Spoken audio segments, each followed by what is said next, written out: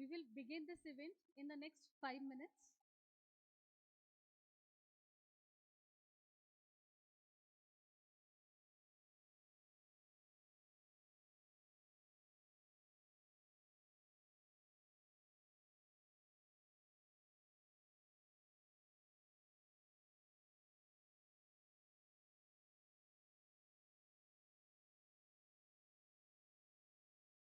Our chief guest is here. I would request all of you to please be seated on your seats.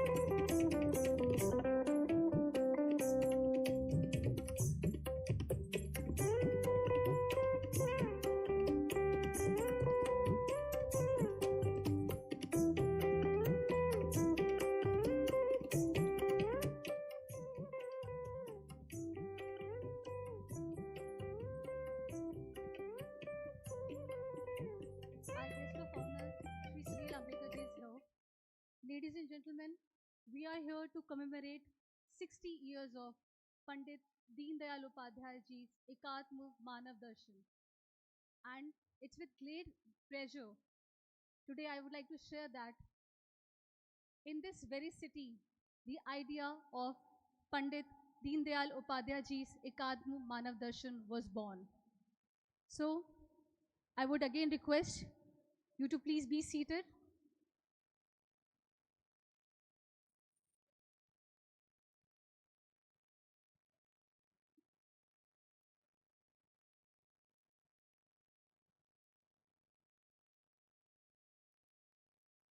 On behalf of Organiser and National Stock Exchange, it gives me immense pleasure to welcome you all to Arthayam, the conclave of Dharmic model of development.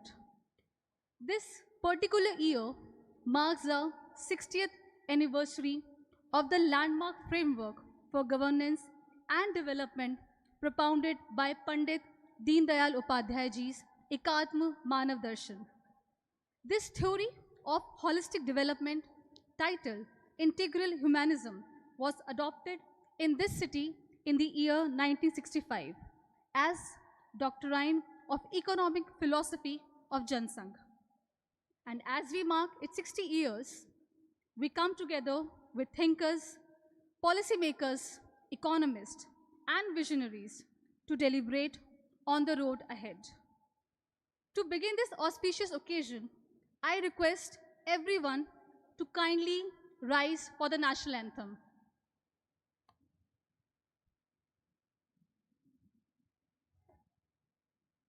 जनगण मन अधिनायक जय हे भारत भाग्य विधाता पंजाब सिंध गुजरात मराठा द्राविड़ उत्कल बंगा विंध्य हिमाचल यमुना गंगा उच्चल जलधि तरंगा तव शुभ नामे जागे तव शुभ आशीष मांगे गाहे तव जय गाथा जन गण मंगल दायक जय हे भारत भाग्य विधाता जय हे जय हे जय हे जय जय जय जय हे. Thank you. Please be seated. Friends, this conclave today will take us through 6 enriching sessions, from revisiting Ekadma Manav Darshan to exploring its policy implications in today's turbulent world. Before we move ahead, let us invite our distinguished guest on stage for the ceremonial lighting of the lamp. May I request our guest, Shri Sunil Ambekar ji, Shri Ashish Chauhan ji, Shri Proful Ketkar ji, to kindly join us for this auspicious moment. I was also request Shri Arun Kumar Goyal ji to join us.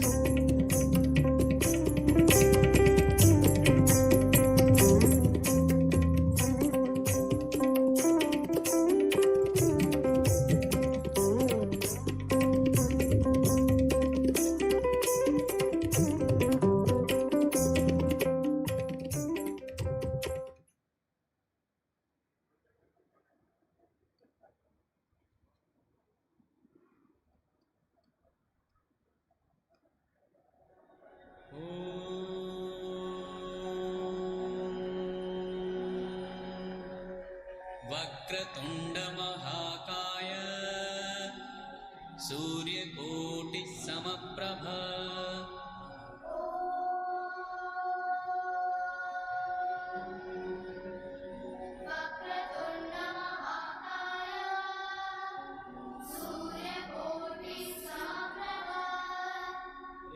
निर्विघ्नं कुरु मे देव सर्वकार्येषु सर्वदा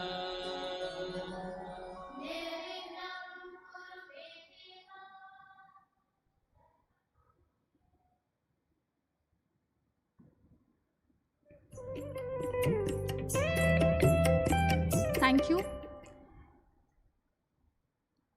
And now, to set the tone for today's deliberations, I invite Shri Proful Ketkar ji, editor of Bharat's oldest English weekly, Organiser, and a distinguished scholar of Indian political thought, international relations, to share his remarks on Ekatma Manav Darshan.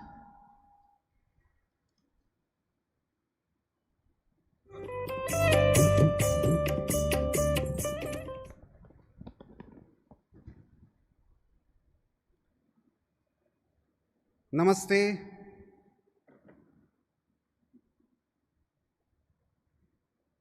When we first thought Organiser coming to Delhi, there were few people who are present here who actually germinated this thought process. Organiser, though, has a history of more than 78 years now.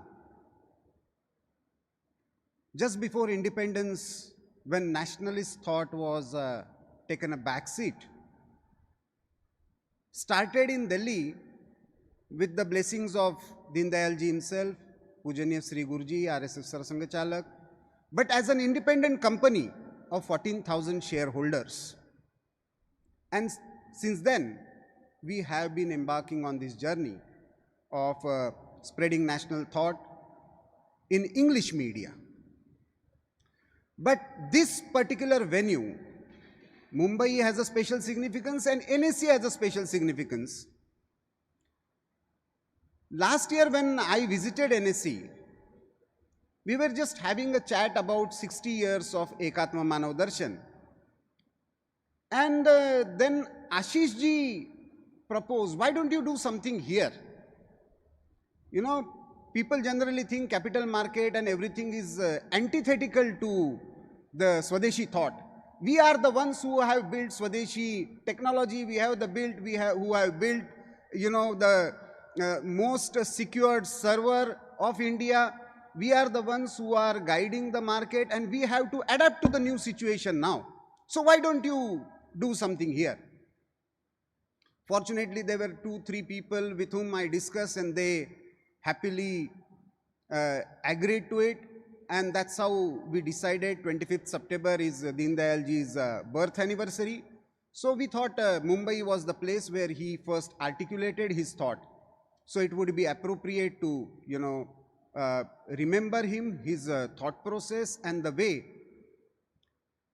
That time we didn't know that something turbulent is going to happen in terms of geopolitical scenario, geoeconomics, tariff war.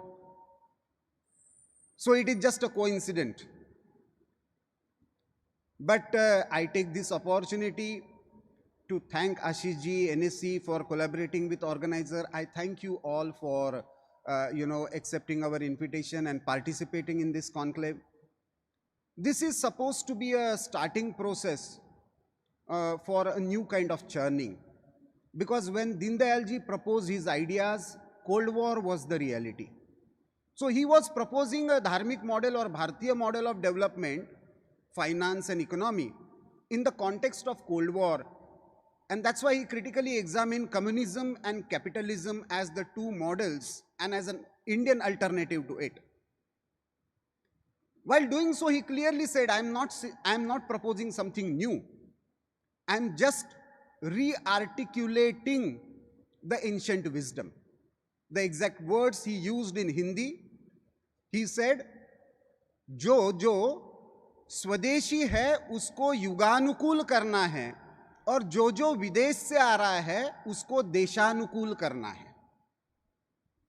So he was not antithetical to the foreign ideas, but at the same time he was particular for Indianization of those ideas. At the same time, he was not very, conservative in that sense that generally people articulate, to stick to only Indian ideas, but making them relevant for the contemporary times. So I hope today's deliberation will be a new starting in the post-Cold War, post-globalization, post-unilateral, turbulent, multipolar world to recontextualize Ekatma Manav Darshan, and that is what we thought while organizing this conclave. I again welcome you all on behalf of Organiser, and thank you for supporting this idea. I hope this will be a long-term association and collaboration for exploring the ideas with rooted in Indian soil, but exploring for the ideas of Vasudhaiva Kutumbakam. Thank you, and I welcome all on behalf of Organiser and NSE. Thank you very much.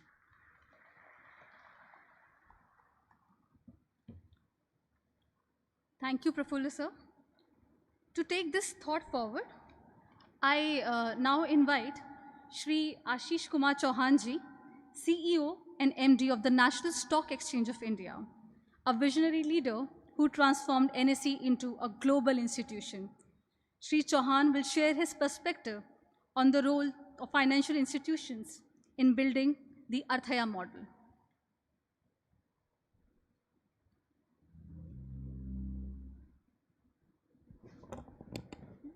Good morning. My respectful pranams and welcome to Shri Sunil Ji Ambekar, Shri Proful Ketkar, distinguished speakers of the Arthayam Conclave, media personnel, team from the Organiser Weekly, all dear friends, colleagues, distinguished guests. It gives me immense pleasure and honor to welcome all of you to the National Stock Exchange in Mumbai. It's not just incidental, but an icing on the cake. I would say that India's legendary thinker and politician, philosopher Pandit Deen Dayal Upadhyay ji gave his 4-part lecture underscoring the importance of Arthayam in Mumbai 60 years back. The thought of organizing such a gathering germinated in and through the conversation I had with Sri Proful Ketkar in May this year. I am glad to see this in action with distinguished speakers from all walks of life gracing the occasion and sharing their perspectives on Ekatma Manav Darshan, or what we call integral humanism. NSE, the pride of Bharat, which was our first digital public infrastructure and the first fintech. It's still the largest fintech of India. NSE enables capital and investments that fuel the nation's rise through fund mobilization, capital formation, wealth creation, and job creation. As Chanakya said, Dharmasyam mulam artha. And so NSE, without NSE, we will not become a Vishwaguru or a prosperous nation. NSE has emerged as a global leader in IPOs, In about last 4 years, NSE facilitated fund mobilization of 68 lakh crores for Indian corporates, municipalities, state governments, central government. Today, NSE serves 12 crore investors holding 23 crore accounts, which comprise 1/4 of all Indian households. That shows India has also become middle class and NSE is no longer a preserve of few rich. Our objective is to make all our people a stakeholder in the Bharat's economic journey that I always say that we are enabling 1.4 billion dreams. NSE is a place where India trusts itself.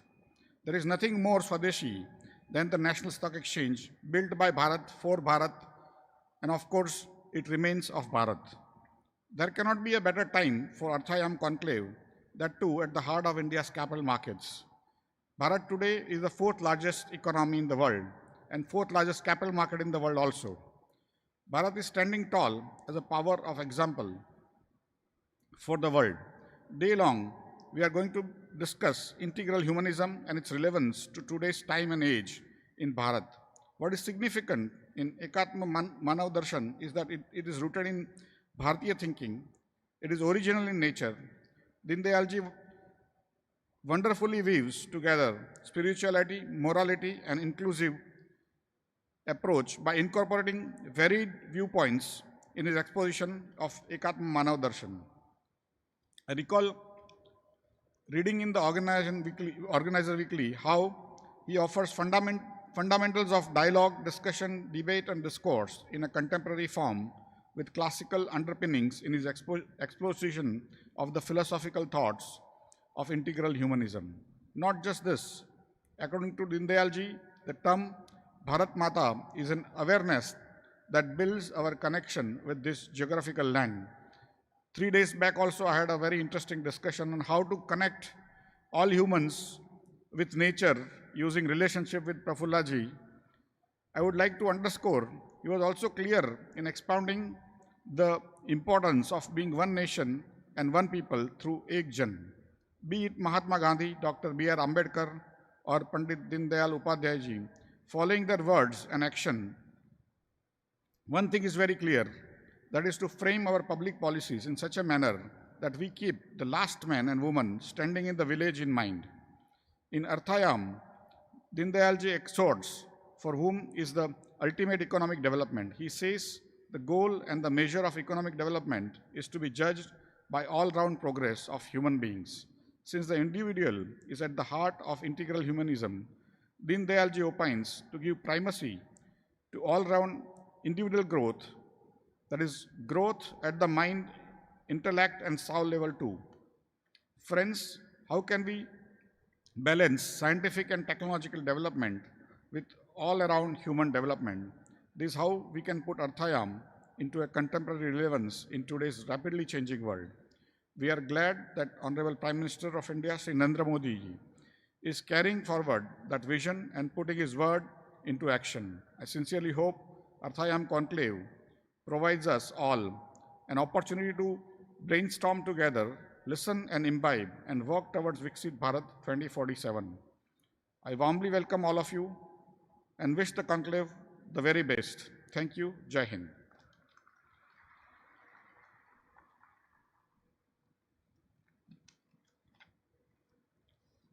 Thank you, Ashish ji. Today also marks a very special occasion as we are about to launch a book dedicated to the 100 years of Rashtriya Swayamsevak Sangh. I would invite our dignitaries, Shri Sunil Ambekar ji, Shri Ashish Chauhan ji, Shri Proful Ketkar ji, along with Shri Mukul Kanitkar ji and Shri Arun Goyal ji to please come on the stage for the book launch.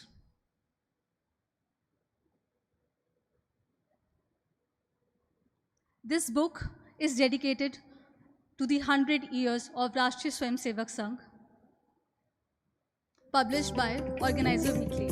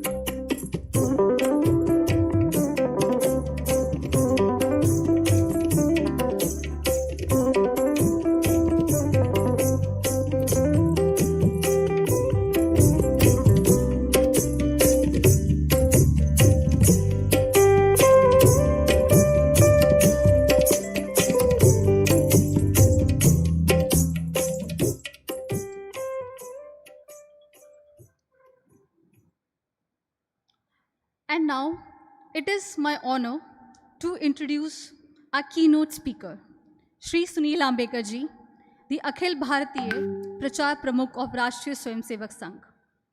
His lifelong commitment to nation building and intellectual commitment has inspired countless minds. But before his address, let us watch a short introductory video about Shri Ambekar ji. Shri Sunil Ambekar ji is currently serving as the Akhil Bharatiya Prachar Pramukh of Rashtriya Swayamsevak Sangh. A Swayamsevak since childhood, he dedicated his early years to the Akhil Bharatiya Vidyarthi Parishad, where he rose through various responsibilities from organizing secretary in Vidarbha, joint national organizing secretary, and finally as the national organizing secretary. Academically, he holds a master's degree in zoology. Sunil Ambekar ji has also authored books that articulate the vision and contemporary role of the Sangh, including the RSS, Roadmaps for the 21st Century, and Rashtriya Swayamsevak Sangh, Swarnim Bharat Ki Disha Sutra. We welcome Shri Sunil Ambekar ji to Arthayam.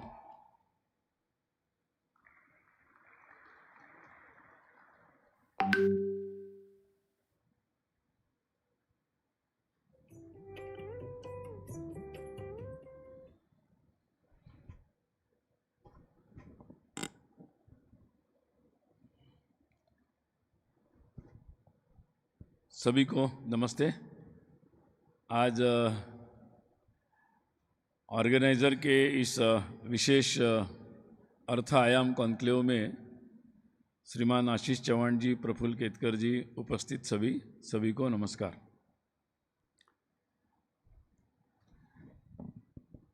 हमारा देश अभी लगातार एक आर्थिक प्रगति की दृष्टि से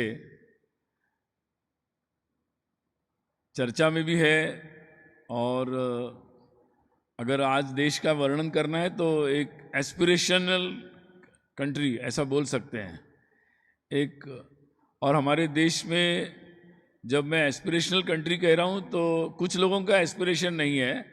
अब देश में शहर में रहते, गांव में रहते हैं, सुदूर जंगल में, पहाड़ में, कहीं भी रहते हो, किसी भी जाति समुदाय, किसी भी तरीके से, किसी व्यवसाय से हो, तो ये बात अब सबके मन में एक एस्पिरेशन है कि आगे बढ़ सकते हैं, बढ़ना चाहिए और आगे बढ़ सकते हैं। तो ये मुझे लगता है कि एक बहुत अच्छा परिवर्तन भारत में हुआ है। अटल बिहारी वाजपेयी जी जब प्रधानमंत्री थे देश के, तो उन्होंने एक स्कीम शुरू की थी, उसका नाम था स्कूल चले हम, और उसका अर्थ था कि स्कूल में बच्चे लोग नहीं भेज रहे। देश में बहुत सारे लोग ऐसे हैं जो शिक्षा का महत्व नहीं जानते और अपने बच्चों को शिक्षा में नहीं भेजते स्कूल में, और इसलिए मिड डे मील स्कूल भी शुरू हुई। और 98 मुझे लगता है लगभग, मुझे एग्जैक्टली याद नहीं वर्ष, लेकिन उसी के आसपास उनकी सरकार जब बनी तो पहले फेज़ में ही उन्होंने ये अभियान शुरू किया। तो उस समय की परिस्थिति ये थी, और अब जाकर जब हम लोग इतने साल के बाद, लगभग 20 साल हो गए, 25 साल हो गए, उसके बाद जब देख रहे तो अब वास्तव बदल गया है ज़मीन पर। अब हमारे प्राइमरी स्कूल का जो इनरोलमेंट है वो 99-100 तक पहुंच चुका है, और गरीब से गरीब, गांव से गांव में रहने वाले कोई भी व्यक्ति, कोई भी परिवार, माँ बाप ये सोच रहे कि किसी तरीके से बच्चों को, बेटी भी हो बेटा हो, अच्छे स्कूल में भेजना है और उसको पढ़ाना है। पढ़ने से वो आगे जाएगा और स्थिति बदलेगी, परिवार की स्थिति बदलेगी, और आगे हमारे देश की भी प्रगति होगी। तो everybody is becoming a contributor to the our economy and our society and our development process. That is the biggest change happen in our country. और मुझे लगता है कि किसी देश के लिए अगर कोई पूर्व शर्त है, प्री रिक्विजिट है उसके आगे बढ़ने की, तो उसके सभी लोगों का उसमें सहभागी होना, ये बहुत बड़ी बात है। और मुझे लगता है कि उस दृष्टि से सबसे बड़ी ये बात होगी कि जो ऐसी इकोनॉमी, उसी को धार्मिक कह सकते हैं जो सबको इंक्लूड करती है, किसी को एक्सक्लूड नहीं करती है, जो सभी को साथ में लेकर चलने का कार्य कर सकती है। मुझे लगता है कि आज उस दृष्टि से नए नए प्रकार की नीतियां, मुझे लगता है कि बहुत सारी आर्थिक नीतियां बनी हैं, हर समय बनी, लेकिन अब इस एस्पिरेशन के अनुकूल बहुत सारी नीतियां बनी, और आप जैसे लोग जब यहाँ बैठे तो मुझे लगता है कि इसके अनुसार इसके लिए और कौन सी ऐसी नीतियां चाहिए, ऐसे कौन से बदलाव चाहिए, उसके बारे में विचार करना अत्यंत आवश्यक है। मुझे लगता है कि आज धर्म के लिए वही कार्य होगा, क्योंकि धर्म का अर्थ ही है कि फेयरनेस। धर्म को अगर अर्थ के आयाम में अगर समझते हैं, कई आयाम है धर्म के, अगर अर्थ के आयाम में धर्म को समझना है तो सबसे महत्वपूर्ण उसका आयाम है इट्स अ फेयरनेस, कि सबके लिए एक बराबरी का अवसर हो, किसी को अपने अपने तरीके से दौड़ने के लिए, आगे बढ़ने के लिए ऐसी बाधाएं ना आए कि कुछ लोगों ने रास्ता ब्लॉक करके रखा हो।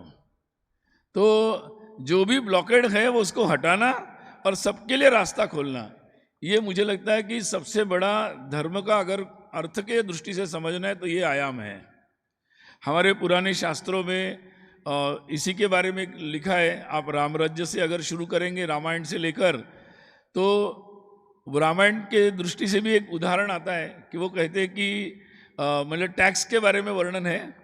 वो बोलते हैं कि टैक्स कैसा है, तो जैसे बादल बनते हैं तो पता नहीं चलता कि बादल कब बन गए।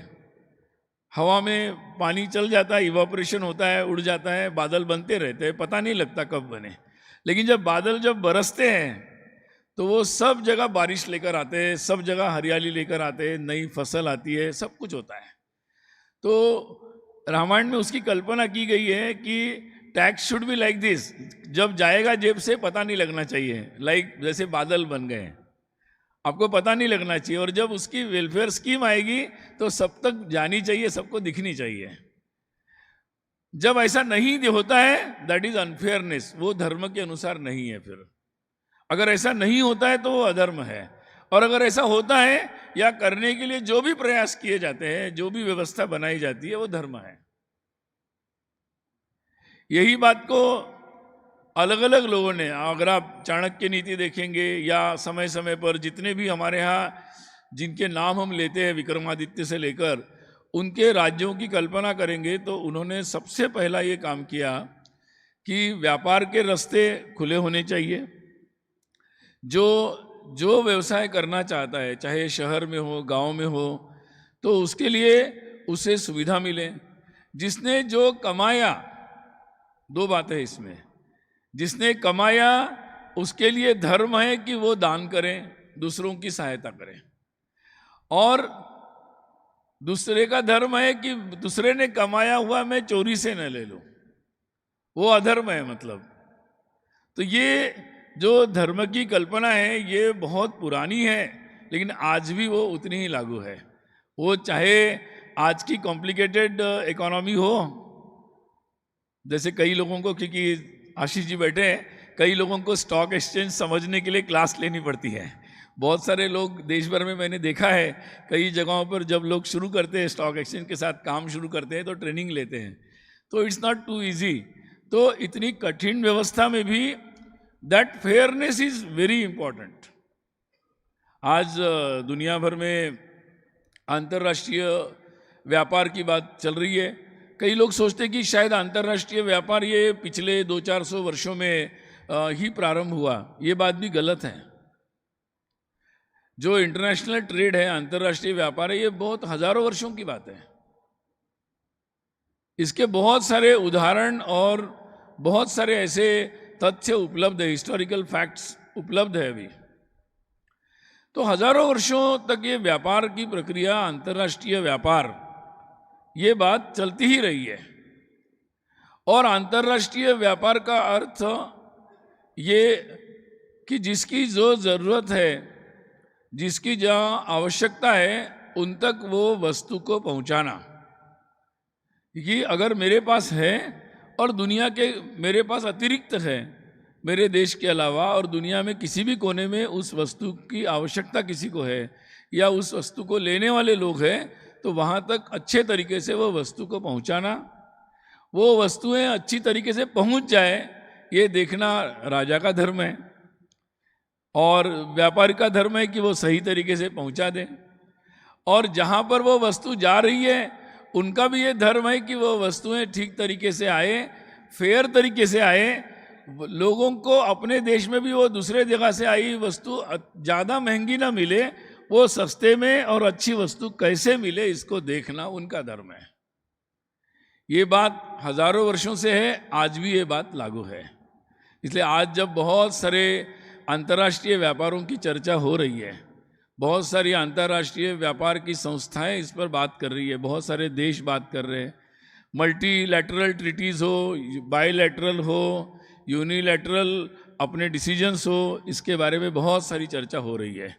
इस समय ये बहुत ज़रूरी है कि ये बात किसी एक देश के हित में नहीं, ये देश सबके हित में कैसी हो, ये बात बहुत महत्वपूर्ण है। और इसीलिए इन मॉडर्न से मॉडर्न बात को भी या आने वाले समय में भी भारत के नाते हमें उस आधार पर ही हमें इन बातों को देखना होगा। देखिए, कई शब्द हैं हमारे यहाँ पर जिनको मिसअंडरस्टूड किया गया। जैसे कभी कभी स्वदेशी की बात होती है। मैं कई बार जैसे इंग्लैंड गया, यूरोप गया और भी देशों में गया, तो वो लोग वहाँ के लोग पूछते हैं, वहाँ के पार्लियामेंट मेंबर्स या वहाँ के मीडिया के लोग पूछते हैं कि what do you mean by your swadeshi. So I heard that your swadeshi means you are opposing the international trade, ऐसा पूछते हैं प्रश्न।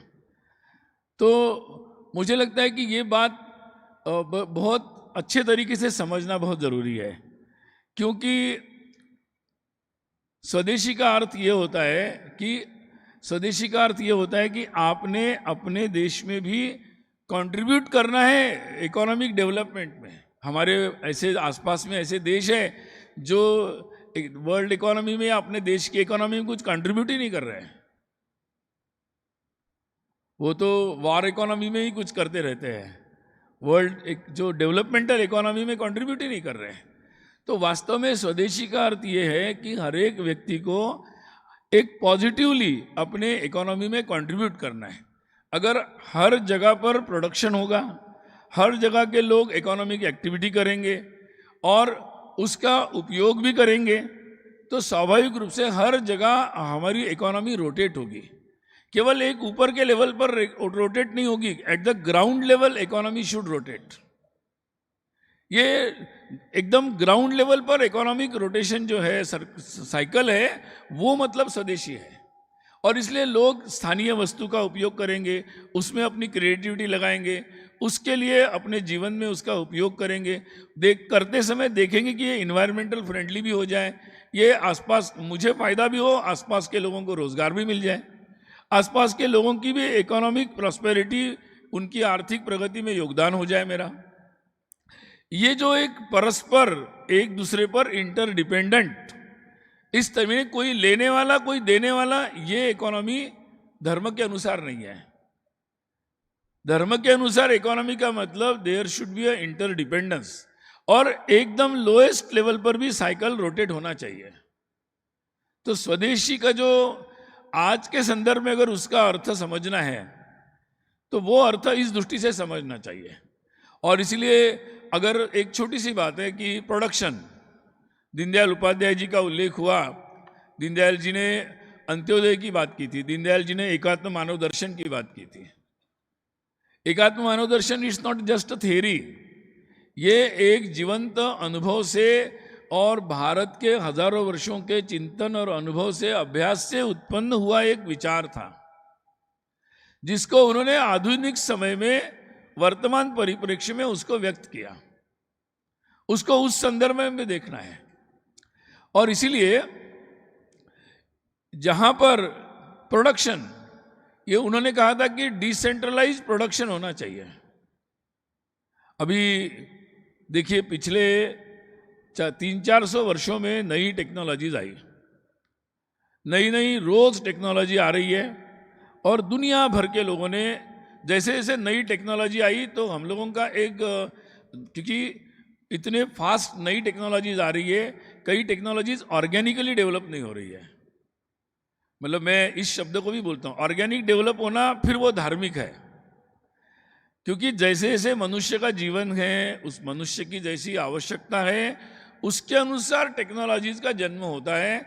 और हर जनरेशन में, मतलब हम स्टोन एज से शुरू करेंगे तो हर युग में, हर समय में, दुनिया के हर कोने में ऑर्गेनिकली मनुष्य अपने सिविलाइजेशन को डेवलप करता है, करता गया है। तो उस दौरान में टेक्नोलॉजीज डेवलप होती है, आपकी सिस्टम्स डेवलप होती है, आपकी आदतों में भी चेंजेस आते हैं, एक नेचुरल ऑर्गेनिक तरीके से ये डेवलप होता है, और वो फिर इंस्टीट्यूशनलाइज भी होता है। और इंस्टीट्यूशनलाइज होते होते वो एक आपको इको फ्रेंडली, आपको ह्यूमन फ्रेंडली, हर तरीके से उसका एक सिस्टमेटिक सेटलमेंट हो जाता है। और ये बात किसी को भी डिस्टर्ब नहीं करती, किसी को यहाँ से वहाँ फेंक नहीं देती, किसी को उखाड़ नहीं देती। तो वो एक सभी तरीकों, सभी लोगों को अकोमोडेट करते करते ऑर्गेनिक तरीके से आगे बढ़ती है। अब हमारे 300-400 वर्षों में ये हुआ है कि हमारी टेक्नोलॉजीज इतनी फास्ट डेवलप हुई है। टेक्नोलॉजीज तो हमें चाहिए क्योंकि वो हमें सुविधा देती है, मनुष्य के जीवन में सुख लाती है, बहुत सारी। आज भी हम लोग यहाँ आराम से बैठे हैं। So there is a lot of contribution of newer and newer technologies. अभी आजीष जी मुझे बता रहे थे कि हॉल को कौन सी टेक्नोलॉजीज को कैसे उपयोग करके कैसे कैसे बनाया है। डेफिनेटली हम यहाँ सब बैठे हैं, it has contributed very well. लेकिन अब उनकी पद्धति और गति कैसे हो, स्पीड कैसे हो, ये बहुत इम्पॉर्टेंट है। अगर वो ऑर्गेनिक न हो और वो केवल मार्केट के भरोसे अगर वो टेक्नोलॉजीज डेवलप होती चली जाए, मैं कुछ लोगों को कहता हूँ प्रोवोकेटिव टेक्नोलॉजी, मतलब कुछ टेक्नोलॉजीज ऐसी है कि जो मनुष्य को प्रोवोकेट करती है, आपको उसकी तरफ अट्रैक्ट कर लेती है, मतलब जो ज़रूरी नहीं है उसके लिए भी आपको अट्रैक्ट करती है और आपको आगे बढ़ाती है। तो अगर पिछले 300-400 वर्षों का अगर हमने पूरे दुनिया का इतिहास देखा तो ये बात ध्यान में आती है कि लोगों ने टेक्नोलॉजीज आती चली गई, उसके अनुसार मार्केट डेवलप होते चले गए, प्रोडक्शन चेन भी उसी के अनुसार बनती चली गई, हमारी मार्केट की चेन, ट्रेडिंग, हमारी पूरी सिविलाइजेशनल और कल्चरल जो बातें हैं वो उसके अनुसार एडजस्ट होती चली गई। ये केवल भारत में नहीं, दुनिया के हर देश में हुआ। आप किसी भी देश के लिटरेचर को पढ़ेंगे तो उसमें इस बारे में लोगों की जो पीड़ाएं हैं वो उसमें व्यक्त हुई है। आप अमेरिका में पढ़ लीजिए, यूरोप में पढ़ लीजिए, कहीं भी दुनिया के किसी भी देश में। आप जापान के 300 साल के लिटरेचर को अगर क्रमशः देखेंगे तो ये बात ध्यान में आएगी। और इसीलिए ये बात की चर्चा भी होती गई, लेकिन लगातार ये बात होती भी चली गई। और इसलिए दुनिया के बहुत सारे देशों ने अपने जो परिवार, अपनी व्यवस्था, अपने रिश्ते, जीने के तरीके, अपनी इन्वायरमेंट के बारे में अपनी जो दृष्टि थी उसके साथ लोग कॉम्प्रोमाइज करते चले गए। और सिविलाइजेशन की डेवलपमेंट होते होते हमारी कल्चरल और बहुत सारी वैल्यूज बदलती चली गई। किसी देश में कम बदली, किसी देश में ज़्यादा बदली, और वो वैल्यूज बदलते बदलते बदलते बदलते वेस्ट के वोकिज्म तक आ गई। अब कई लोग सोचते हैं कि इकोनॉमी एंड कल्चर का कोई रिलेशन है कि नहीं है। बहुत सारा रिलेशन है। इकोनॉमी और कल्चर ये बहुत एक दूसरे से जुड़े हुए हैं, और इसीलिए वो बहुत सारे देशों में ऐसा होता चला गया। हम भारत भी उससे बाहर नहीं है, लेकिन पिछले 200, 300, 400 वर्षों में भारत का रोल उतना इम्पोर्टेंट नहीं रहा, क्योंकि हम पॉलिटिकली इंडिपेंडेंट नहीं थे। और political independence very much matter for the economic issues. अगर आप पॉलिटिकली इंडिपेंडेंट नहीं है तो आप इकोनॉमिक डिसीजंस भी नहीं ले सकते। और उस कारण से ये सारी जो प्रक्रिया चली 300 वर्षों में, 400 वर्षों में, उसमें भारत का डिसिजिव रोल बहुत कम था। और उस कारण से जो दिशा बनती चली गई, बनती गई, बनती गई, चलती गई। और आज हम लोग सब हमारे कल्चरल वैल्यूज़ क्या होगी, हमारी फैमिली कैसी चलेगी, हमारा अर्बन लाइफ कैसे होगा, हमारी इकोनॉमिक साइकिल्स क्या होगी, ये मतलब कौन क्या कहाँ जाएगा, कहाँ कौन सा बिजनेस करेगा, क्या करेगा, एवरीथिंग हमारी मार्केट्स और नई टेक्नोलॉजी डिसीजन कर रही है, and that is not fair. तो डिसीजन तो ह्यूमन इंटेलिजेंस को करना है, इसलिए culture will take the choice of technology या technology will choose decide the our culture and our civilisation. ये बड़ा एक मेजर क्वेश्चन आज इकोनॉमिक प्रॉस्पेरिटी में जब भारत आया है तब है। अब लेकिन एक सिचुएशन बदल गई है, अब हम लोग उस स्थिति में है कि हम लोग तय कर सकते, हम लोगों का एक इम्पॉर्टेंट रोल है अब एक भारत की इकोनॉमी में और वर्ल्ड इकोनॉमिक अफेयर्स में, क्योंकि हम दुनिया में एक तरीके से हमारा size of population, size of economy हमारा बड़ा है। हमारे पास भी आज के मॉडर्न ज़माने की जो इकोनॉमिक इंस्टीट्यूशंस है वो आज हमारे पास भी है। उसी के एक उदाहरण के रूप में एनएसई के कैंपस में हम लोग बैठे हुए हैं। ये वर्ल्ड के मतलब जो टॉप मोस्ट इंस्टीट्यूशंस है उसके बराबरी का हमारा ये इंस्टीट्यूट है। इसलिए हम लोग ऐसा नहीं कि हम लोग दुनियादारी जो चल रही है उसमें हम पीछे नहीं हैं। अब इस समय हमारे लिए बहुत इंपॉर्टेंट क्वेश्चन है कि यस, क्या हम लोग उसी को फॉलो करते चले जाएंगे या हम जिस सिविलाइजेशन से आते हैं, जिस परंपरा से आते हैं, एक धार्मिक परंपरा से आते हैं, उसमें हम उसके अनुसार ये इकोनॉमिक शेपिंग में हमारा कोई रोल होगा। ये एक बहुत इंपॉर्टेंट जो प्रश्न हमारे सामने आज की तारीख में है और मुझे लगता है उस पर विचार करना जरूरी है। कई लोग सोचते हैं, मैं कई बार उदाहरण देता हूँ, कई लोग सोचते हैं कि हमारे कल्चरल वैल्यूज़ और इकोनॉमिक प्रॉस्पेरिटी, अर्बनाइजेशन का क्या संबंध है। मैं कई बार सोचता हूँ अमेरिका में आजकल 2.5 लोग एक घर में रहते हैं। हमारे देश में लगभग 5.5 का एवरेज है, एक घर में 5.5 इतने लोग हमारे फैमिली में रहते हैं। अब आप सोच लीजिए कि हमारे 150 करोड़ लोग अगर है हमारे, तो लगभग हम लोगों को मतलब हम लोग 5 लोग अगर हैं तो हम लोग 150 करोड़ लोग 30 करोड़ घरों में हम लोग रह सकते हैं। अगर 30 करोड़ घरों की जगह हमारा एवरेज अगर 2.5 हो गया, जैसे हम लोगों का कल्चरल वैल्यूज़, इकोनॉमिक प्रॉस्पेरिटी जिस तरीके से हमारी है और वो निगेटिव ग्रोथ हमारी कल्चरल वैल्यूज़ की दृष्टि से अगर करती रही, तो और हमें आने वाले समय में 30 करोड़ घर लगेंगे और ज़्यादा, क्योंकि अभी 30 करोड़ हैं हमारे, लगभग 28 पॉइंट समथिंग हाउस होल्ड्स हैं। नहीं, नेक्स्ट अगर हमारा इसी दिशा में हम गए, हमारी इकोनॉमिक डेवलपमेंट उसी तरीके से गई, तो हम लोगों को और 30 करोड़ घर लगेंगे। आप लोग मुझे लगता है बहुत एक्सपर्ट है, कैलकुलेट कर लीजिए फिर हमें क्या क्या लगेगा, एनवायरनमेंट का क्या होगा, इकोनॉमी का क्या होगा, प्रॉस्पेरिटी का क्या होगा, वैल्यूज़ का क्या होगा, सोसाइटी का क्या होगा, मतलब बहुत सारे क्वेश्चंस हैं। और इसीलिए हम लोगों को ये दोनों का कोई मेल बनाना ही पड़ेगा। ये हाईवे की तरह है, हमें एकदम यू टर्न नहीं कर सकते हैं। हाईवेज पे होता है ना, लगभग 50 किलोमीटर 20 किलोमीटर जाकर फिर टर्न ले सकते हैं। तो हम लोग अब चल पड़े हैं उस पर, इमीडिएट कोई टर्न नहीं है, बट हम अपने दिमाग में अगर ये बातें रखते हैं कि हमें किस दिशा में जाना है, किस प्रकार से कार्य करना है, तो हम इसमें से रास्ते बना पाएंगे। उदाहरण के तौर पर हम नई टेक्नोलॉजीज नई ऐसी ला सकते हैं जिसमें हमारा प्रोडक्शन डिसेंट्रलाइज होगा। आज रोजगार की बहुत चर्चा दुनिया भर में हो रही है, हमारे देश में भी होती है, क्योंकि और हमारे देश में तो वर्किंग यूथ पॉपुलेशन बहुत बड़ी है। और इसलिए हमें ये सोचना ही पड़ेगा कि हमारी economic prosperity should match with the opportunities to the youngsters. Deendayal ji कहते थे प्रोडक्शन बाय मास प्रोडक्शन की जगह वो कहते थे production by the masses. This very key word is very relevant for today. और इसलिए उस दृष्टि से हम लोग इस बात को, नई टेक्नोलॉजी जब हम लेंगे, नई टेक्नोलॉजीज में जहां हम इन्वेस्ट करेंगे, वो टेक्नोलॉजीज वैसी हो कि बहुत सारी चीज़ें हैं डिसेंट्रलाइज तरीके से उसी क्वालिटी की उसी तरह से हम लोग बना सकते हैं। और इसलिए हमारा मॉडल एक की जगह कुछ कोर होंगे डिफेंस वगैरह, कुछ कोर सेक्टर होंगे जिसका प्रोडक्शन हमें सेंट्रली करना पड़ेगा, उसकी एक अलग तरीके की टेक्नोलॉजी है, सिक्रेसी है, बहुत सारी बातें होती है।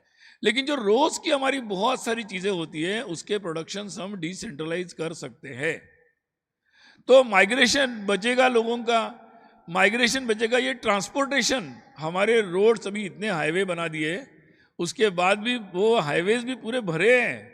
ट्रेन्स पहले हमारे मुंबई, गोवा से मुंबई या साउथ से मुंबई आते थे, ट्रक्स आते थे।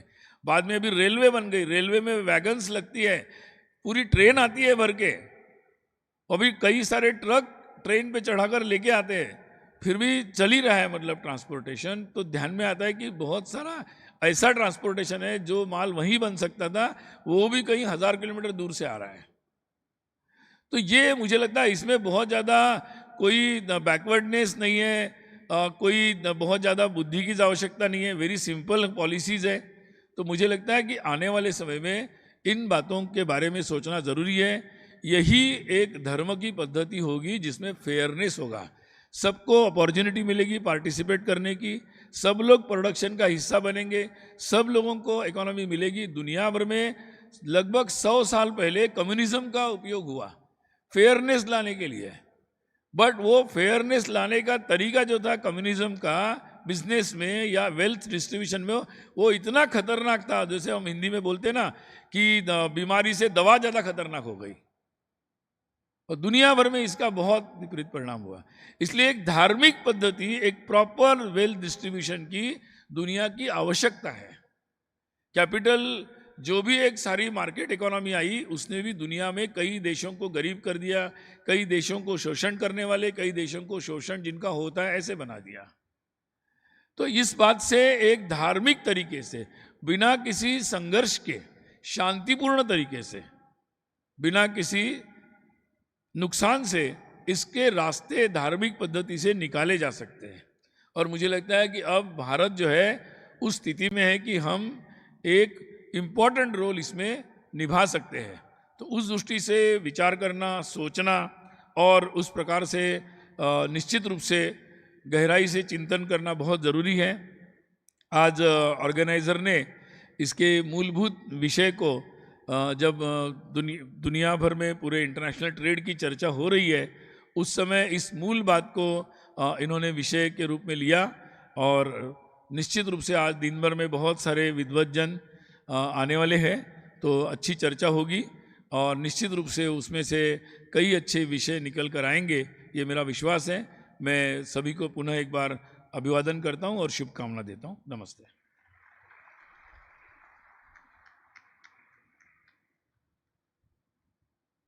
Thank you, Sunil ji. I'll again request audience member to give him a huge round of applause. Thank you, Sunil ji, for your enriching session on the development model, Dharmic model of development in the contemporary times. The session was also enriching for us as he took us to the idea of Ekatma Manav Darshan propounded by Pandit Deen Dayal Upadhyay ji. I believe we all are certain that we will attain Ram Rajya in our journey to Viksit Bharat 2047.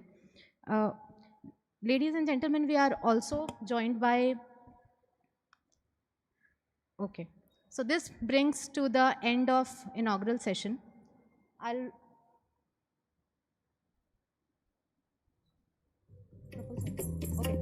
request Shri Proful Ketkar sir to kindly felicitate Sunil ji on behalf of Organiser.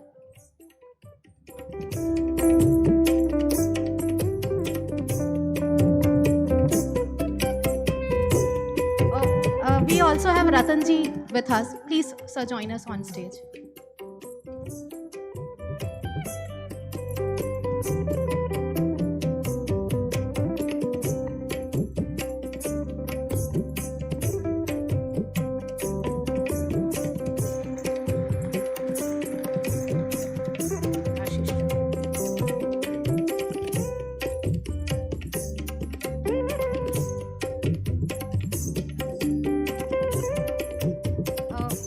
Ashish ji will felicitate Sunil ji.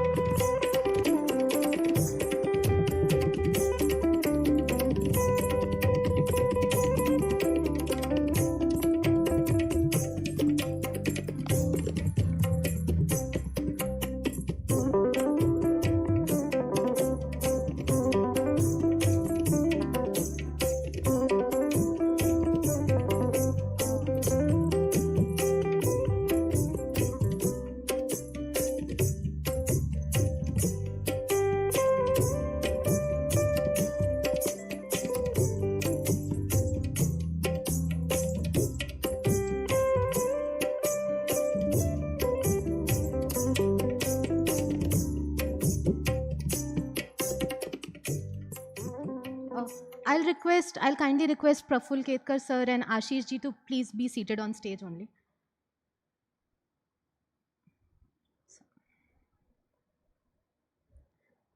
This brings us to the beginning of our session 1.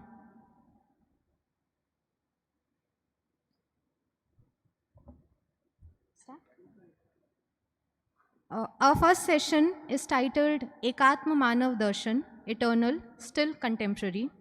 This philosophy, propounded by Pandit Deen Dayal Upadhyay in 1965, continues to guide Bharat's path in 21st century. Joining us for this discussion are two eminent personalities. First, Shri S. Gurumurthy ji, editor of Tughlaq magazine, a renowned economist and commentator known for his deep insights on India's economy and culture. And the other guest is Shri Ashish Chauhan ji, CEO of National Stock Exchange India, whose leadership in financial sector is a testimony to Atmanirbhar Bharat in action. I now request the moderator for this session, Shri Proful Ketkar ji, to take over this session from here.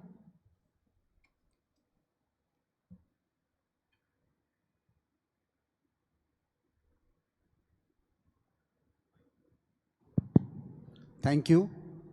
I hope Shri Gurumurthy ji is there online.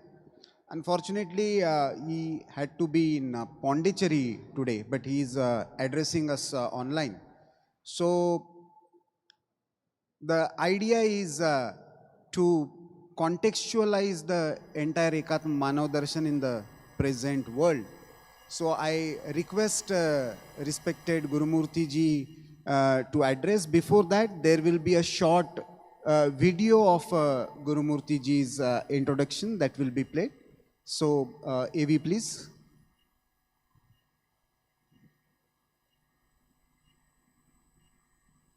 Shri S. Gurumurthy ji is a distinguished economist, journalist, and public intellectual, widely regarded as one of India's foremost voices on economic and public policy issues rooted in Bharati civilizational thought. A chartered accountant by profession, Shri Gurumurthy has advised leading corporate houses and policy institutions over decades, while also contributing prolifically to public discourse through his writings and lectures. He serves as the editor of the Tamil political and economic weekly Tughlaq and is a part-time director on the board of the Reserve Bank of India, bringing his deep understanding of Indian enterprise and financial systems to the country's apex institutions. As a prominent advocate of self-reliant economic models rooted in Indian ethos, he has been a strong proponent of Swadeshi economics and played an influential role in shaping public opinion and policy debates. We welcome Shri S. Gurumurthy ji to Arthayam.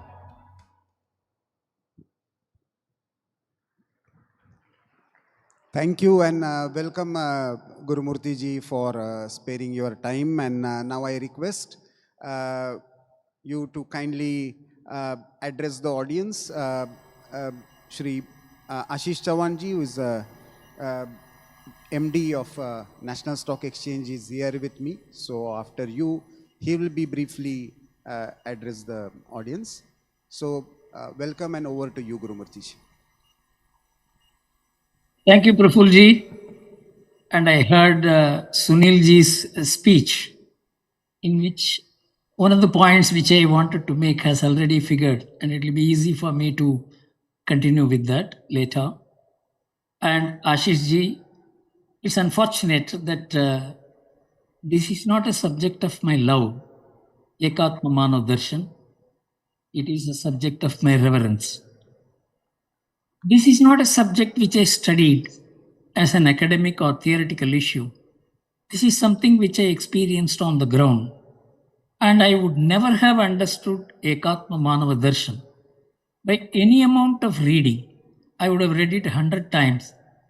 But it is my involvement with the Swadeshi Jagaran Manch at the instance of the Rashtriya Swayamsevak Sangh in 1992 that made me understand how the Indian society's actual functioning is consistent with and is based on and is founded in Ekatma Manava Darshan. It is not a theory to be realized. It is not a goal to be attained. it is actually understanding the way India is functioning. That is what I would like to share with you, and also give evidence. I am not one of those who speaks without proper foundational facts.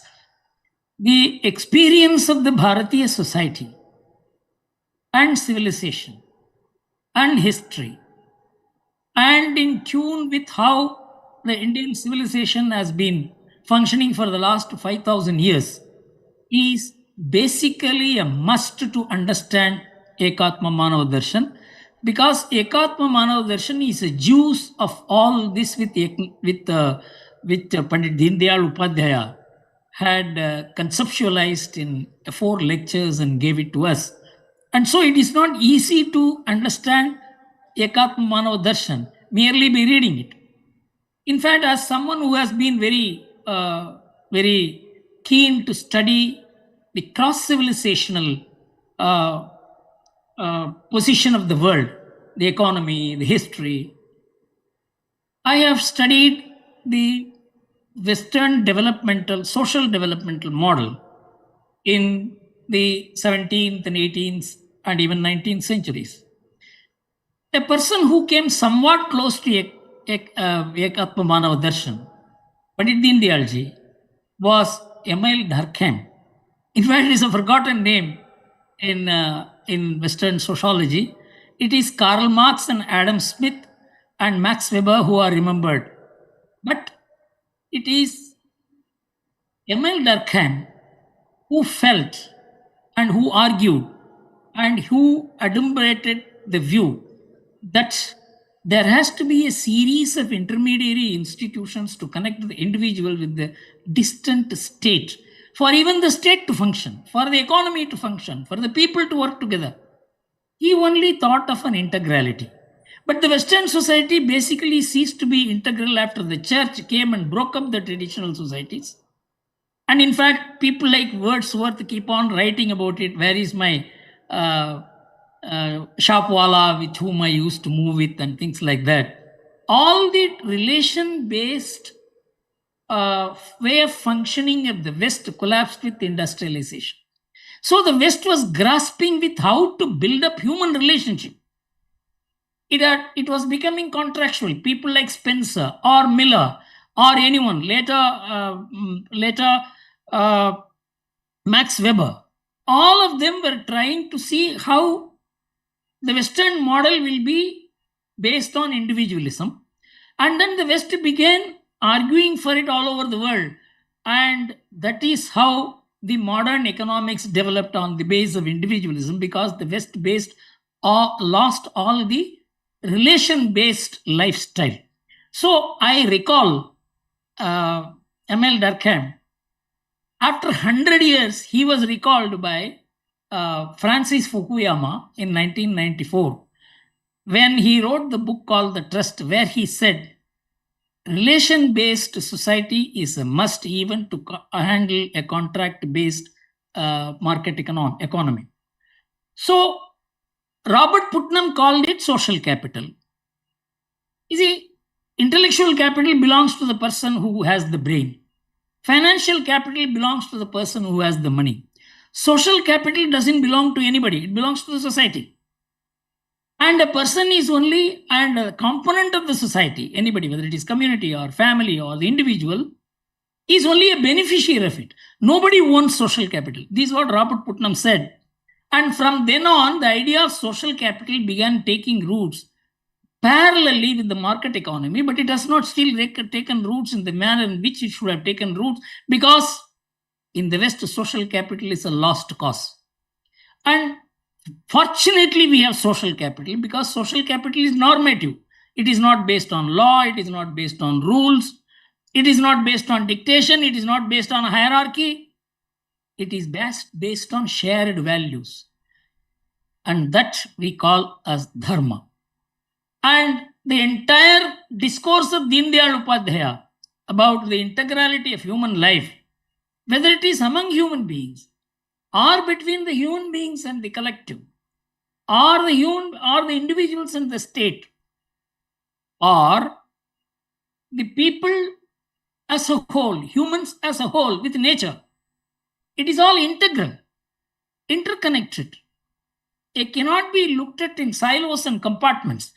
If we have to understand Deen Dayal Upadhyaya and integral humanism, we have to give up the idea of silo-based approach.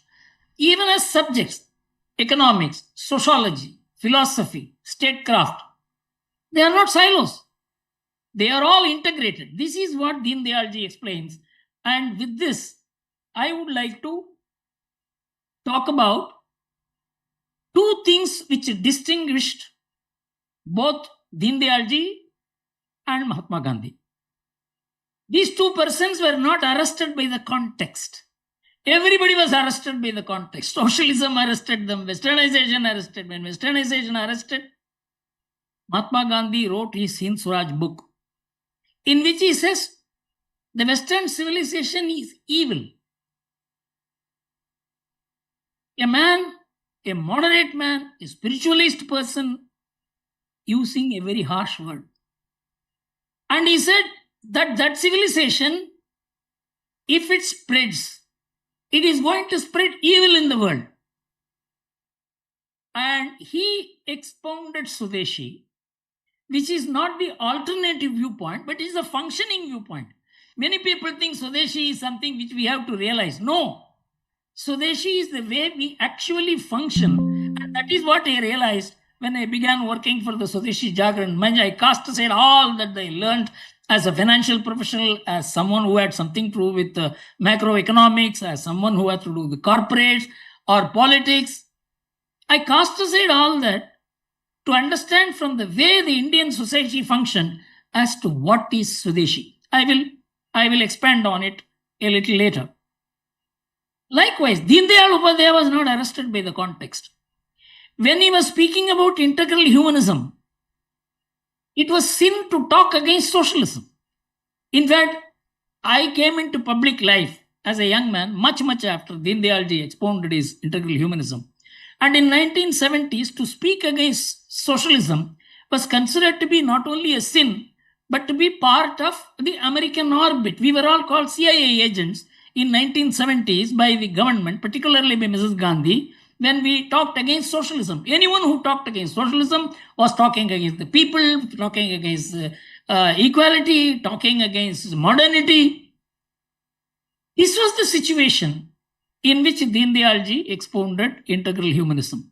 He was not arrested by the context of socialism because he felt it was a passing phase. Only a saint, a seer, a far-sighted man could have felt that this is a comma, this is not a full stop. And it proved so, not only at the global level, even in India, the constitution still contains the word socialism, but I don't think there is any meaning to it. So the greatest contribution of Deen Dayal ji is that one should transcend the context and should not be arrested by it. If you are arrested by the context, you are like any political party. Every political party is arrested by the context of the elections, which comes on every year now. And no one is able to think about what will happen to the country 25 years later. The entire Western way of life has reduced the shelf life of contemporary ideas. I'll give you first, colonialism lasted for 200 years. Mercantile capitalism lasted for 100 years. Socialism lasted for 50 years. And globalization lasted for 25 years. We don't know where we are going to, so you can understand how the shelf life of human endeavors, ideas, or ideologies are crashing because we are becoming short-termist. In fact, after the 2008 economic crisis in America, there was a discussion about why America had stagnated and even failed and even falling as compared to, say, China. The answer was China was a long-term player and US became a short-term player. It is not only annual balance sheets became relevant. Ashish Chavanji is sitting there. Quarterly results have become so important. Quarterly results were forged to create share market values. That is what caused the collapse of 2008 stock market and financial market. And today, overnight interest decide the decide the mood of financial market. So you can understand how human life has been shortened and shortened and shortened because people are arrested by the context. Deen Dayal Upadhyaya transcended the context, just like Mahatma Gandhi did. And all nation builders, all our seers and saints, they transcended the context and felt that these ups and downs will always be there, but you have to look beyond to understand how to live so that your next generation, the generation later. In fact, this was understood even by economists in America.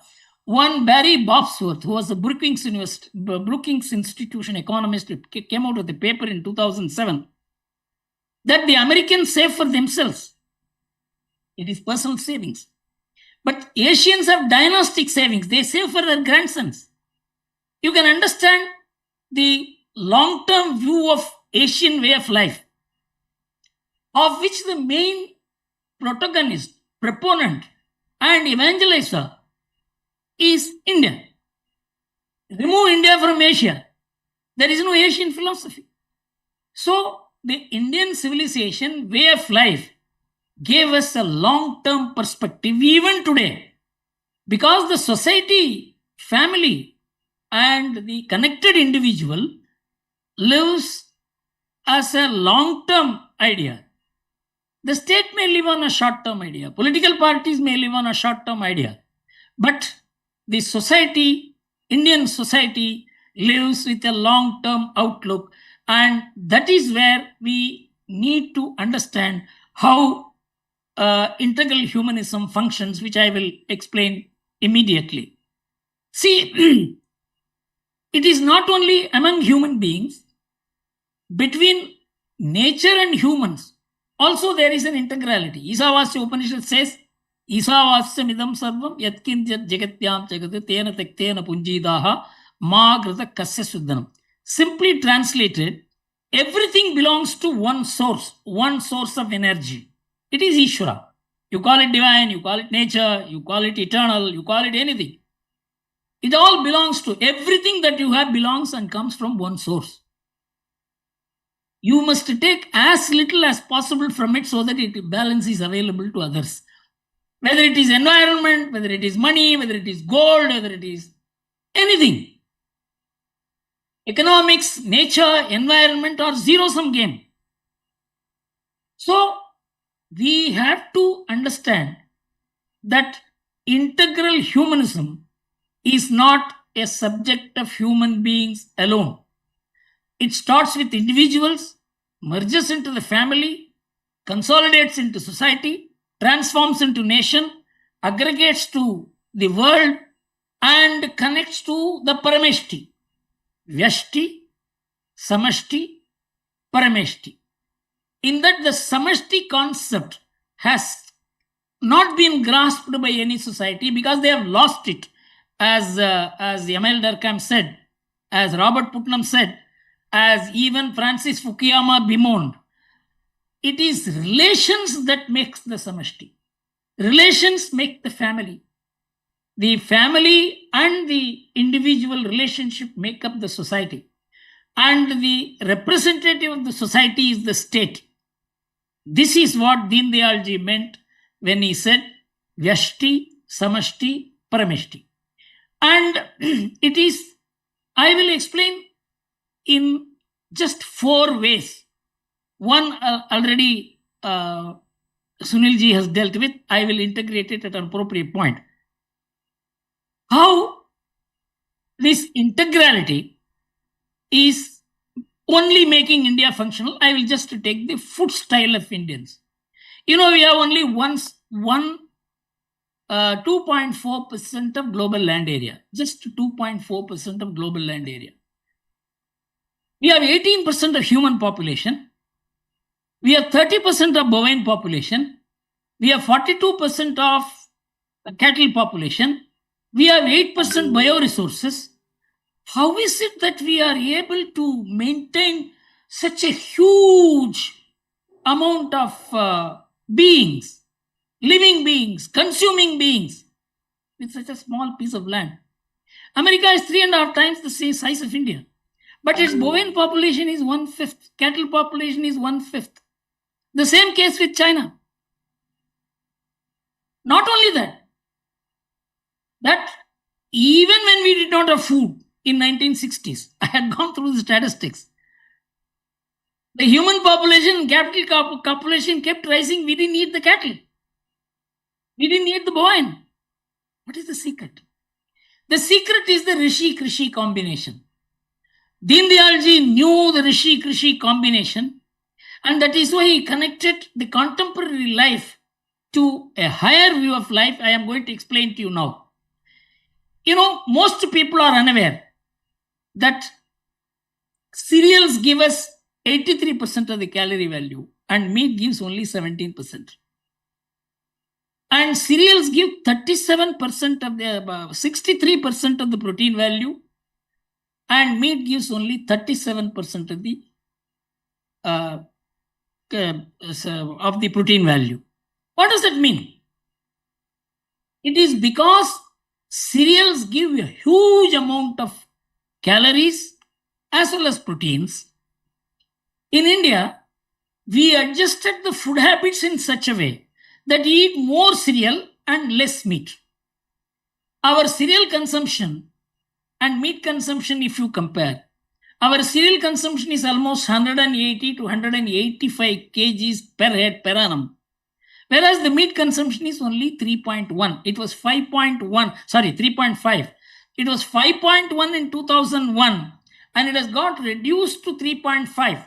I will not go into the causes. It is because of the huge surge in the spiritual organizations who have begun emphasizing more on cereals that we have been able to produce more cereal, give more calories, more protein. So we were able to satisfy a large population with a small piece of land. Our agricultural land is just 1% of 10% of world's 10.2% agricultural land. Out of the entire world surface area, only 27% is land. Out of that, 10% is agricultural land. Out of that, 1% India has. And it is able to do this great wonder of feeding the entire population because our rishis found out that it is only in cereals you have more calories, more protein, and this may look an abstract thing to you. You look at what will happen if we Indians give up our way of food style and take to the American food style. Americans eat 124 kgs of meat per head per annum. We eat 3.1. If we shift to the American way of life, we will need 6 times the agricultural land we have. And the size of India will have to be 2.5 times the size it is today.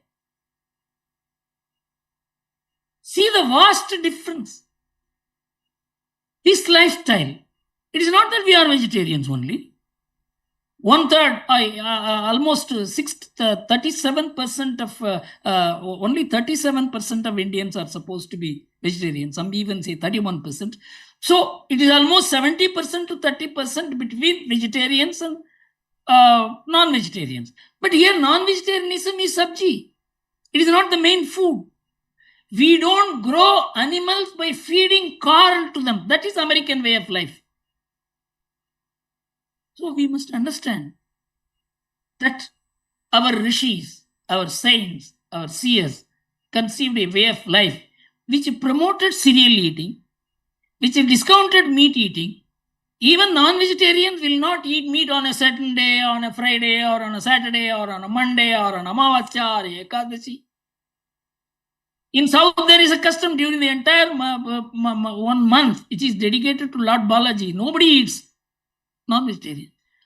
This is a self-restraint which the saints and seers and our great forefathers built in. It may look religious, but its impact is on the food security of India. If India gives up the proportion between meat and cereal, nothing can guarantee food security for India. The entire American land cultivated for India will not feed India. Second point. Meat produces 10 to 100 times more CO2 gas emission as compared to cereals. If all Indians begin eating the way the Americans eat, there can be no agreement on your global climate. The climate agreement will go for a 6.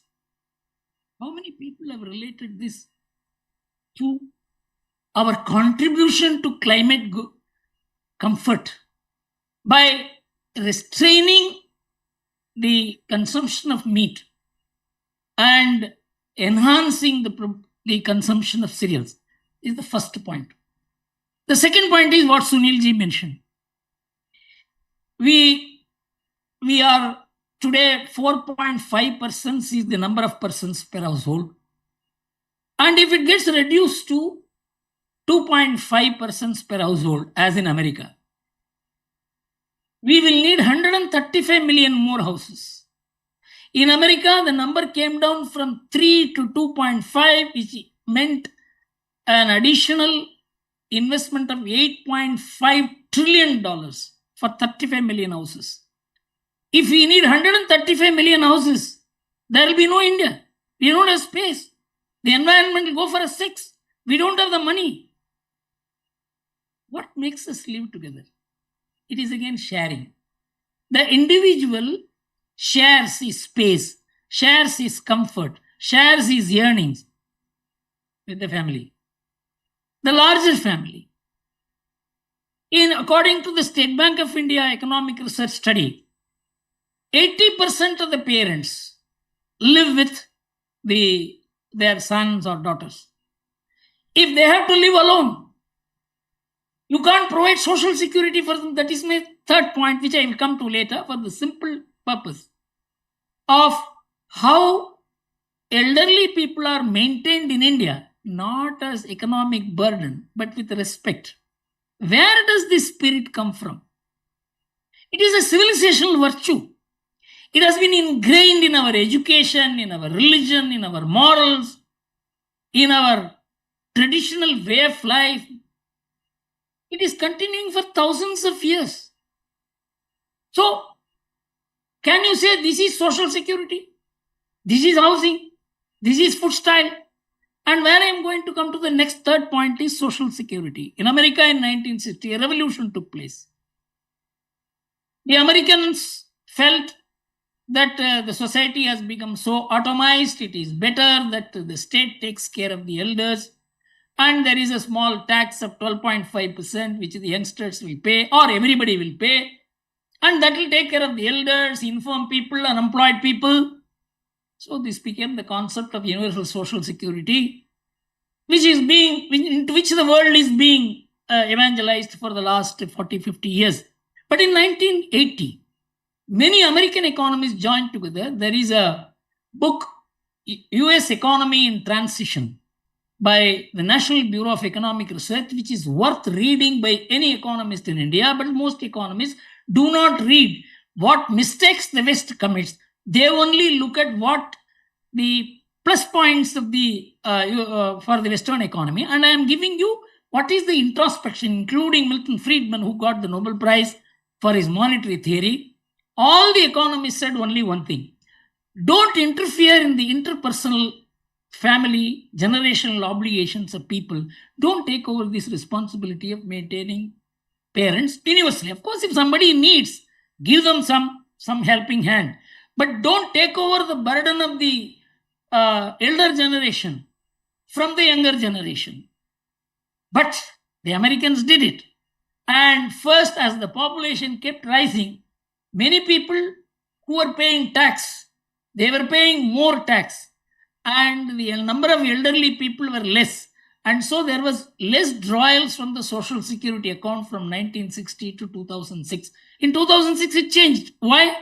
The population began declining, and the number of working people to the number of people who are elders, that changed. And so from 2006, the Social Security account began turning negative. Now they have calculated, if the future Social Security obligations are reduced into the present day value, there is a deficit of $63 trillion. This is about 4 years back. I don't know the latest figure. And that was 3 times the GDP of America. And it is a time bomb ticking under America. In India, you come to India. If all Indians decide to disown their responsibilities to their parents and say we are willing to pay 12.5% tax to the Prime Minister of the country, do you mean to say this country can be managed? Do you mean to say this part of economic study, part of sociology, part of your education system? But everything works against it. Now there is elders' rights, parents' rights, students' rights. There is no sense of duty. Our entire civilization, Ekatma Manavad, rests on duties. That's why Mahatma Gandhi refused to sign the Human Rights Declaration, which was sent in by Aldous Huxley and H.G. Wells in 1946. They said, please sign this UDHR. Mahatma Gandhi said, change the title from Universal Declaration of Human Rights into Human Duties. I will sign because duties include rights, rights exclude duties. But we are entirely discoursing on a rights-based society, atmosphere, economics, politics. But our society, family, everything lives according to duties. Your courts are interpreting rights. Judges do not talk about duties. Media doesn't talk about duties. Educational institutions do not talk about duties. But it is duties that is sustaining us. This is the message of Deen Dayalji. Our entire society rests on the idea of dharma.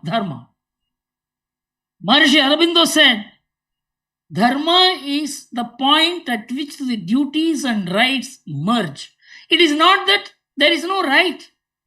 Right and duties are complementary. They are two sides of the same coin. If you look at only right and destroy duty, you are actually destroying the very idea of society, civilization, the next generation.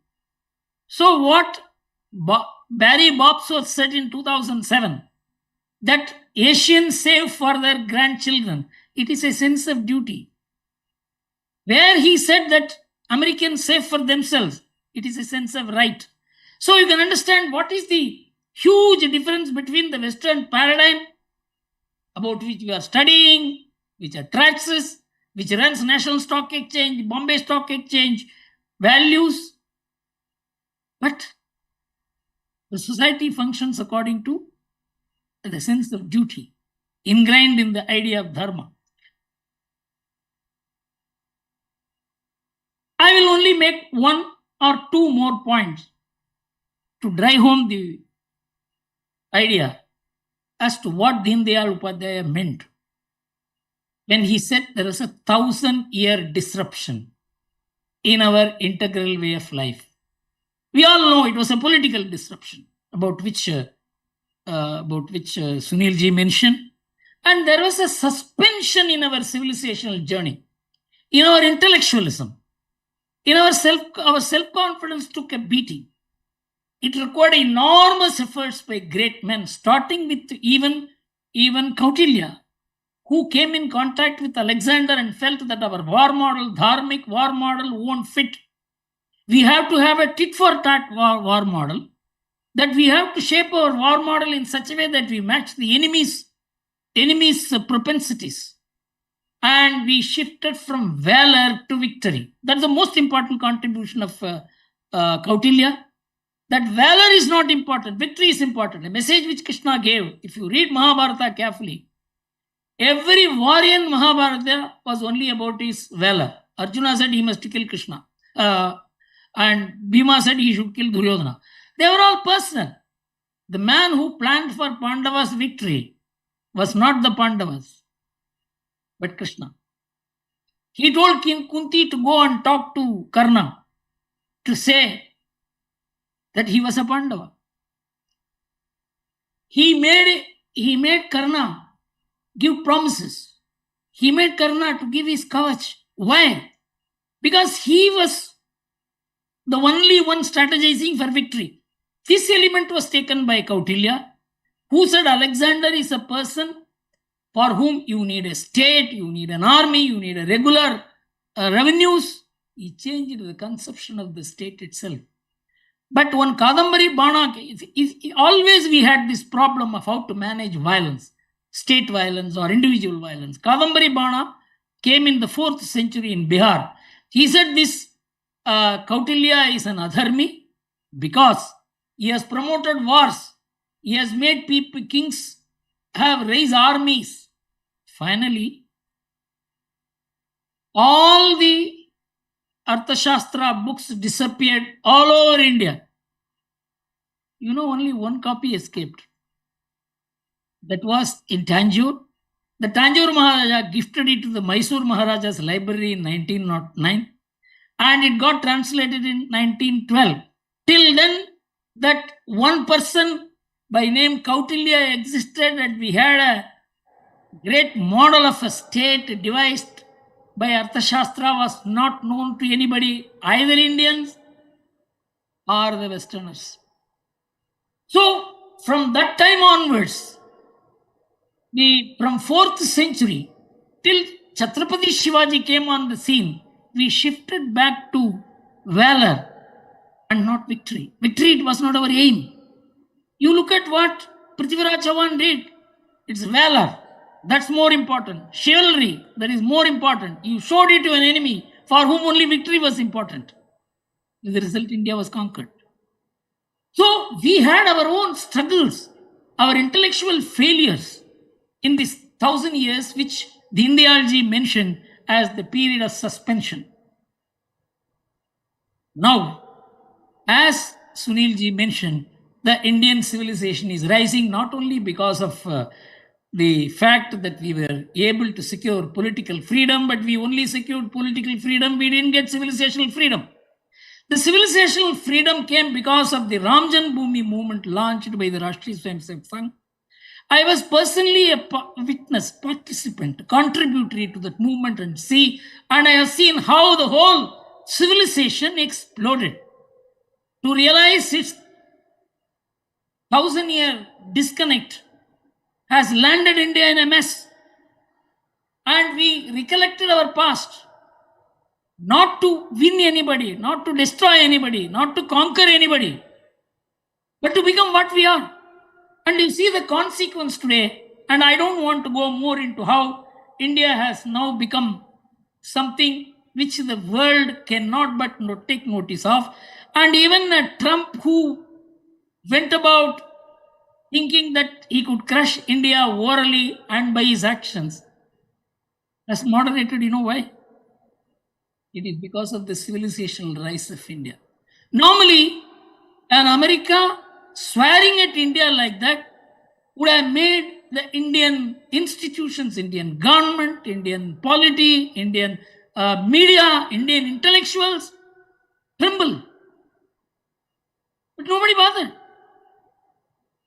This rise of India is reinstituting our values. And I will only recollect how we were failures. Our intellectual failure is because we relied on short-term sociologists and tried to misjudge India. One was Karl Marx, who in 1853 wrote 2 articles in New York Herald Tribune and said that India is a society which lives in villages. Each village is a republic, and the distance between the consumer and the producer is so little, there is no exploitation. In fact, he said it is primitive socialism. But he said India is a country which has not changed for the last 2,000 years. People live very stably. With the result, India is not capable of revolution, and without revolution, India cannot progress. And it is worshipping cows and monkeys, and it is semi-barbaric. And so, even though the Indian society and economy is being destroyed by the British, which is sad, the British is doing the right thing. The sadness in the destruction is also matched by the happiness in the result that it would come, that India would be prepared for revolution. They couldn't understand the Indian society. Marx could not understand the Indian society. He never read in Indian literature, never met in Indian, never came to India. He sat somewhere and wrote something, but that dominated the Indian intellectualism. Then came Max Weber. Max Weber, he was the one who theorized how Protestant religion or the Protestant church is the one that is promoting prosperity, which is true. So far as his study was concerned, all Protestant nations, whether it is America, whether it is Australia, England, or New Zealand, or all the Protestant nations were rising, all the Catholic nations were lagging behind. And so he said Protestant Christian values alone can produce initiative. It can alone yield entrepreneurship, which is a must in a capitalist society. And even Catholic religion is incapable of producing that kind of result. He was right, because for 30 years the man studied the Christian society. But suddenly he wrote 2 books. One on the religion of Hinduism and one on the religion of Buddhism. And he said these 2 societies can never come up, India and China, because they believe in karma and rebirth, which do not promote individualism and entrepreneurship. Our sociology departments, our planning ministry, our education system, our IAS training officers, their entire idea was shaped by these 2 great men. I have researches which I can show, which I don't want to cite here, that if any 2 individual scholars in the West who influenced post-independence India, it is Karl Marx and Max Weber. But the historians, Will Durant and Arnold Toynbee, they said India is the hope for the world. Why? Because they were not arrested by the context. They looked at from a helicopter perspective and saw India can manage turbulence. It can overcome invasions. And it still is able to preserve its soul, which I witnessed when I went to Kumbh Mela and stayed there for 3 days. I was just looking at the people. 67 crore people came there. Even if you put some plus and minus, 60 crore people came there. That is the consciousness of India. Nobody invited. They didn't even know where they will eat. They came with children, they came with elders. This is the bottom upward civilization. That is what Deen Dayalji meant. That is what I experienced. But you look at America today, it is a top-down civilization. All the Western countries are top-down. Few people created those countries. In fact, before the 19th century, 18th century, definitely there was no state. The state-society relationship so got established. Arun Shourie has written it beautifully that the nation-state got created only in the 19th century. See America, I will close with my remark as to what's happening in America. In 2020, the Pew Research, it brought out a paper which said that America is polarized and polarized very badly. In fact, 65% of the Republicans will not marry into Democrats' families and vice versa. Families are getting divided, localities are getting divided, churches are getting divided on the basis of one party or the other. And Pew Research says it is not something very new for a democracy. It always happens. But the problem is, America doesn't have a commonality. How many people know there are 30,000 canonized saints in Italy? There are just 3 in America. No sacred land. There is no sacred river. There is no sacred person. There is no sacred mountain. There is nothing which is commonly sacred. This is the problem of America. In 2022, 5 defense secretaries and 6 army chiefs wrote a letter to the Pentagon that in 2024, if Trump or Trump-like figure contests the American elections and loses, there will be civil war in America. It will not be at the border. It will be within the family, within the locality, based on color, religion, race. You look at the bottom upward civilization of India. The top can get disturbed, it can change, it remains. because it is an integrated society. We have to understand integral humanism in a larger sense. This is what Deen Dayal Upadhyaya communicated in just 4 lectures. I'm very happy that this is being taken up, but it should be taken up just as not merely an techno-economic concept, the larger concept as a civilizational idea. Thank you very much. Thank you very much, Guru Murthy ji. That was really thought-provoking, and I'm sure you have plenty of ideas, but unfortunately, we have a limited time, and we would have liked you to be physically here, and sometime we will definitely host you again, because I don't want to stop it here. We are fortunate to have Shri Mangal Prabhat Lodha ji, who is a known figure in Mumbai. I need not introduce Lodha ji, but he's also skill development minister, and recently I'm really happy that he made a special announcement that when it comes to the skill development ministry, only Indian agencies will get preference doing consultancy for policy making. We also have the local member of parliament, Milind Devraji, will be there in the next session with us. But before, I'll invite Mangalji also for briefly. But before that, I would like Ashish ji to make his remarks about resilience of our Indian economy in the present context, and then we will call Shri Mangal Prabhat Lodha ji.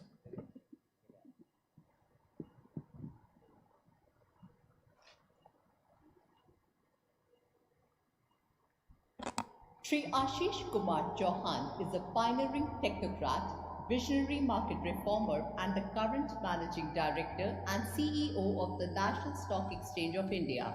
An alumnus of IIT Bombay and IIM Calcutta, he was part of the founding team of NSE and is credited with transforming the Indian capital markets through a series of groundbreaking innovations like setting up of India's first screen-based trading system and introducing mobile trading, to launching the Nifty Index, derivatives trading, SME share markets, satellite telecom networks, and mutual fund distribution through exchanges.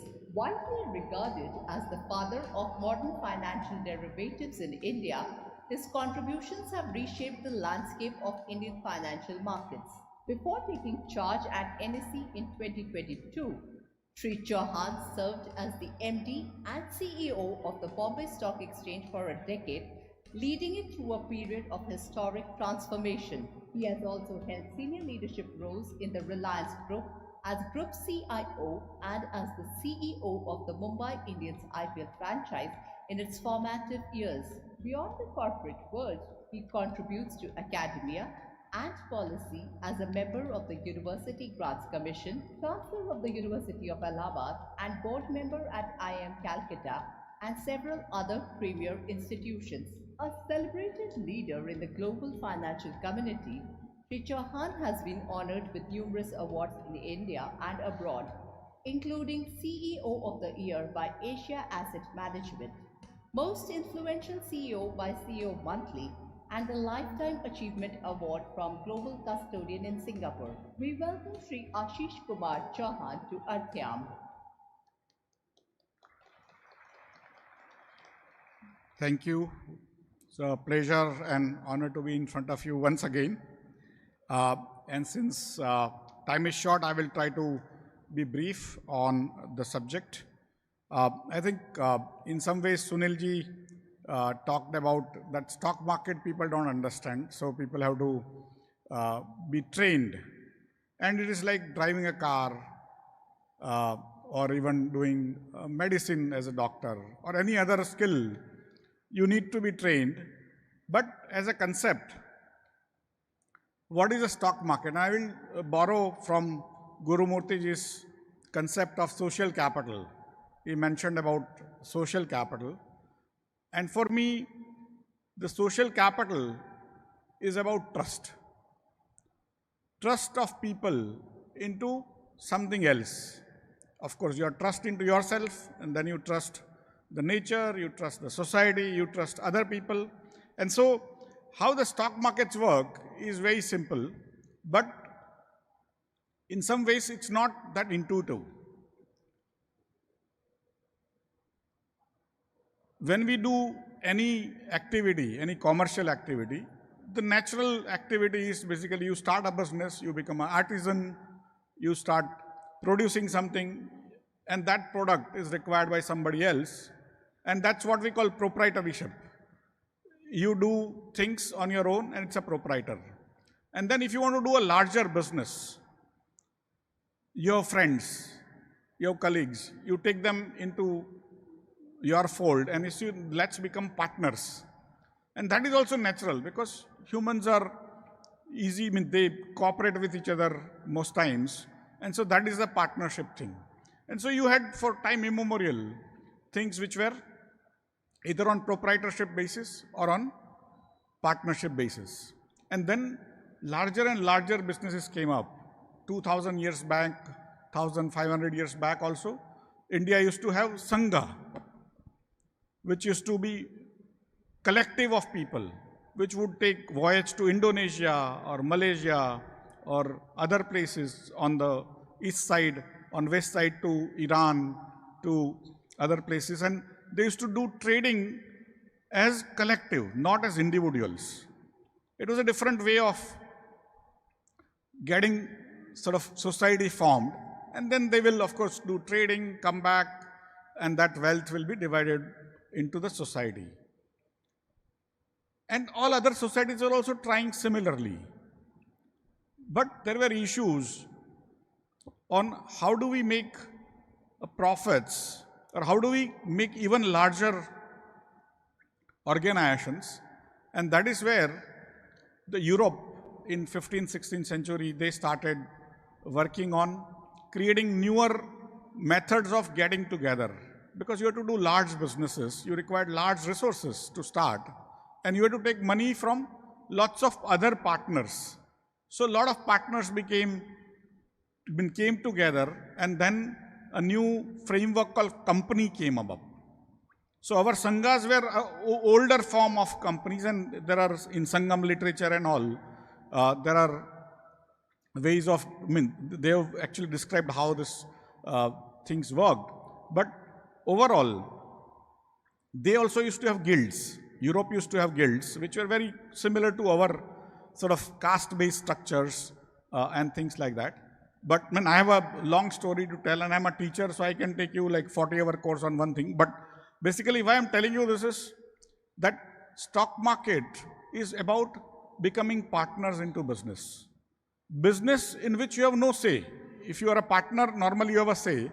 Here, they created a framework where the partners are different. People who are running that organization is different. And they call it legal fiction.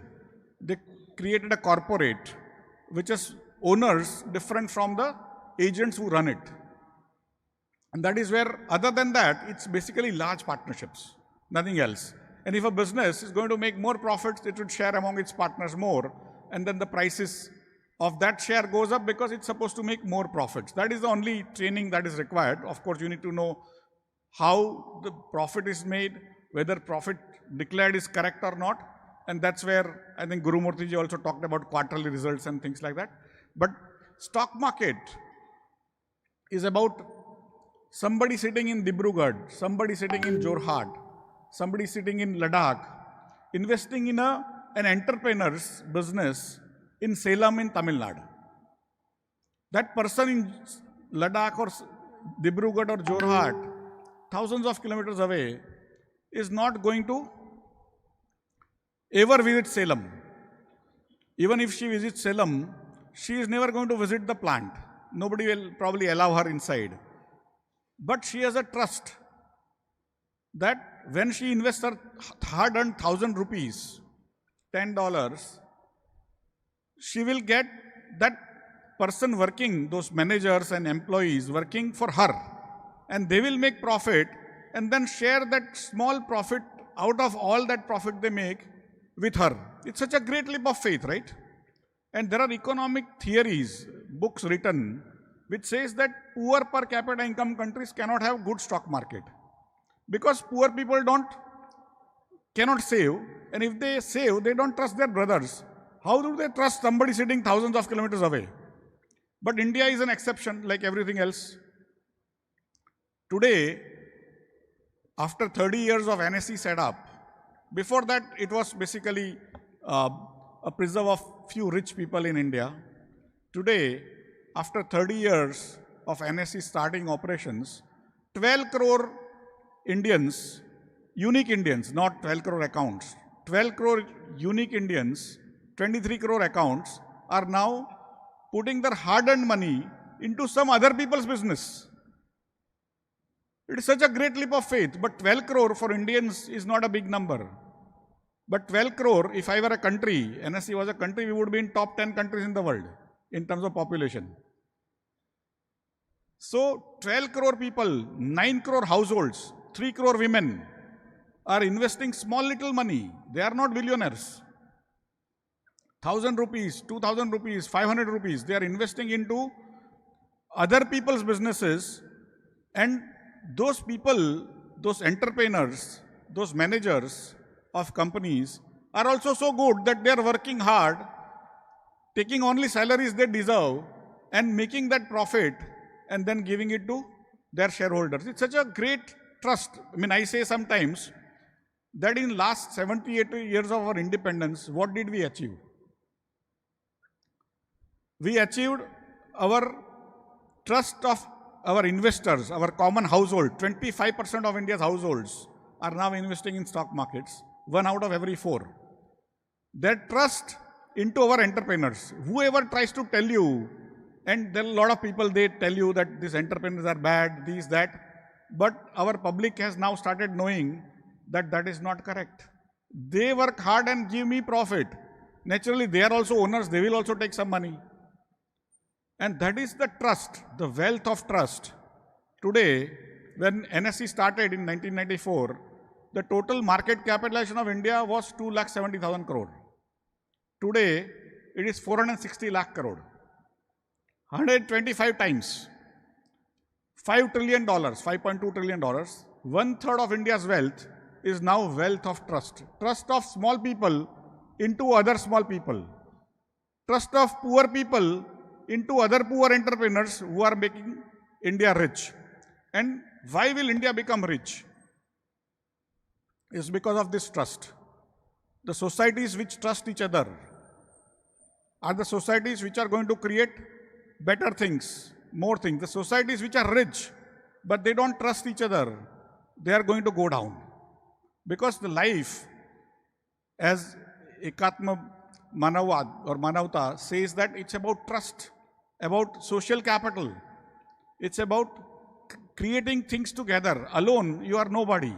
Together, we are a team, right? And that is where the concept of a stock market is so much more important to any developing economy, that we channelize the savings of households. Households save and they invest into various things, gold, silver, premises, real estates, but they also invest in other people's trust. And that is what the most beautiful thing about India is. At $3,000 per capita income of India, there is no similar market with, or similar country with a market. At $6,000, there is no similar country with a market. At $12,000 also, though not a similar country with a market.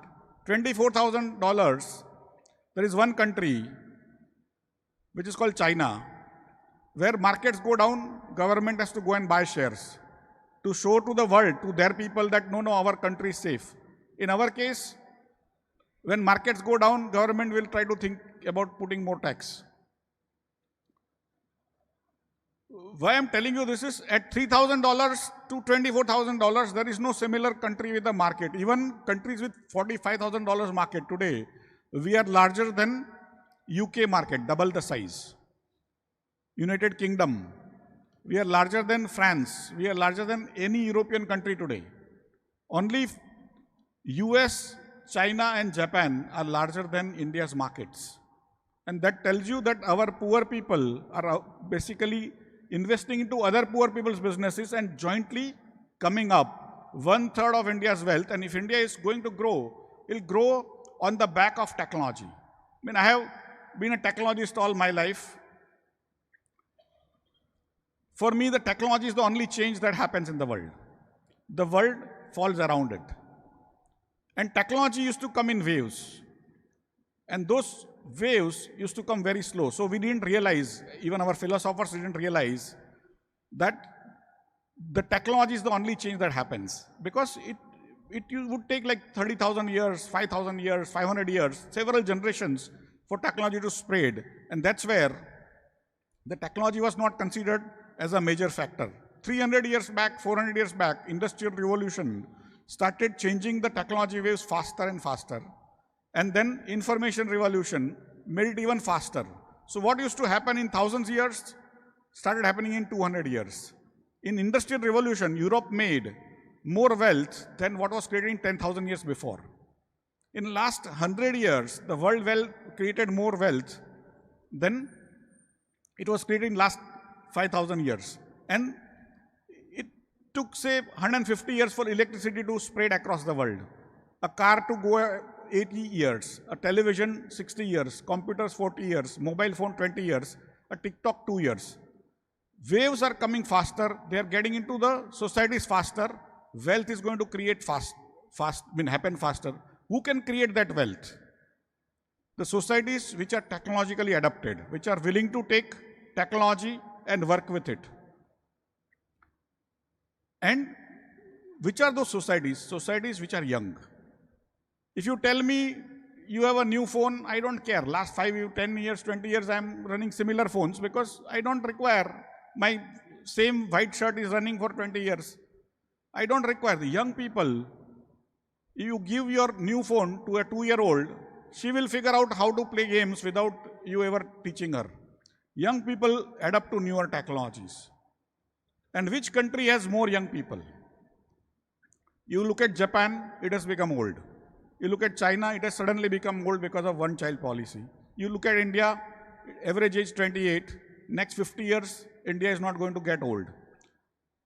You go to Pakistan and Bangladesh, both are young countries, but they want to go back to life of 1400-year-old.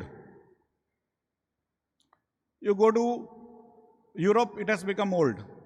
You go to America, it will become old if Indians don't go. This year, they are going to have less number of people than they had last year because they are not giving visas, right? Why I'm telling you this is, the country which is going to grow will have young population, technologically oriented population. Now all of us are carrying two phones, right?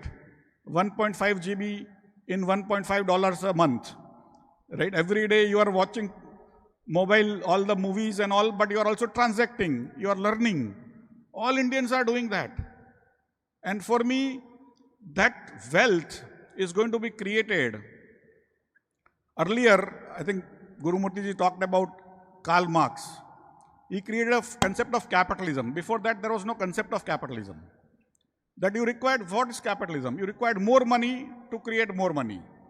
And none of us had money because 1,000 years we were slaves. Our money had been looted. We had no capital. But slowly the technology waves came in such a way that you require less money to create more money. Nandan Nilekani, Narayan Murthy, all those guys proved 30 years back that you can make more money without putting money. Then came Binny, now this Swiggy fellows, Zomato, all of them are telling you that they started with nothing, they have become billionaires. You can create in the modern world, and increasingly with using technology, you will create more and more money by putting less and less money. America is still trying to project that in the artificial intelligence, you have to put in $500 billion and $1 trillion. China is proving that it's not required. But effectively, the next wave, 50 years, will create more wealth than that was created in last 10,000 years. And who will create are the societies which are able to have young people, technology-oriented people, and this country with 18% of world population, 20% of young population of the world, and 30% of technology-oriented population, young population, it's going to create tremendous wealth in next 50 years. This place has not yet arrived, it's going to arrive. And for those youngsters coming from Salem, from Karaikudi, from Ladakh, they are going to create new businesses on new technologies, and they will require little money, not too much. I call it the new capitalism as capitalism without capital. You don't require too much capital. Earlier, capitalism with capital, now it doesn't require too much capital. And those young people will create those businesses. They will raise 2 crore, 3 crore, 5 crore from NSE to create those businesses, and they will become worth 30,000 crore and 50,000 crores in time to come, but very short time. I have seen 10 years back somebody raised 2 crore. Today he is worth personally 2,000 crores, and his investors have earned 6,000 crore more. And there are hundreds of examples in literally I have myself raised, because last 12 years I have been instrumental in having SME market where more than 1,200 companies have been listed. Many of them have gone to main board and they have become worth tens of lakhs of crore. And that is what India's destiny is. That's what the National Stock Exchange is. It's a completely Indian version of how a Western system can be adapted, Western technologies can be adapted, but for Indian purpose. And that's what Sunil ji said, that Swadeshi is not necessarily what we have to do here or what is idea coming here, but all the ideas of the world we take, use them for the betterment of the society. With that, I hope you got an idea of how, if India grows, and India will certainly grow over next 50 years, 100 years, it will grow on the back of NSE as our Vice President. Sri Radhakrishnan ji said last year at similar time in NSE in the same podium that without NSE, there is no Viksit Bharat. Thank you very much.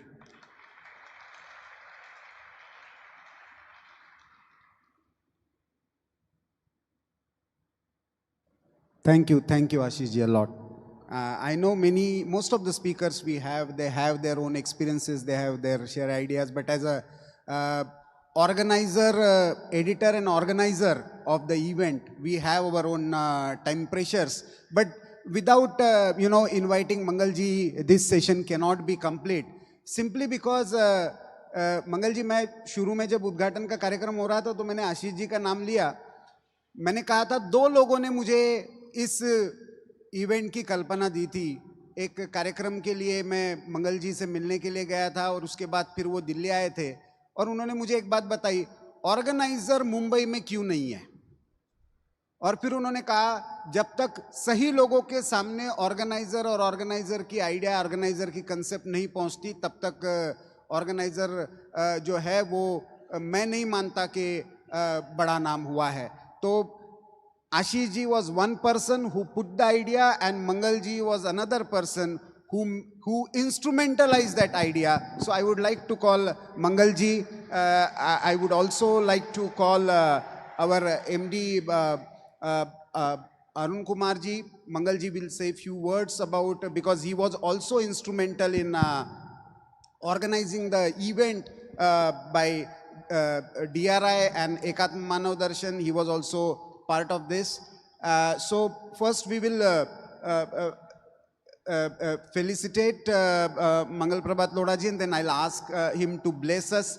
आपके आशीर्वाद हमारे लिए बहुत important है.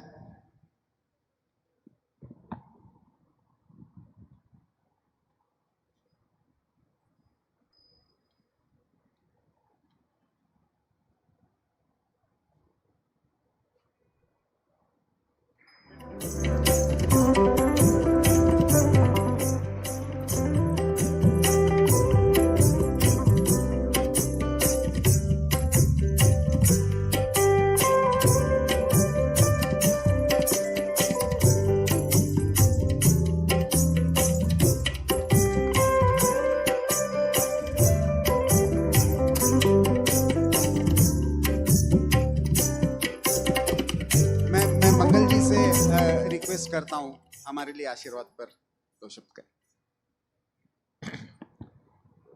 महाराष्ट्राचे आराध्य छत्रपती शिवाजी महाराजांना वंदन करून, भारत डॉक्टर बाबासाहेब आंबेडकरांना वंदन करून आज मुंबईमध्ये उपस्थित था ऑर्गनायझर आणि NSEचे संयुक्त कार्यक्रम आहे. ते उपस्थित सर्व मुंबईकरांचं मी मनापासून स्वागत करतो महाराष्ट्र सरकारतर्फे आणि माझीतर्फे. अभी जिनका हमने बहुत सारगर्भित उद्बोधन सुना, ऐसे माननीय Shri Sunil Ambedkar ji, Shri Gurumurthy ji, Shri Praful Ketkar ji organiser, and the brain and the main person behind this, Shri Ashish Chauhan ji, MD NSE, और सभी मान्यवर, समय की मर्यादा है। मुझे तो ये भी कहा नहीं गया कि कुछ देर बोलेंगे, कहा गया कुछ शब्द बोलेंगे। लिमिटेशन डबल कर दी गई है क्योंकि सबको डर है, पॉलिटिशियन है, माइक लेंगे तो थोड़ा ज्ञान बहुत ज़्यादा है इनके पास में, सबको बटोरेंगे। नहीं, मैं बहुत जल्दी अपनी बात समाप्त कर लूँगा। आज पंडित दीनदयाल उपाध्याय जी के एकात्म मानव दर्शन के 60 साल पूरे होने के उपलक्ष्य में हम सब यहाँ पर इकट्ठे हुए हैं। हमने कुछ समय पहले दीनदयाल शोध संस्थान के अतुल जैन जी यहाँ पर बैठे हैं और सुनील अंबेडकर जी, सुरेश सोनी जी सबके मार्गदर्शन में जिस जगह पर रुइया कॉलेज में पंडित दीनदयाल उपाध्याय जी ने 60 साल पहले 4 दिन तक एकात्म मानव दर्शन का विषय समाज के सामने रखा था, उसी स्थान पर हमने वापस बैठकर उनको याद किया और उसमें सभी बड़े बड़े गणमान्य लोग आए थे जिन सब के विचार अपने आप में एक पुस्तिका हैं। और पंडित दीनदयाल उपाध्याय जी ने उस समय, जिस समय भारत कैपिटलिज्म में जाएगा, साम्यवाद में जाएगा, ये सब के बीच में एकात्म मानव दर्शन का विषय भारत के लिए उपयोगी एक सही मार्ग लोगों को दिखाया था। क्योंकि वो जो सारे विषय थे, चाहे वो सोशलिज्म हो, कम्युनलिज्म हो, कैपिटलिज्म हो, व्यक्ति के ऊपर निर्भर थे, व्यक्ति को बड़ा करना। पंडित जी का कहना था कि जब तक व्यक्ति अपना आप में परिवार और समाज इसमें अपने आप को जोड़कर नहीं देखता, तब तक कोई देश और व्यक्ति खुश नहीं रह सकता और देश सुरक्षित नहीं रह सकता। तो ये सारा समझने के लिए हमको एक बार पंडित दीनदयाल उपाध्याय जी के एकात्म मानव दर्शन और उनके जीवन के सारे विषयों को जब जब मौका मिले तब तब पढ़ना चाहिए, देखना चाहिए, समझना चाहिए। मैं आपको छोटा सा निमंत्रण अवश्य दूंगा। पंडित दीनदयाल उपाध्याय शोध संस्थान के साथ में मिलकर हमने, जहाँ पर ब्रिज कैंडी के ऊपर कोस्टल रोड शुरू होती है, वहाँ पर एक पंडित दीनदयाल उपाध्याय चौक बनाया हुआ है। वहाँ पंडित दीनदयाल जी के जीवन के पट वहाँ पर लगाए हुए हैं। सभी आप कोस्टल रोड से जाते हैं, 2 मिनट के लिए वहाँ पर ठहरिए, देखने के बाद आपको आनंद भी होगा, मार्गदर्शन भी मिलेगा।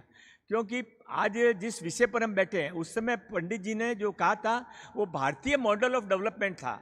आज जो ऑर्गेनाइजर ने यहाँ पर रखा है वो रिलीजियस धार्मिक मॉडल ऑफ डेवलपमेंट रखा है।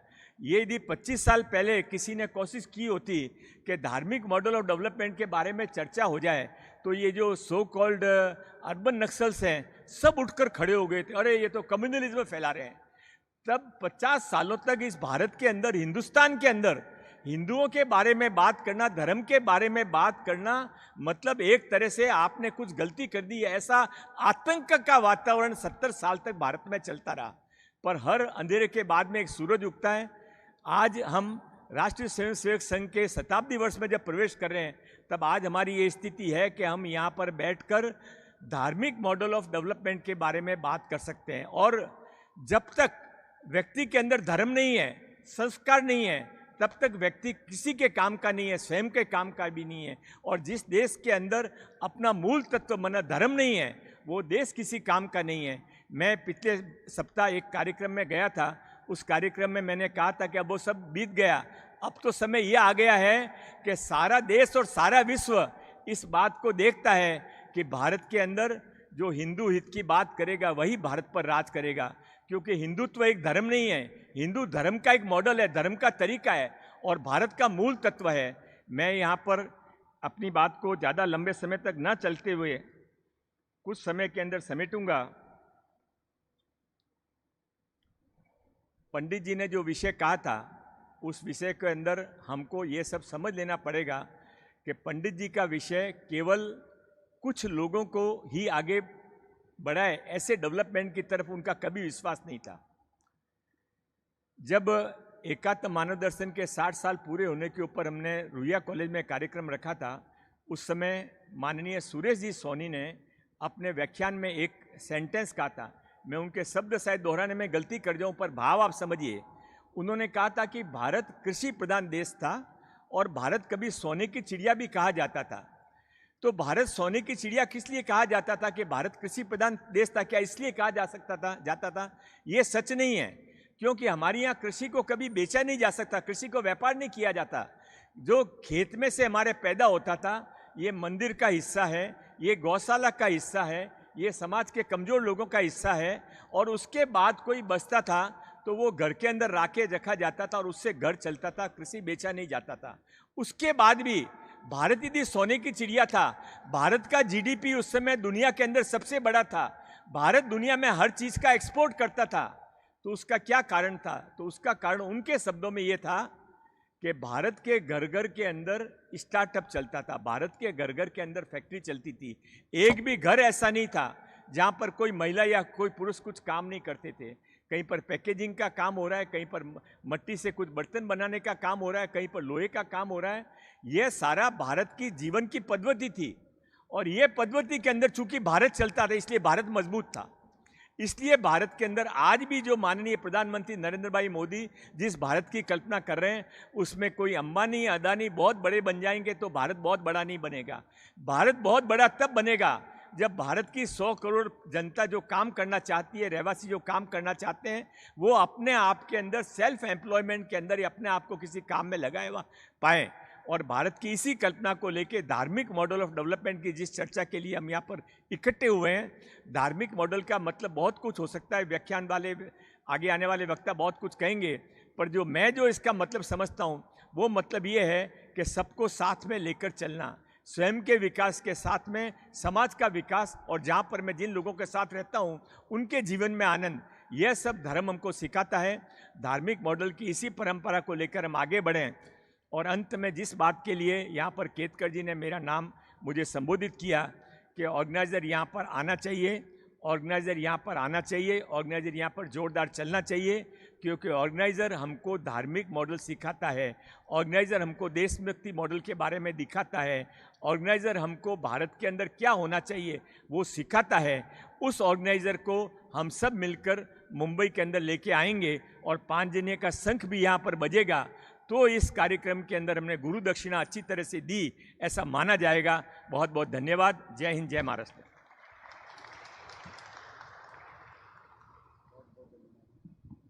धन्यवाद लोढ़ा जी। मुझे पता है आज महाराष्ट्र गवर्नमेंट का स्किल डेवलपमेंट का एक प्रोग्राम चल रहा है, इसलिए मुझे लोढ़ा जी को एक्चुअली इनॉग्रल सेशन में मैंने आग्रह किया था, लेकिन वो कार्यक्रम करके फिर भी वो वहाँ का उद्घाटन करके तुरंत यहाँ पे पहुँचे, यहाँ पे आए। ऑर्गेनाइज़र की तरफ से, एनएसई की तरफ से बहुत बहुत धन्यवाद।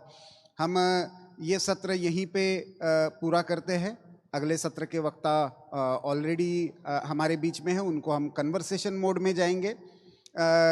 मुझे पता है सारे ऑडियंस हमारा कैप्टिव एंड कमिटेड है, दिन भर के लिए रजिस्टर करके आया है, तो लेकिन फिर भी राइट साइड में सारी फैसिलिटीज़ अवेलेबल है, चाय और कॉफ़ी की व्यवस्था है when ever you feel.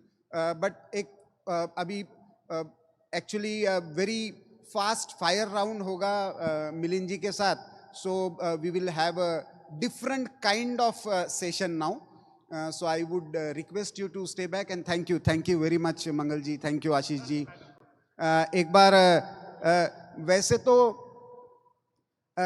Ashish ji को धन्यवाद कहना मतलब कौन किसको धन्यवाद कहे, फेलिसिटेट कह रहे, ये भी प्रॉब्लम है, लेकिन फिर भी मैं सबसे निवेदन करूँगा आशीष जी के लिए भी अभी हमारे एमडी सर अरुण गोयल जी भी यहाँ पे है, तो आशीष जी को भी हम फेलिसिटेट करेंगे, क्योंकि आशीष जी को भी दोपहर में एक पोस्ट लंच सेशन में एक मीटिंग के लिए जाना है।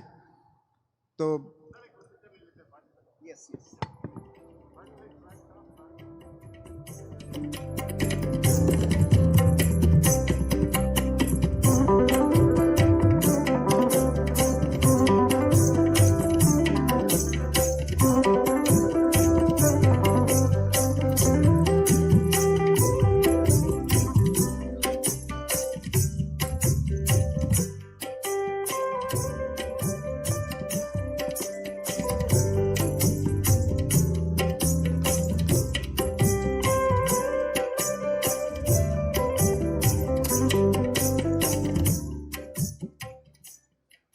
मैं मिलिंद जी को निवेदन करता हूं कृपया मंच पर आए। मिलिंद देवरा जी यहाँ के स्थानिक सांसद भी है, लेकिन उससे भी इम्पोर्टेंट बहुत इम्पोर्टेंट पार्लियामेंट्री कमिटीज़ के मेंबर है। रिसेंटली मुझे मिलिंद जी को जब थैंक यू मिलिंद जी को जब मैंने इनवाइट किया और सबसे पहले ऑर्गेनाइजर का पोस्टर रिलीज हुआ तो मुझे किसी ने फोन करके पूछा अभी मिलिंद देवरा एकात्म मानव दर्शन पर बोलेंगे क्या। तो मैंने कहा कि मैं एकात्म मानव दर्शन जितना समझता हूं, as much as I understand, whoever stands for India, whoever keeps nation first approach is talking for ekatma manav darshan. So I have called Milinji for a different reason, because in the post Operation Sindoor context, very few parliamentarians who stood up, irrespective of party line, who took India first line, Bharat first line. Milinji was one of them, and that is why Milinji is here on Organiser platform today. So he also has got a meeting. I'm sure since morning you are sitting tight, so you would be also keen to have lunch. So we will have a very brief but a very tight fire round on various issues related to diplomacy and democracy in the turbulent world. That is the topic that we are going to discuss. And before that, a brief AV if we can play of Shri Milind Devraji.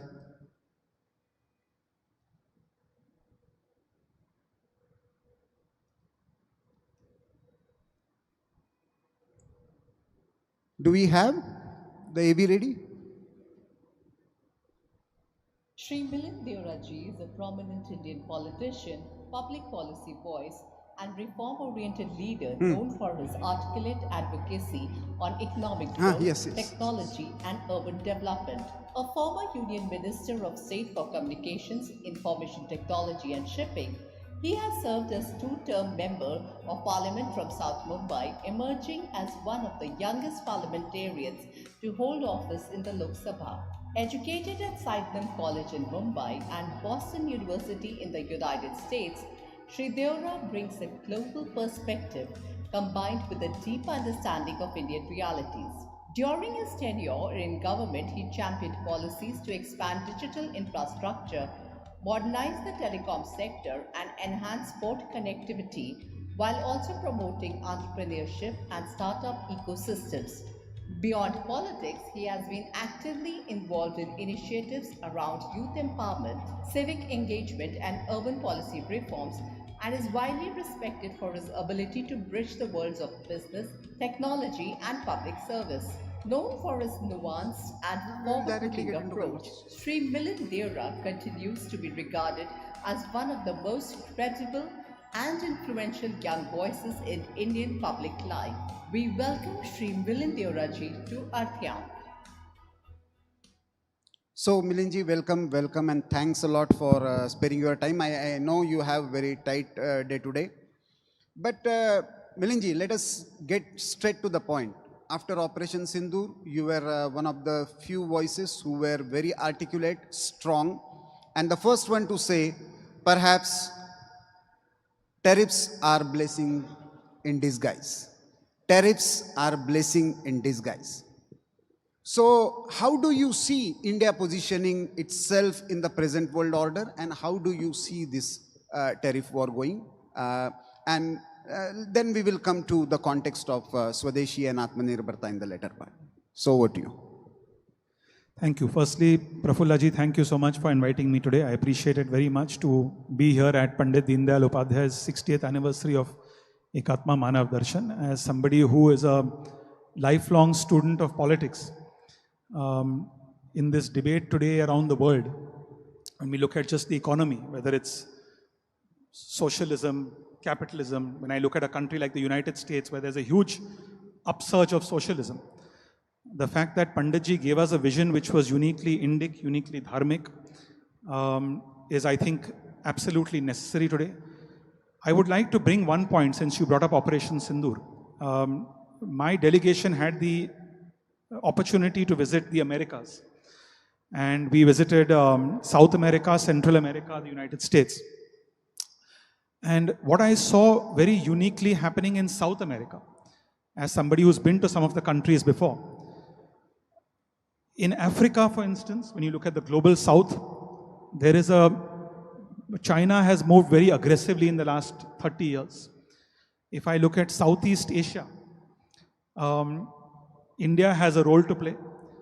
China certainly has a very aggressive role to play. United States has a role to play. But in Latin America, which was very unique, whether it was Guyana, which is the fastest growing economy in the world today, it's growing at around 40% per year, whether it's Panama, which has the Panama Canal, which allows ships to avoid going down through Patagonia and cut through, whether it's Colombia, whether it's Brazil, every single country said to our delegation, we are tired of the American model, we are tired of the Chinese model, and we want India to provide leadership and give us a third alternative model.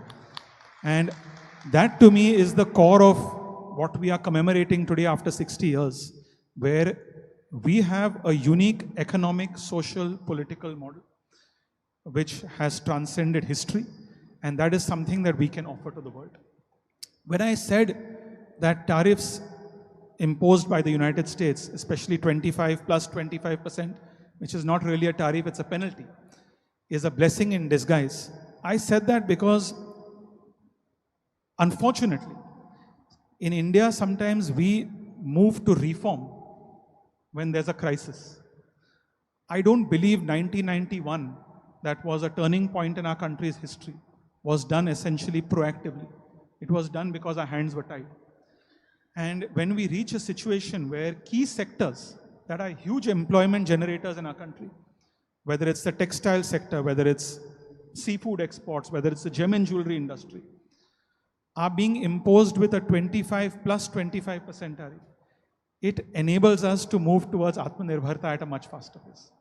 So those are the things that I believe are the way that we have to move towards in the future. To Ashish's point, I firmly believe that India has to do two things to ensure that we get global respect from around the world and nobody takes us lightly. No doubt we have to strengthen our economy and our markets. That is the prerequisite. If you have a strong economy, you have strong markets, everyone in the world today will respect you. Secondly, an area which is of deep concern to me is innovation. Just as a percentage of our GDP, when I say private sector innovation, strategic innovation, whether it's in military, space, we are around 0.5 to 0.7% of our GDP that we spend every year. A country like China in the last 20 years, while America was busy fighting this war on terror, spending $8 trillion, China increased its share of innovation as GDP, as a percentage of GDP to almost 3%. That's why they've exceeded and surpassed the US in many areas. So to me, innovation is very, very critical to grow our economy. Strengthening our economy is absolutely critical to get the respect that we're getting today internationally. You are also part of the standing committee of our parliament on finance. US is facing a real crisis, even if, just because they can print dollars as much as possible because of, entire world is trading in dollars. China, we really don't know what is the internal situation, but at least, what we see as far as the infrastructure market is concerned, the situation looks very precarious. Most of the governments are crumbling down under debt and finance pressure. In this situation, how do you see Indian scenario when it comes to balancing the social security concerns and at the same time ensuring that our finances and the GDP debt ratio is maintained? It's a very loaded political question. But let me say, as a young person, I'm concerned. I think we are in a unique situation. America's debt to GDP ratio is as high as 130%. No, because why I have asked you, and I want to be political here, because most of the political parties now are getting into this, rowdy culture mode. And I hope, some young parliamentarians cutting across the party line at least, make some consensus over what can be really strengthening the social structures and then creating wealth instead of just, giving some doles in the form of various packages. So, no, as I said, the US, their debt to GDP ratio is now as high as 130%. That is state and central GDP.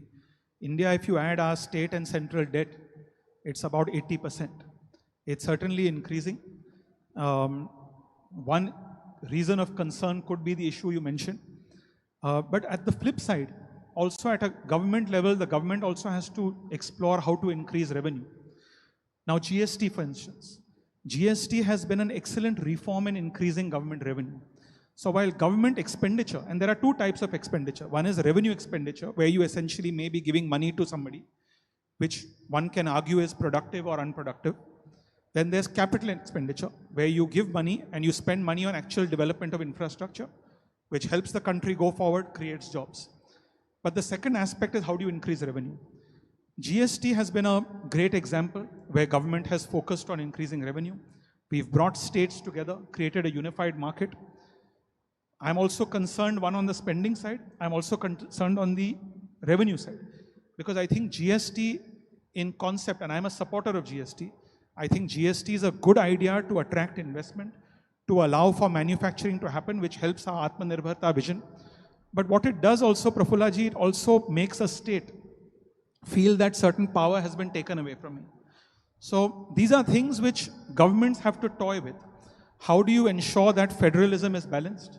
How do you ensure that while I'm restricting the ability of states to charge its own tax, and it's getting subsumed into a national federal tax, I'm also giving states the flexibility to attract investments, change schemes.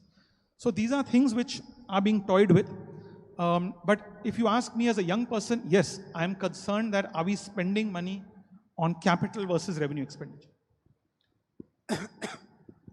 One area you have been advocating is reducing our dependency on the imports, especially when it comes to the future needs like rare earth material for solar panels or wind turbines. I agree, we have to go for competitive market, we have to, but our in last few years, couple of decades, China has used some dumping, policies and virtually killed India's solar industry. In this scenario, where is the possibility to create self-sufficiency in such a lot of potential? I'll give you an example. Actually, 2004 में मैं जब पहली बार MP बना, उस समय मैं defence committee का सदस्य था, और पार्लियामेंट्री डिफेंस कमेटी के माध्यम से जो ऑफसेट पॉलिसी है, we played a very big role in developing the concept of an offset policy. What was an offset policy? Offset policy meant India was a net importer of defense equipment. That time we were largely dependent on Russia. Today we are diversifying a little bit. We are buying defense equipment from Israel. We are buying from America, from France, from other countries. Offset policy meant that if a country, a government is supplying defense equipment to India, at least 26%, if not more, should be manufactured in India. So that develops our own industry, that develops our own technology. Today I'm proud to say that from being a net importer of defense, under this government's leadership, we are now becoming a net exporter of defense. So things have turned. Similarly, in the area of the green transition, now we need, whether we like it or not, greening of our economy is essential. New jobs are being created in the green economy. More jobs are being created, for example, in solar, in electric vehicles, then will be created in oil industries, or will be created in ICE, internal combustion vehicles. So now the government has brought a very good legislation. I had the opportunity to speak on it last month, which is a mining regulation. And we've opened up the mining sector to allow Indian mining companies, government and private, to mine for rare earths, which are used in everything from mobile phones to cars to batteries, in India, to invest in mines overseas and to shore up our supply chains. But one point I made in my speech, which you brought up, is actually जो विश्व में जो अपने wind turbine blades हैं and solar panels, उनकी life span केवल 20-25 वर्षों की है. And globally, in the next 5 years, all the wind turbine blades and the solar panels will start to get decommissioned. Their lifespan has crossed 20 years, 25 years. And मैंने एक सुझाव सरकार को दिया था कि क्यों नहीं हम एक विश्व में एक रीसाइक्लिंग हब बन सकते हैं, क्योंकि हर एक विंड टर्बाइन ब्लेड और हर सोलर पैनल में every year we can get almost $5 billion worth of rare earths by just recycling those. And right now they are just being dumped, stored underground. What that will also do, that will reduce our dependence on foreign mines. That will reduce our dependence on having to mine within India, which has other environmental and social effects. So I'm hopeful that the government will implement an innovation fund to encourage companies to recycle. Because in the next few years, once those blades and the panels start coming into the mainstream, we can become a global hub and extract all those rare earths from there. That's a very interesting perspective. Milinji, there is another important issue you have raised post-Operation Sindoor. We know all of us have a lot of friends in the US, our generation, and the later generations have more stakes after studying there and having some kind of fascination about the American academic institutions especially. But you were the first politician who spoke about and criticized US policy of incentivizing military funding and the way, US has been promoting war economy. On the other hand, there are few people from your earlier party who have been criticizing Indian policies and calling it, as if a surrender before the US pressure and especially Operation Sindoor. So how do you see this debate? On the one hand, you are talking about Atmanirbharta in defense sector. You are accusing US of funding military and wars. And US now is accusing us of funding a sort of war in Ukraine when it comes to buying Russian oil. So how do you see reconciliation of our position on these various issues? I would say firstly, the government of India's stand in the last few months has been a remarkable, outstanding stand. We stood up to, I would say we didn't stand up to tariffs, we stood up to Dadagiri.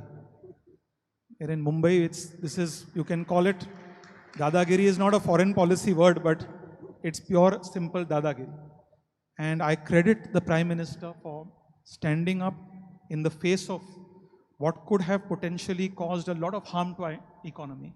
But on the principle, the long-term principle that we will do what it takes to protect our homegrown industry, our small and medium sectors, 100 on 100 marks, which is why today there is somewhat of a climb down. But the reality, Prafulaji, is that in the world today, we must understand what is happening globally. And I say this as somebody who studied in the US. What is America doing in its foreign policy and why is it doing that? The question is why. America's foreign policy now is increasingly determined by its domestic policy. And what really happened in America? 30 years ago, America started knowingly, unknowingly, all its manufacturing moved to China. 24 years ago when 9/11 happened and they went into the war on terror, they spent $8.5 trillion fighting a war on terror. They got nothing as a result of that. In that 20 years, China was spending more and more on innovation. China was attracting more manufacturing. China spent only 1/10 of that money to make friends in the global south, Central Asia, all the way to Europe. So now if you add on top of that unchecked illegal immigration, in America you had a very potent political cocktail that manifested itself in Donald Trump. And my firm belief is that today, whether it's Trump, after 3 years, it could be someone else, whether it's a Republican, whether it's Democrat, whether it's a third political movement, that political idea that we have to do what is in America's interest is going to stay. And because of that, regardless of who the president of the United States will be, there will be these kind of policy shocks imposed around the world. So therefore, it's very incumbent on us to have a long-term outlook, not to think about 3 years. It has to be a 10, 15-year horizon. Whether America will be able to recover from these shocks or not, time will tell. They may not be able to. And in that time, we have to create a policy where we have the right relationships. We are living in a multipolar world. Gone are the days when America was the unipolar only power in this world. India in itself is a power. As I mentioned, Latin American countries, global south, they don't trust the Chinese. They don't trust the Americans. They trust India culturally. They trust India economically. They trust India politically. They trust India democratically. And they want us to provide an alternative. So it's very important that while America is going through these internal shocks and takes time to settle, while China is challenging America in the South China Sea, in the Arctic, in Latin America, right in the south of America, just below the US border, we must strengthen our innovation, we must strengthen our economy, we must build alliances and relationships with countries that are close to us and share our values. If you look at the news in the last 20 hours, number one, Saudi Arabia has signed a deal with Pakistan. Now, where if an attack on Pakistan will be considered an attack on Saudi Arabia, how do we respond to that? We have to think that through very carefully. Second piece of news, that India developed Chabahar port in Iran. I was a shipping minister. We played a big role in investing for the Chabahar port. Why did we do it? Because China is building a $60 billion CPEC, China-Pakistan Economic Corridor. It starts in Xinjiang, Western China, lands in Gwadar in Pakistan, in Baluchistan. As a counter to Baluchistan, as a counter to Gwadar, Chabahar will give us entry into Afghanistan, Central Asia. Now I'll give you a startling statistic. Today, in Latin America, Mexico down to Argentina, India's global trade with a region that is dying to work with India is only $45 billion per year. China's trade with Latin America, where they don't trust the Chinese, is $550 billion per year. We are 1/12 of that trade. We can certainly expand on that. Today, Central Asia, Kazakhstan, Kyrgyzstan, Turkmenistan, all these countries, Mongolia, China's trade annually is $100 billion with them. We have old cultural ties with those regions. Our trade is 2%, $2 billion. So India, at one level, has to look at implementing an Atmanirbhar vision, which includes domestic production, it includes Swadeshi, if you will, consuming domestically produced products, changing habits and preferences. Why are we, for instance, today in my committee on subordinate legislation, I'm examining the food safety standards of India. Why are we buying and aping and modeling to the West? America has an obesity problem. Do we want to have an obesity problem in India, which will cost the taxpayer and the exchequer? We have homegrown yogic foods, dharmic foods, sattvic foods. Why can't we adopt those foods in India? Why can't we export that culture to the West? So those are things we'll have to think of. We'll have to open new markets. We'll have to bring new alliances. That's how we will be able to protect ourselves from the shocks in the next 10 to 15 years. And you have another suggestion, we should have our own kind of USAID? See, also what is happening, which is very interesting point, because what Donald Trump has also done is, again, because of domestic politics, he has shut down USAID, which was doing all kinds of things. Let me just say that. It was doing mixed things. But what USAID was doing, one of the good things USAID was doing for the US was that it was going to the global south, to Southeast Asia, to Africa, to Latin America, and it was providing developmental assistance. And because of that, it was making friends with these countries. Now with USAID's shutdown, there is a serious vacuum in the global south. My concern is China can fill that vacuum. And if China fills that vacuum, one is they are giving loans for infrastructure. Two is they are investing. Three is if they provide developmental assistance, and they are the only developmental assistance provider, then we have to be very careful. So this was also a point I had raised in Parliament, that now is a time where India must increase developmental assistance to countries in the global south that trust India and want to work with us in the future. Now, you made a very remarkable contribution when parliamentary delegations went to various countries. You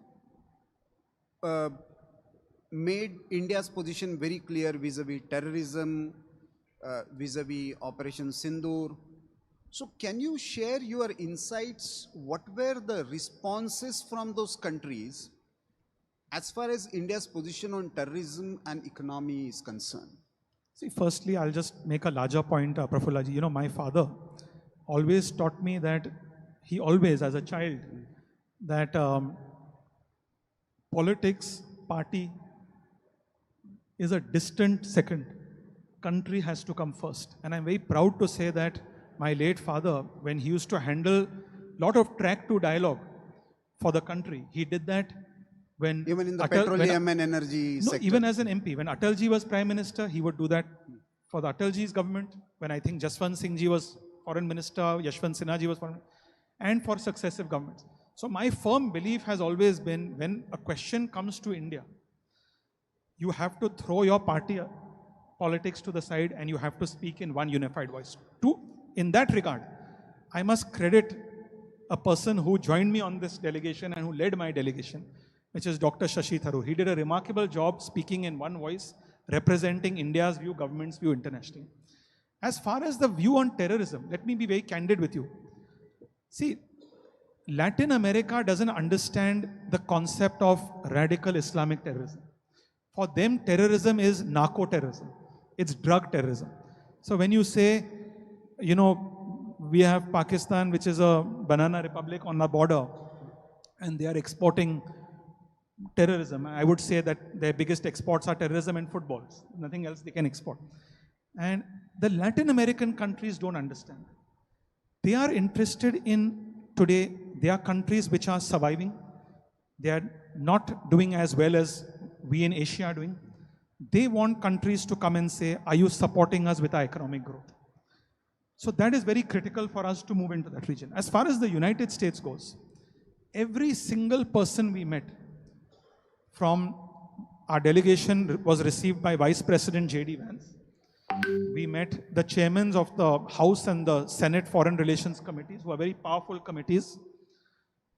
Every single person told us, there is no question of India hyphenating, us, America hyphenating India with Pakistan.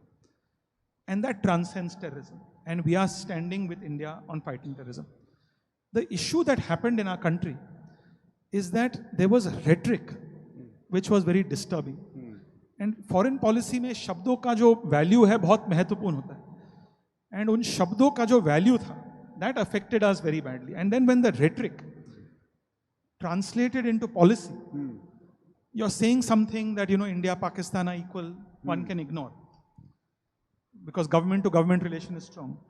When you've suddenly imposed 25 plus 25%, then naturally the country will react. So I would say that, coming back to my earlier point, I would give full marks to the government of India, to the Prime Minister, to the Foreign Minister, for more importantly, for holding our ground. And ultimately, if I look at the world, if I look at what the European Union did, if I look at what a large country like Japan did, if I look at what a large country like South Korea did, sadly, some of them buckled under pressure. We didn't do that, and I'm very proud of that. Great. Now, last question. We have certain targets, we have certain resolves for 2047, and we are talking about Vikasit Bharat. The world is turbulent. Democracies in various forms are under threat. The so-called democratic institutions created by US itself is backing out on them, whether Human Rights, United Nations or Human Rights Commission or UNESCO or WTO, whatever. In this scenario, if we really want to achieve our goal, whether you follow your father's, Gandhian Swadeshi model or Ekatma Manav Darshan and Indic model, what would you suggest that we should do in next 20-25 years so that those ideas can be recontextualized for mitigating present challenges? I genuinely believe that our model, we should not be ashamed if anyone points fingers at us, number one. Today, the West, like you said, their own model, whether you can call it a democratic model or not, I don't know, has become a model for big business. It's become a model for vested interests. It's no longer business, it's no longer, to go back to Ekatma Manav Darshan, it's no longer an integrated model of the individual which encompasses a spiritual aspect, which encompasses a cultural aspect, which encompasses an economic aspect. So I'm a firm believer. You know, I'll give you a small example if I can digress.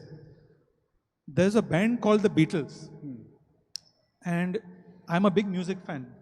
And the guitar player of the Beatles, George Harrison, I would say he knew as much about our Vedic Indic culture than many people in India know. He did so much to promote, whether it's organizations like ISKCON, whether it's Srila Prabhupada's vision internationally, Paramahans Yoganand, Swami Vivekanand, all these movements. So I can feel today that when I travel to the West, especially a country like the United States, they are unable to deal with their dualism. And we have Advait. We should be taking that model to deal with, to explain to them how to deal with that. Because if they cannot deal with their own internal struggle, they will not be able to deal with the fighting in their own society. If they cannot deal with internal differences in their own society, they'll take the war international. So I genuinely, in my every cell of my human body, every atom, I fundamentally believe, and I'm not saying that because today is an Organiser program, I fundamentally believe that our, whether you call it Indic model, Vedic model, Dharmic model, our Advait model of dealing with dualities is the answer to solve the world's problems. The best quote that I remember is Maharishi Mahesh Yogi, when the Beatles were learning transcendental meditation with him in Rishikesh in 1967. He said, for a forest to be green, every tree must be green. And that is the model and idea we have to export to the West and the US. Thank you. And that was precisely the reason I wanted Milinji to be here. Because if Deen Dayal ji was about Ekatma Manav Darshan, Deen Dayal ji was also about transcending political party line and having a dialogue about ideas. And that's why he had an exchange of letters with Lohia ji. And they actually took the either Indianizing socialist model or reconstructing socialist ideas in Indian context. So how do you want to see Ekatma Manav Darshan? But the fundamental thing is crossing the party line, put Bharat first. And Milinji does that, and that's why he accepted our invitation and came to Organiser platform. Thank you very much, Milinji, for accepting the invitation and speaking out your mind with caveats and the political dimensions of it. Thank you very much. Thank you so much, Milinji, and thank you so much, Profulji, for hosting two back-to-back power-packed sessions. But before you take our leave, I would request Shri Mukul Kanitkar ji to kindly felicitate Milind Deora sir.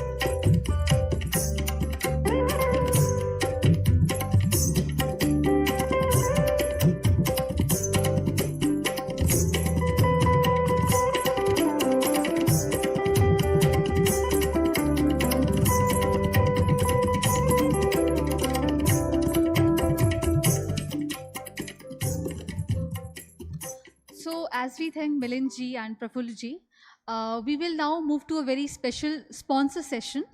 I warmly invite Shri Bhavesh Shah ji on the stage. He's the MD and head of investing banking at Equirus Capital, and he will give us a short address, and after that, we'll move to lunch.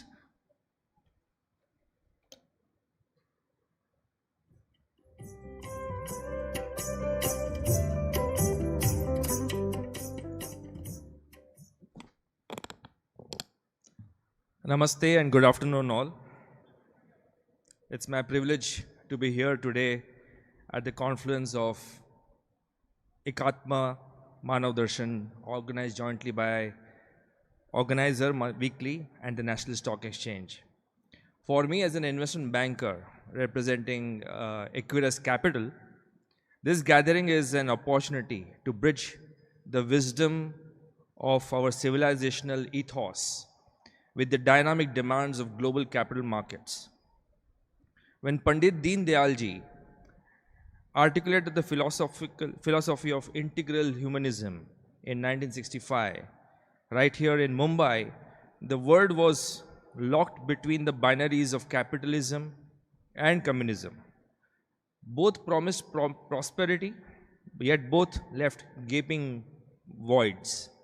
Capitalism delivered growth, but also inequality, alteration, and unsustainable consumption. Communism preached equality, but often crushed individuality, enterprise, and freedom. Today, we are at a similar inflection point. The globalization model that expanded rapidly after 1991 has lifted millions out of poverty, but has also left economies vulnerable to crisis, inequality, and environmental degradation. According to Oxfam's 2024 Global Inequality Report, the richest 1% own 45% of the world's wealth, while climate shocks displace millions in the global south every year. Ekatma Manav Darshan offers us an alternative, an organic model of development rooted in dharma, which views human beings not as isolated consumers or production units, but as an integrated being of body, mind, intellect, and soul. Our epics provide timeless lessons. If integral humanism is the framework, then the Ramayana is a living illustration.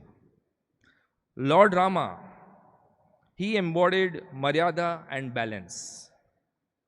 Just as Rama harmonized personal duty with societal responsibility, our economic model must harmonize growth with sustainability, profits, and purpose. Lakshmana symbolizes seva and discipline. His tireless service to Lord Rama reminds us that institutions and markets must serve society and not the other way around. Financial systems like Lakshmana must stand vigilant, never swayed by short-term temptations. Bharat embodies tyaga, sacrifice, and trust. By placing Rama's sandals on the throne, Bharat showed us that true leadership is stewardship. Similarly, corporate governance in India must embrace stewardship of stakeholders, not merely shareholders. Hanuman, symbol of bhakti and shakti, his boundless energy guided by devotion, is a metaphor for India's demographic dividend and innovation potential. But energy without purpose is chaos. Energy without devotion becomes nation building. Together, these values echo what Deen Dayal ji meant by integral humanism, a holistic balancing the material with the moral, at the local and the universal. The National Stock Exchange itself, as we heard, is a testimony of India's capacity for institutional innovation. Today it ranks amongst the top exchanges with over 12 crore investors. But markets must go beyond efficiency. They must embody dharma. For example, Antodaya in action. Deen Dayal ji's principles of uplifting the last person in financial markets would mean giving access to the smaller companies also the capital, making sure even the smaller shareholders get access to the shareholding and the information that is required in the stock markets. And then as we kind of go along, how do we operationalize this vision of policy and in the financial world? First, decentralization of development, like India's, the diverse population, and like in Ramayana, the diverse Vanar Sena. India's growth must leverage local strengths. A 5 trillion economy cannot be built only in metros. Tier 2, Tier 3 cities must be created as a financial and innovation hubs. Sustainability as a dharma. India in the world's third largest emitter, but yet the per capita emission is only 1.9 tons vis-a-vis 14 tons in the US. Our path cannot mimic Western overconsumption. Markets must price sustainability and policy must incentive green finance. Technology with a soul, AI, blockchain, and fintech are transforming our economy. But technology without ethics can deepen divides. Here, Hanuman's example is an immense power guided by devotion. Similarly, technology must be harnessed by service of humanity and not merely profit. Friends, Bharat today stands at a unique crossroads. We are at world's largest and fastest growing economy, projected to contribute nearly 15% of the growth in 2025. Yet, the measure of success will not just be GDP, but the growth of what uplifts the citizens, sustains the planet, and radiates dharma globally. Let Bharat lead the way from the economy of exploitation, from an economy of empathy, from market globalization to familial globalization. That, I believe, will be the true celebration of 60 years of Ekatma Manav Darshan. Dhanyavad.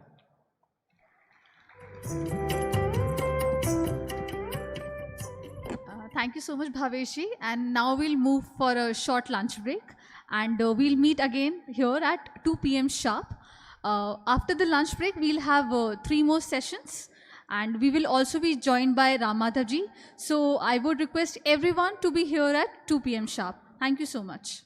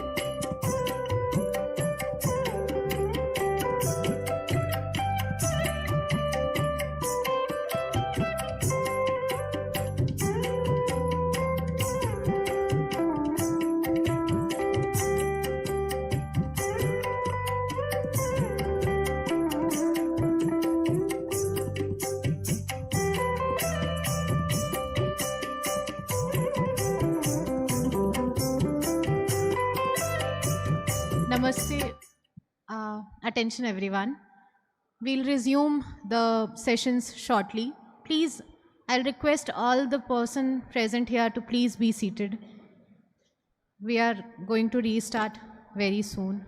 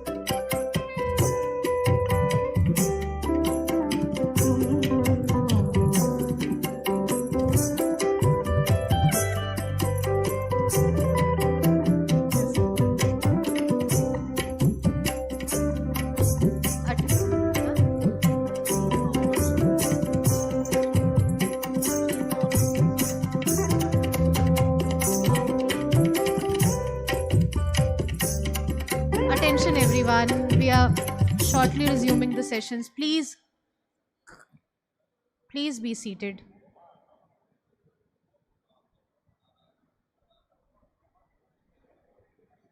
I'll request people in the lunch area to please come here.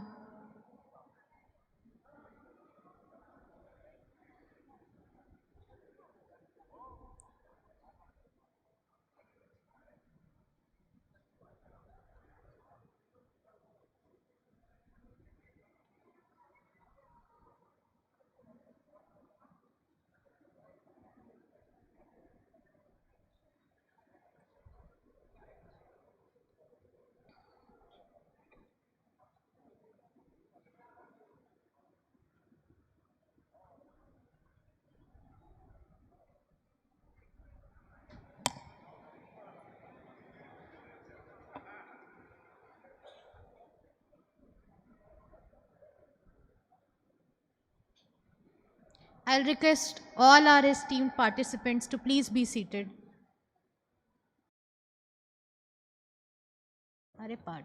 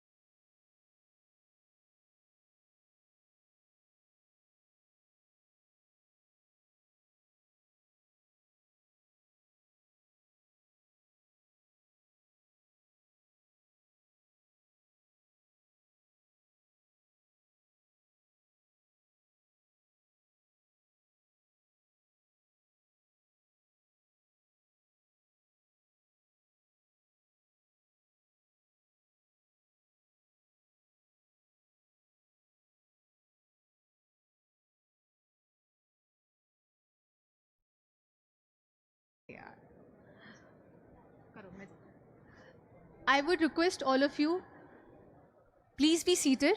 We are going to start the next session, Money Matters, in the next 5 minutes. All the guests who are having their lunch in the hall, I would request you to please join us back.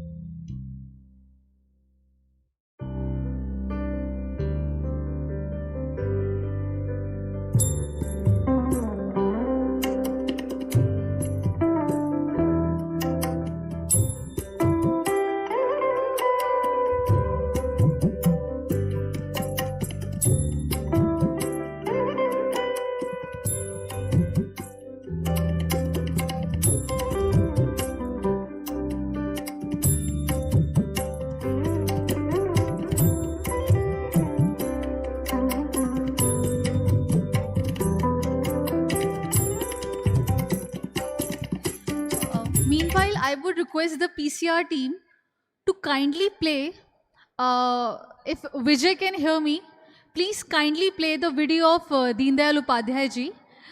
There's this small surprise for all of you.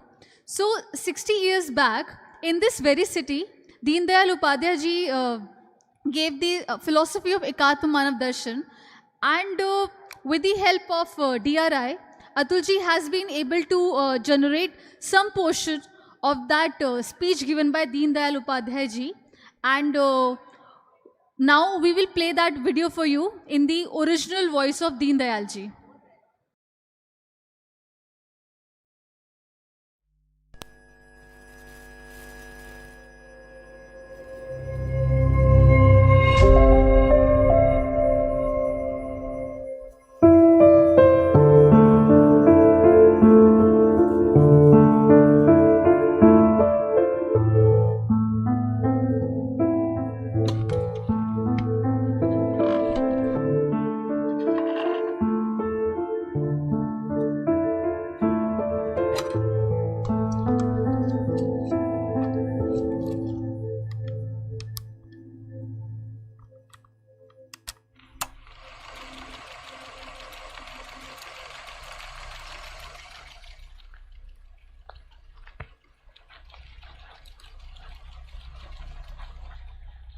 प्राचीन साहित्य में जहाँ जहाँ राजा का वर्णन किया गया है, वहाँ राज धर्म का उपदेश देते हुए उसे सर्वाधिक अवश्य बताया गया है। उसे संपूर्ण समाज जीवन का ध्यान देने का उपदेश दिया गया है, लेकिन राजा को सर्वोपरि नहीं माना गया है। समाज में धर्माचरण बना रहे, इस बात को देखने का उत्तरदायित्व लेकर राजा चलता है, किंतु राजा धर्म का निर्माण करने वाला नहीं होता। प्रजा धर्म का पालन करे, यही बात वह देखने वाला है। आज की कार्यपालिका के समान कार्यपालिका आज भी विधान नहीं बनाती, परंतु राज्य ठीक प्रकार से चले, यह जिम्मेदारी कार्यपालिका पर होती है। इसी प्रकार व्यावसायिक संगठन भी रहे हैं, उन्हें भी किसी ने समाप्त नहीं किया, अपितु उनकी स्वायत्तता को सदैव स्वीकार किया गया। अपने अपने क्षेत्र में उन्होंने नियम बनाए। इसी प्रकार आर्थिक क्षेत्र में कभी संस्थाएं जन्म लेती हैं। इस दृष्टि से हमें आज कुछ अर्थव्यवस्था का भी विचार करना पड़ेगा। अर्थव्यवस्था कैसी हो? हमें ऐसी व्यवस्था चाहिए जो हमारे मानवत्व को विकसित कर सके, हमारे मानवत्व को समाप्त न करे, उसके ऊपर प्रतिकूल प्रभाव न डाले, और जिसके द्वारा हम मानव जीवन का पूर्ण विकास कर सकें। इस उद्देश्य की सिद्धि के लिए अर्थव्यवस्था की क्या मर्यादाएं होनी चाहिए, इसका विचार करें। लोगों के भरण पोषण के लिए, जीवन के विकास के लिए, राष्ट्र की धारणा एवं विकास के लिए जिन मौलिक साधनों की आवश्यकता होती है, उनका उत्पादन अर्थव्यवस्था का लक्ष्य होना चाहिए। बाज़ार के लिए माल पैदा करने के स्थान पर पैदा किए हुए माल के लिए बाज़ार ढूंढना, न मिले तो नया बाज़ार पैदा करना आज की अर्थनीति का प्रमुख अंग बन गया है। प्रारंभ में उत्पादन उपभोग का अनुसरण करता था, अब उपभोग उत्पादन का अनुचर है। प्रकृति की संपदा की मर्यादा की चिंता न भी करें तो कम से कम इतना तो हमें मानना ही पड़ेगा कि प्रकृति में विभिन्न वस्तुओं के बीच परस्परावलंबी संबंध है।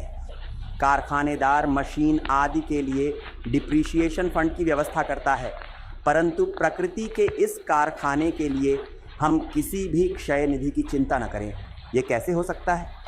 इस दृष्टि से विचार किया जाए तो कहना होगा कि हमारी अर्थव्यवस्था का लक्ष्य अमर्यादित उपभोग नहीं, संयमित उपभोग होना चाहिए। सोद्देश्य सुखी विकासमान जीवन के लिए जिन भौतिक साधनों की आवश्यकता है वे अवश्य ही प्राप्त होने चाहिए।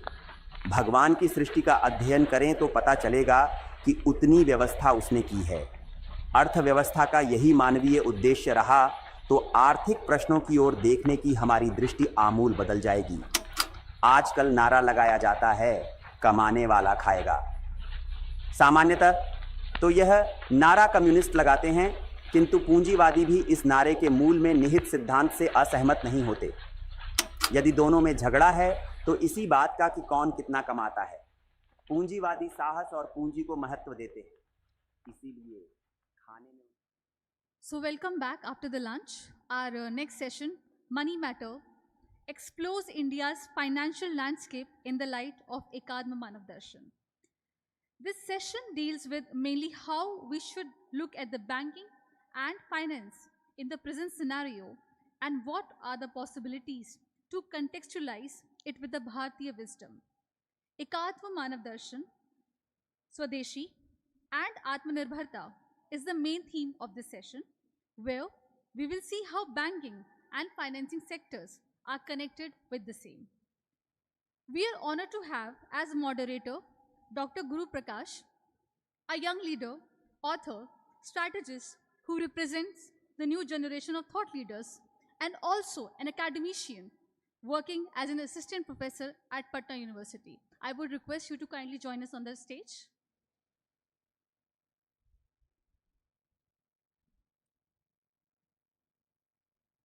And for this session, in the panel we have with us Shri Mrugang Paranjape ji, who's the director of State Bank of India, known for his pioneering role in commodity and capital markets. Sir, I would request you to come on the stage, please.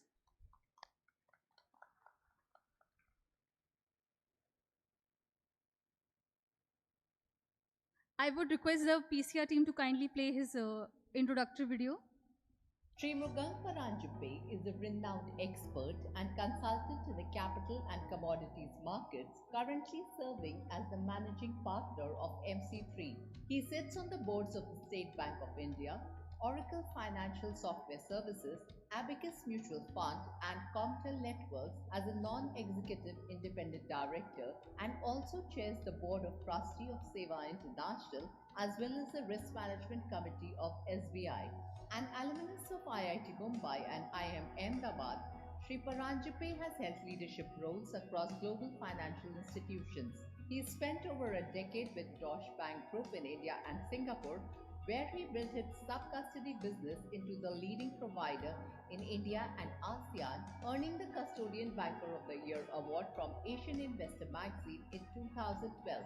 He later led the Multi-Commodity Exchange of India as its MD and CEO, spearheading its remarkable resurgence, and has worked extensively in asset management, stockbroking, and retail banking. In August 2023, he founded MCQ, which has rapidly gained marquee clients across custody, commodities, exchange, and security services, cementing his reputation as one of India's most respected financial market strategists. We welcome Sri Mrugang Paranjape to Arthayam. In this session, we will also be joined by Shri Satish Marathe ji, who's the founding member of the Sahakar Bharati and is the director of Reserve Bank of India.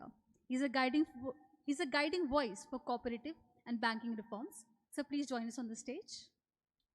Shri Satish Marathe ji is a veteran banker, cooperative sector expert, and financial thinker, widely respected for his decades of work in strengthening India's cooperative credit and banking ecosystem. A founding member of Sahakar Bharati, he has been at the forefront of revitalizing India's cooperative movement across sectors like banking, agriculture, dairy, and rural enterprises, focusing on policy advocacy, capacity building, and institutional mentoring. He currently serves as the director on the Central Board of the Reserve Bank of India, contributing his deep grassroots insights to the nation's apex financial institution. Known for his nuanced understanding of financial inclusion, rural credit systems, and cooperative governance, Sri Marathe remains a strong voice for leveraging the cooperative model to drive inclusive and sustainable growth in Bharat. We welcome Sri Satish Marathe ji to Arthayam. In this session, we are also joined by Professor P. Kanagasabapati ji. He's an economist and also the former chairman of ICSSR. He's a scholar of India's indigenous economic models. May I please request the AV team to please his profile.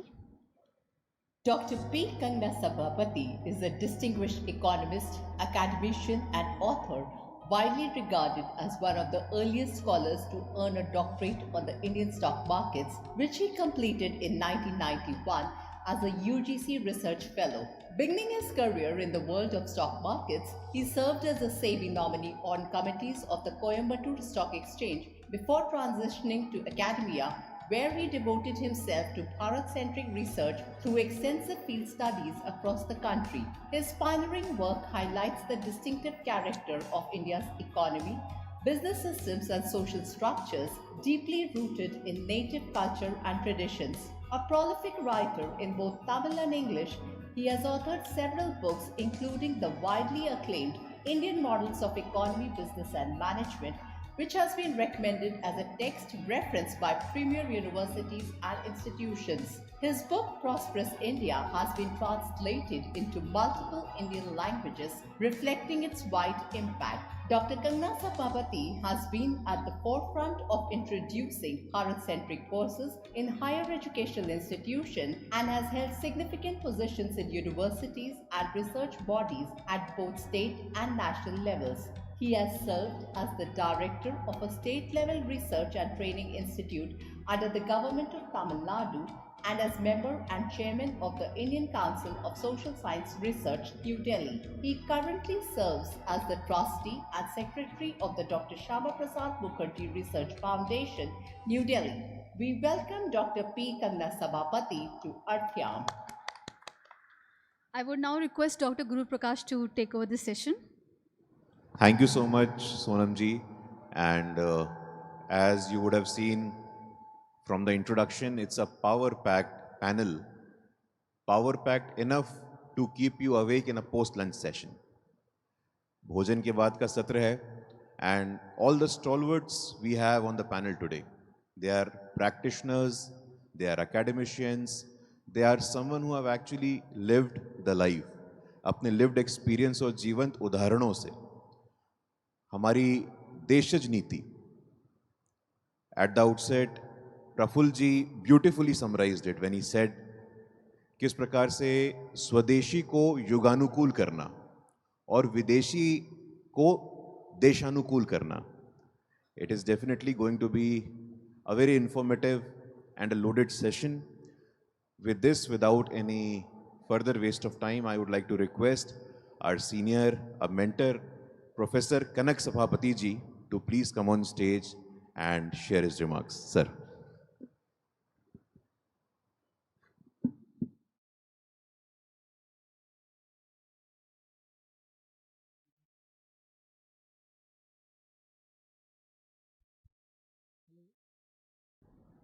Hello, yes, my young friend Dr. Guru and my senior co-panelists, dear brothers and sisters.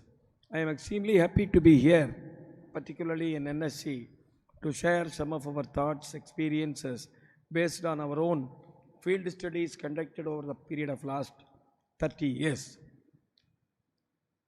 I did my PhD on stock markets in the late 1980s. So I got my degree in 1991. During those days, 1991 exactly, after P.V. Narasimha Rao became the finance minister, he wanted to expand the reach of stock markets. Dr. Manmohan Singh was the finance minister. So they introduced a scheme called Investor Awareness Scheme. Some of us, in those days, there were very few people who theoretically studied the stock markets. We were asked to go to the major cities of India. I was touring particularly South India, to go and explain the virtues of investing in stock markets to the elite and educated sections in different cities. And you will be surprised to know, after our presentation, there used to be question and answer session. Nobody would ask questions. Then while returning, we will be discussing, how India is going to develop. We presented for 1.5 hours. Government of India spent so much money, but nobody was asking questions. This was my first experience, because I also believed in the Western theories as a young teacher, student.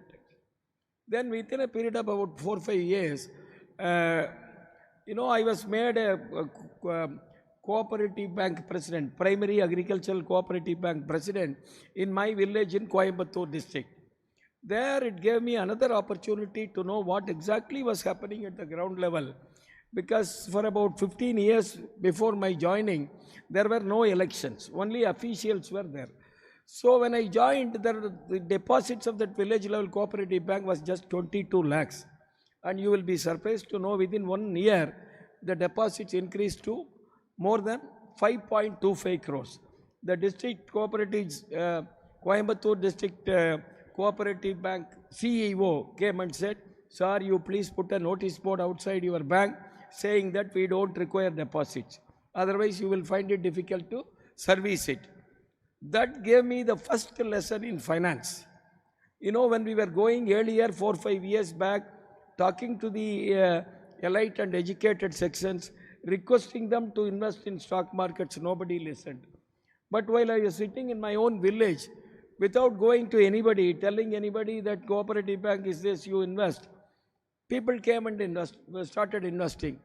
Then I realized the institutions, the foreign theories won't work in India. It is the trust of the people, trust in local leadership, and the trust in the local system that works in India. That is how I entered these field studies. I started studying these field studies, and these field studies made me to become a follower of Deen Dayalji's integral humanism, particularly after I joined Swadeshi Jagaran Manch under the leadership of Mananiya Tattvabanji Dangadi, and Gurumurji was guiding all the time. So the field studies over the period of last 30 years has given us new insights. We all believe that based on our own Western perceptions, economics and finance, they are all separate subjects by themselves. It is not. All our field studies show all the financial decisions, economic decisions are integrated. It's all family-based decisions. It's all influenced by so many factors: family, society, culture, etc. It may not be possible for me to explain everything, but I will give you few examples based on our own field studies to show how the Indian system even today has her own unique functioning models, what we call functioning models. Even in the 21st century, they are working. In fact, 78 years back, we were a less developed or poor economy. Our business and financial sectors were very weak. Today, we are in a not just comfortable situation, but we are considered as the most potential economy in the world. Why? What is the reason? One, even today, we have strong fundamentals. Our fundamentals influenced by great Bharatiya Sanatana culture, and the families and societies driven by these traditions and culture. All of us know in India, every family saves money as much as possible, because every father, mother considers it is his duty to save as much money as possible. It is these savings that help children to get better education. It is these savings that help people to promote small enterprises, because every family feels that if we set up a small enterprise, after 10-20 years, my son and daughter would be able to get a very good income. So this is how savings play a very important role. And the savings is largely cultural decision. Now I will explain to you as to how the savings, when they turn into investment, culture and families play the dominant role. Indians generally prefer, we all know, very safe investment. They don't want to take risk. So they make investment in safe avenues. In some 25 years back when we started our study, we selected the lady teachers who were teaching stock market subject in Coimbatore region. Because why we selected lady teachers? Because double income. Normally husband also would be earning. So we met about 76 teachers and asked them a few questions. Where are you investing your money? Because every day they are teaching stock market subjects in the classrooms. More than 94% of them were investing money in houses, in jewelry, in bank deposits. Only about 5% of them said, we are investing in stock markets. We asked them why. Sir, as a part of our duty, we have to teach these subjects. But our culture demands that we should invest money in more secured avenues. This is how the Indians used to invest money. But of course, now things are changing because of the better financial system and all. More number of people are investing money in stock markets also. Even at the corporate level, we have seen that the Western corporate theories, whether it is related to investment or reserves, it won't work. I'll give one example. I'm a finance teacher. When we go to classroom, we say, based on the Western theories, if the capital of a company is, let us say, 10 crores, then it is important that the company should have some 10 crore reserve. Reserve means accumulated earnings.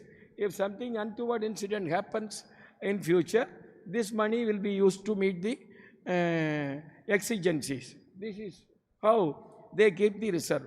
So if you take American companies, corporate system, they will maintain this 1:1 ratio. You take any Indian company, you will have at least 20 times of the capital as reserve, 30 times, 40 times, 50 times, 100 times. Why do Indian companies have so much of reserves? It's based on our culture. In those days, we studied one company called Tamil Nadu Mercantile Bank, promoted by in those days, 100 years back, very ordinary community called Nadars. They were all originally Palmyra climbers. But today they are one of the most entrepreneurial community in India. They promoted this bank. Till 10 years back, the capital of that bank was just 26 lakhs, you will be knowing. But the reserve capital was 150 crores. Assuming that the company is going to incur loss, it can manage it for 300, 400 years. Can you believe it? So it is the Indian way of approaching things, whether it is savings or investment. These things we have to keep it in mind. And India is one of the largest entrepreneurial nations in the world. We may not know. Our people are one of the most entrepreneurial people. And that is the reason why, we have become the third or fourth largest economy today. When we study the capital mobilization techniques, it's very interesting. There are native ways of mobilizing capital in India across different parts of India. I was mentioning about this Nadar community. 100 years back, even 80 years back, they were a very, very less developed, poorly developed community. Today, they are one of the most entrepreneurial communities in the entire country. You know why? They did not have money. So they developed a system called Mahamai. Mahamai, it is unique technique. Wherever in all villages or wherever they settle down, they go to the Amman temple. Their deity is Kali, Amman temple. They take a vow. For every 1 rupee of earning, 1 paise I will contribute to the common pool of funds. So this is how they developed the Mahamai system. And today they are dominating the, small businesses, departmental stores, and it is they who make 70% of India's firecrackers. And this is all because of their native financial mechanism. They themselves developed it. And in all the places across India, particularly among the clusters, the families and societies play a very important role. In Rajkot, where we were there in 2001, we asked them how you mobilize your funds, particularly the initial capital. You know, today Rajkot is the engineering capital of the world, or one of the major clusters, engineering clusters of the entire world. They said more than 60% of them said, sir, we came here, we learned the business, and after 5 years, 6 years, after gaining experience, we go to our villages, announce to the villagers, you know, we are going to set up our own unit. Then most of the village contributes money, relatives, friends, villages. So in India, mobilization of funds for the entrepreneurial activities is largely relationship based. I can give many examples as to show how mothers, grandmothers, and all relatives play a very important role. You might have seen Ananda Bhavan, Arya Bhavan, Vasanta Bhavan hotels, even in Mumbai. They were all developed by, originally promoted by 3 villages from central Tamil Nadu. One particular community called Redyars. When we interviewed them some 20 years back, 21% of them said, sir, the initial capital for our ventures were given by our married sisters. Can we believe it? Sisters, after their marriage, go back to their husband families, compel their husbands to give funds to the brother. But do we see even a single word called family in our economics textbook, finance textbook? No. So this is completely a relationship-based society that we have to understand. There was a study by an American university in Tirupur. You know, Tirupur in Tamil Nadu makes 70% of knitted garment exports of India. 70%. It's a self-made city. 1980, there was no exports. Today, 44,000 crore exports. 26,000 crore domestic business. Total turnover, 70,000 crores. So that study showed that Tirupur people were able to sell at very cheap rate in the international market because their cost of production was less. Why cost of production is less? Because most of the time, whenever they get an export order, you know, in export business, they have to finish it within 1 month, 2 months, 3 months. But when they go to banks, now 2 directors of Reserve Bank of India are here. Now things have changed in the last 10, 15 years, particularly 10 years. But earlier there was difficulty. If we go to banks, then the banker will ask us to provide all documents, etc. It used to take 1 week or so. So it is generally the local relatives, friends who help us. So as a result of which, you know, most of the time we won't be paying interest at the market rates to the local people, whether it is our own relatives or friends, something less than the market rates, or many times may not be any interest, because among the exporters, if I need funds today, Guru will provide me. If he needs, I will give him next time. So as a result of which, you know, cost of capital comes down and sales price comes down, we were able to compete in the international market. This they called as credit rotation. Credit rotation among the exporters themselves. So what I want to say is that as far as our Bharat, India is concerned, we have a system, functioning models that are working at the ground level. Only thing is we are not recognizing it, understanding it. So it is important that first we have to understand and recognize that there are functioning Indian models, Bharatiya models. They are all native models. They are relationship based and they are functioning well. And it is these models, in my opinion, from all our studies, we could understand that in the last 70, 75 years, we were able to progress so much because of this. And many times, whenever we used to go in the 1990s, people used to tell us, government is not helping us, sir, government is not helping us. So in spite of the government, India has been progressing because of the strengths of the local models. This we have to understand. And this is not just in money matters, finance matters, in all entrepreneurial other activities also, we have our own local models. This we have to understand, and this is the strength of our system. This is the strength. Of course, there may be difficulties, there are limitations with regard to the native models. So first of all, it is important for the elite sections of the society, educated sections of the society, people like us, to understand that there are functioning models, native models, and to recognize them. So we have to suggest, to improvise them, to make them better. We have to make suggestions. So our models are largely based on Dharmic approaches. This we have seen elsewhere. That is the reason why even in the corporate sector, we don't see hostile takeovers. That is why entrepreneurs in India create more and more entrepreneurs. Whenever we go and meet the cluster level entrepreneurs, they will say, sir, I have created 10%, 15%. You see the person who is having a factory outside opposite to me, he was my worker earlier. So this system is already there in the Indian context.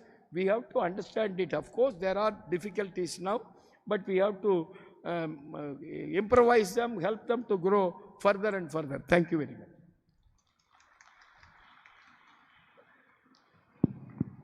Thank you so much, sir. And your point on our focus on fundamental is very well taken. And the way you explained is like a teacher and a student. The next speaker who was amongst us, apart from many of his credentials, which are impressive, one which has deeply impressed me is he's an alumni of IIT Bombay and IIM Ahmedabad. I would like to invite Shri Mrugang Paranjapeji to please come and share his thoughts. Mrugangji. Let's welcome him with a huge round of applause, friends.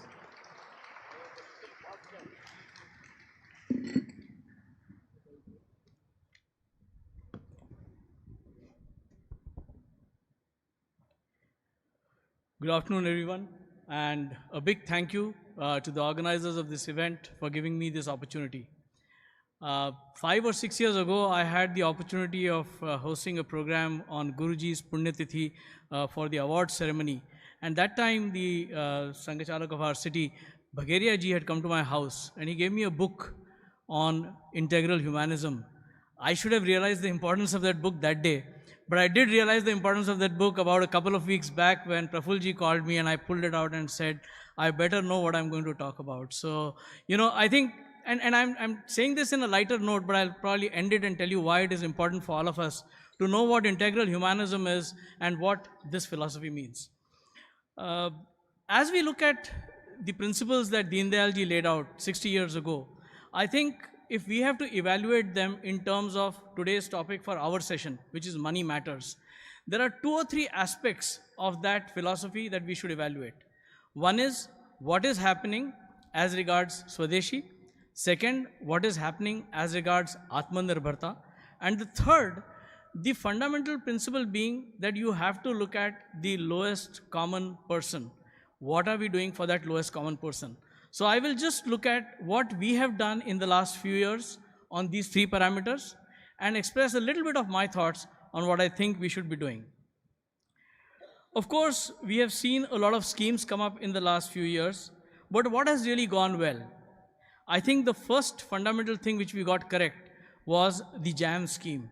Why is the JAM scheme important? And JAM, as most of you would know, is the Jan Dhan, Aadhaar and mobile scheme. That has made financial inclusion almost equivalent of a fundamental right. Today, it is absolutely possible for anybody to transact at the lowest common currency, at the lowest common denominator, and yet be included in the economy. I, who used to go out for shopping and go out on my motorcycle into the market of Parla, do not carry my wallet because I can do everything on my mobile phone. So I think the JAM is the most fundamental, basic infrastructure which we have put into place. But every time we sort of congratulate ourselves on what we have done, let's remember one more thing. We are a country of 150 crore people roughly. We have today about, give or take, 40-45 crore registered users of the UPI system. So what is our next challenge? If you see the numbers in the last couple of months or years, they have plateaued. And that's because we are not expanding anymore. If we want to take JAM to the next level, I think we should accept the challenge of taking JAM and UPI to about 60 to 65 crore people. So to me, that would be the first fundamental challenge that we should take as a society. The second thing, the integral part of the society, and Professor Kanak Sabharwal said, is the MSME. India is probably the biggest microcosm and biggest congregation of micro and small entrepreneurs. And therefore, we need to study and do what is best to enable the MSME segment. When I started my job as a banker, we used to always say, you know, what is the collateral you have when you're doing lending? And the second principle I was taught was that collateral is meant to be used in the case of emergency. It is not supposed to be the fundamental reason you lend. You're supposed to lend on the ability to repay. But if that was the principle with which we started, that's how we today assess large loans, that's how we assess corporates, why is it that we are not able to do absolutely collateral-free loans to the lowest segment of the society? Again, efforts have been made. The CGT-MSE scheme is a very good scheme that the government has come up with. It allows clean credit to be given. It allows bankers to take risk without feeling that pinch of a default. But I think we need to take schemes like the CGT-MSE to the lowest strata of society if we have to enable people in terms of what we are trying to do. The third biggest pillar of our economy has been agriculture.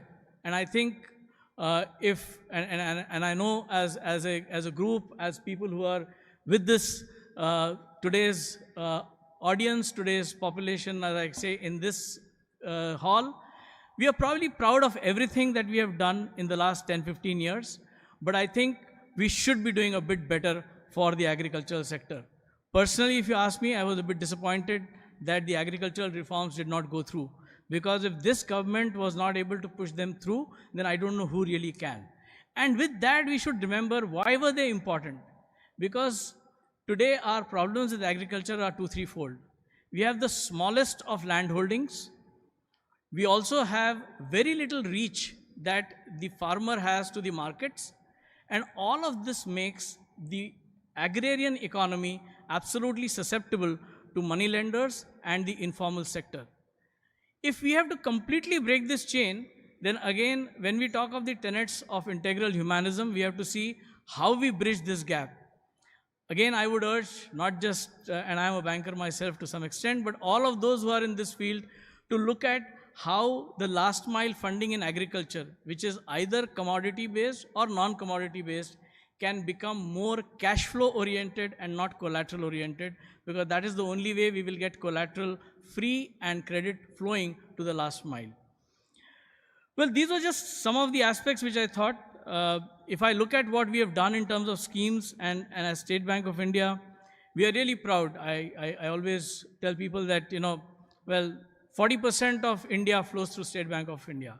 And therefore, when it comes to any government scheme, we are very proud that sometimes it's even more, it's probably 50%. So whether it's, the Prime Minister's Employment Generation Program, the National Rural Livelihood Mission, things like the differential rate interest, Stand Up, PM Swanidhi Yojana, I think on each one of them, banks are taking a very, very proactive step.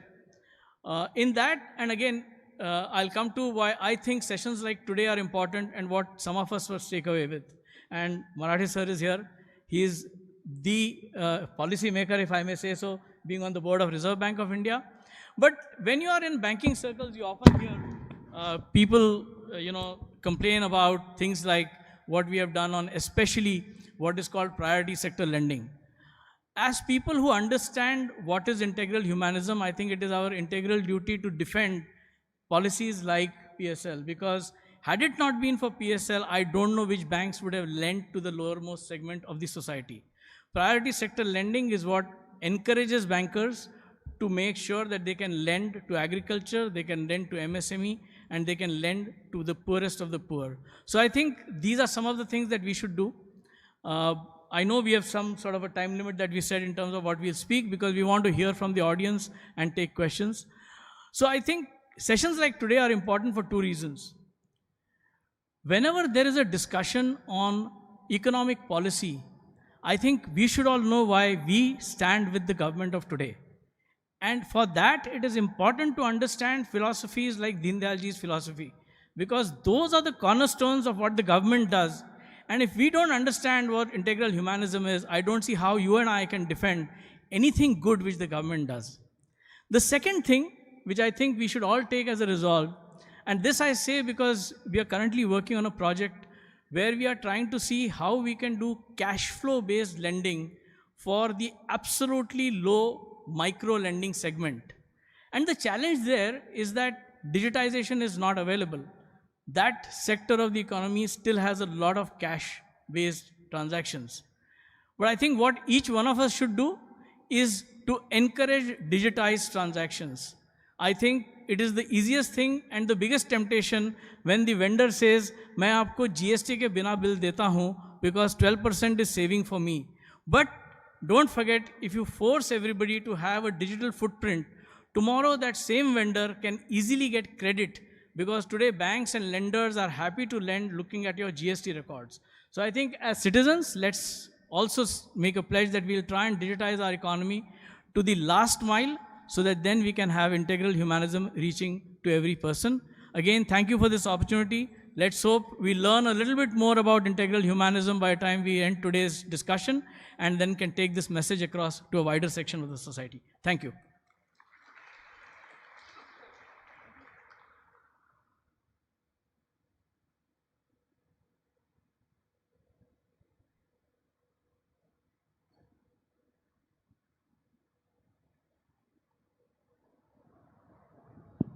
Thank you so much, Paranjape sir, and especially your point on financial inclusion becoming akin to fundamental right is something which we are all proud of today.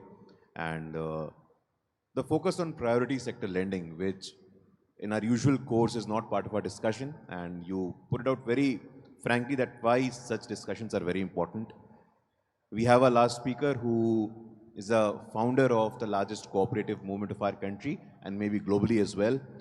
We have Dr. Satish Maratheji. I request Maratheji to please come and give your guidance, sir. Can we please have him with a huge round of applause? Thank you.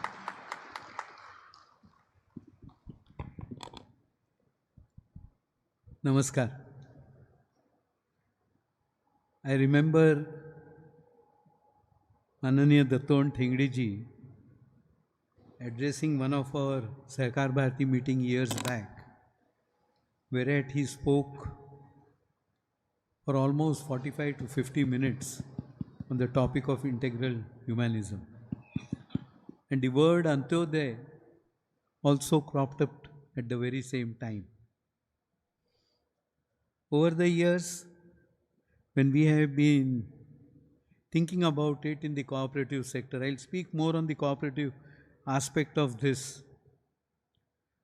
Let me also remind all of you that the thoughts and the principles which Deen Dayal ji expounded were later taken up by international bodies when they came out with sustainable development goals. And the priority sector lending is nothing but steps being taken to achieve Antyodaya goals, I would say. So, with this background, I would like to say that the rural sector has remained the most neglected part as far as the financial sector has to be considered. We have a very large population still residing in the rural sector. A recent survey that has come out says that the MSMEs, we have something like 7.5 crores, and of that, more than 50% are in rural sector. Unfortunately, the MSME policy framework doesn't cover the tiny sector of the entrepreneurship, and there is no policy, which is a big hurdle. I think we should now press and make representation both with the Niti Aayog and the Government of India that simply looking to the MSME providing targets for PSL will not be enough. if we have to ensure rising income levels for our teeming millions. As far as the cooperative segment of the financial part is concerned, it is primarily of three-tier structure. At the state level, we have the state cooperative bank. Then at the district level, we have the district central cooperative bank. And then at the primary level, what we have is the primary agricultural societies. All states have state cooperative banks. Fortunately, all of them are well capitalized, almost all are profitable. Then we have district central cooperative banks. They number about 350, of which about 60 are still weak. Some of them are non-functional. But then these 350 banks cover 500 districts of the country. We have more than 750 districts currently we have.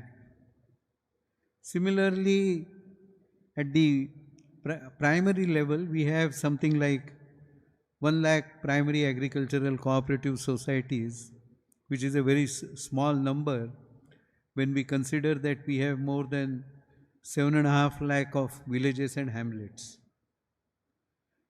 We have been pleading as Sahakar Bharati that the flow of credit to the rural sector is required to be increased substantially. Presently, about 2.5 lakh crores of rupees of credit goes into the rural sector every year through these PACs and DCCBs and the STCB structure. We have been demanding also with the central government for some time that they should create a separate ministry for cooperation in the country. And I faced a lot of opposition from the IAS officers.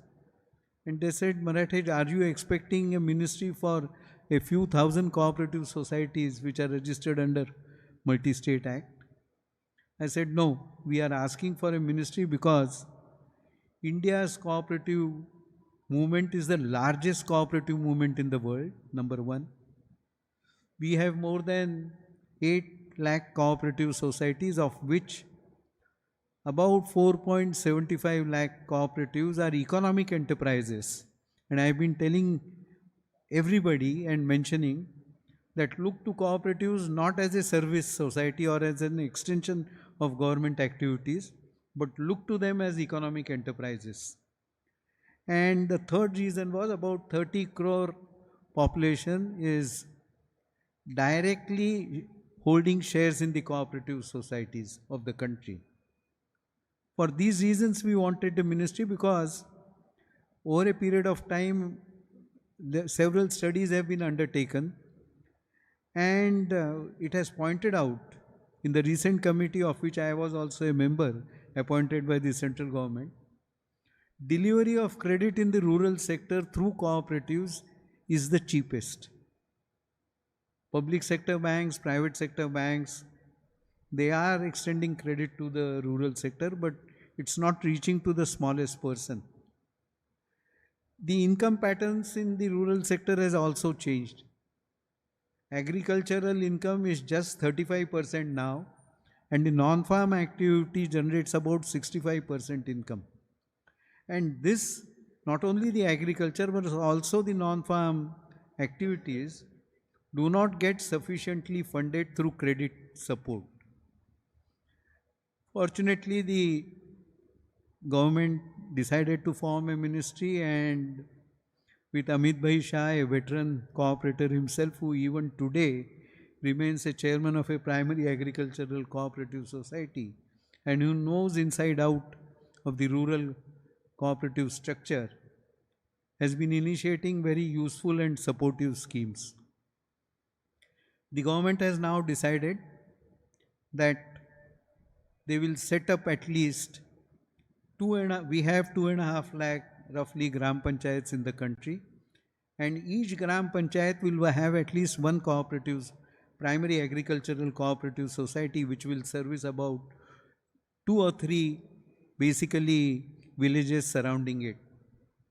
And then it was also decided, because the income pattern has changed substantially, these primary agricultural cooperative societies will now be converted into multi-purpose cooperative credit societies. With great effort and great persuasion by the Honorable Cooperation Minister, all states have now unanimously accepted the format proposed by the central government, including West Bengal and Kerala, which normally oppose any central initiatives.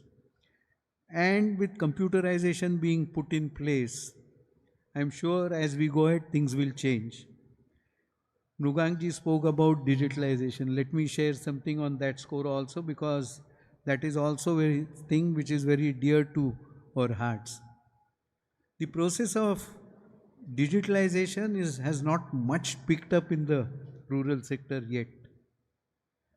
But optical fiber network has been extended to about 2 lakh villages today. And that is going to promote the digitalization process across the rural sector. And that will not only increase digitalization, but will also ensure that it will result in formalization of Indian economy, formalizing the economic activities in the organized financial system of this country, and that is going to give us a big boost. Resultantly, it will increase income levels, promote direct and indirect employment, and create new opportunities for earning income. We often hear about the per capita income being low in our country. That's true. But let us not forget that in the last 10 years, 25 crore of our population has come out of the poverty line. And these are all indications and the policy level changes, particularly in rural credit and financial sector, that things will change. Before concluding, I would also say, to give a big push, we need to do two more things for the rural sector. One, align the primary agricultural cooperative societies with the payment gateway system in the country. That's going to be very revolutionary. And the second most important thing is provide on norms basis deposit insurance for deposits being mobilized by the primary agri. We have huge untapped financial resources in the rural sector which have not got integrated with the formal financial system. Today, the dependence of PACs on DCCBs and DCCBs on the state cooperative banks and their dependence on NABARD and the government will drastically get reduced, and the societies and the villages can become self-sufficient. Last point which I would like to mention is, along with the primary agricultural cooperative societies, we have a robust system of primary milk cooperative societies in the country, particularly in the western part, beginning from, I would say, Rajasthan to Kerala and something in Tamil Nadu.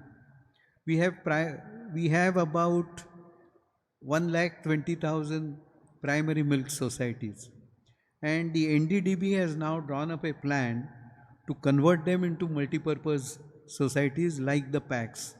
And they also are engaged in thrift and credit activities apart from collecting milk on a daily basis.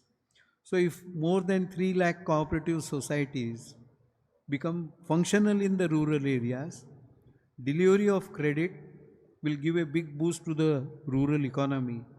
And we believe that the flow of credit annually to the rural sector, if all these institutions get steam and start functioning, the flow of credit will not be less than 7.5 to 8 lakh crores, which is what is today immediately necessary.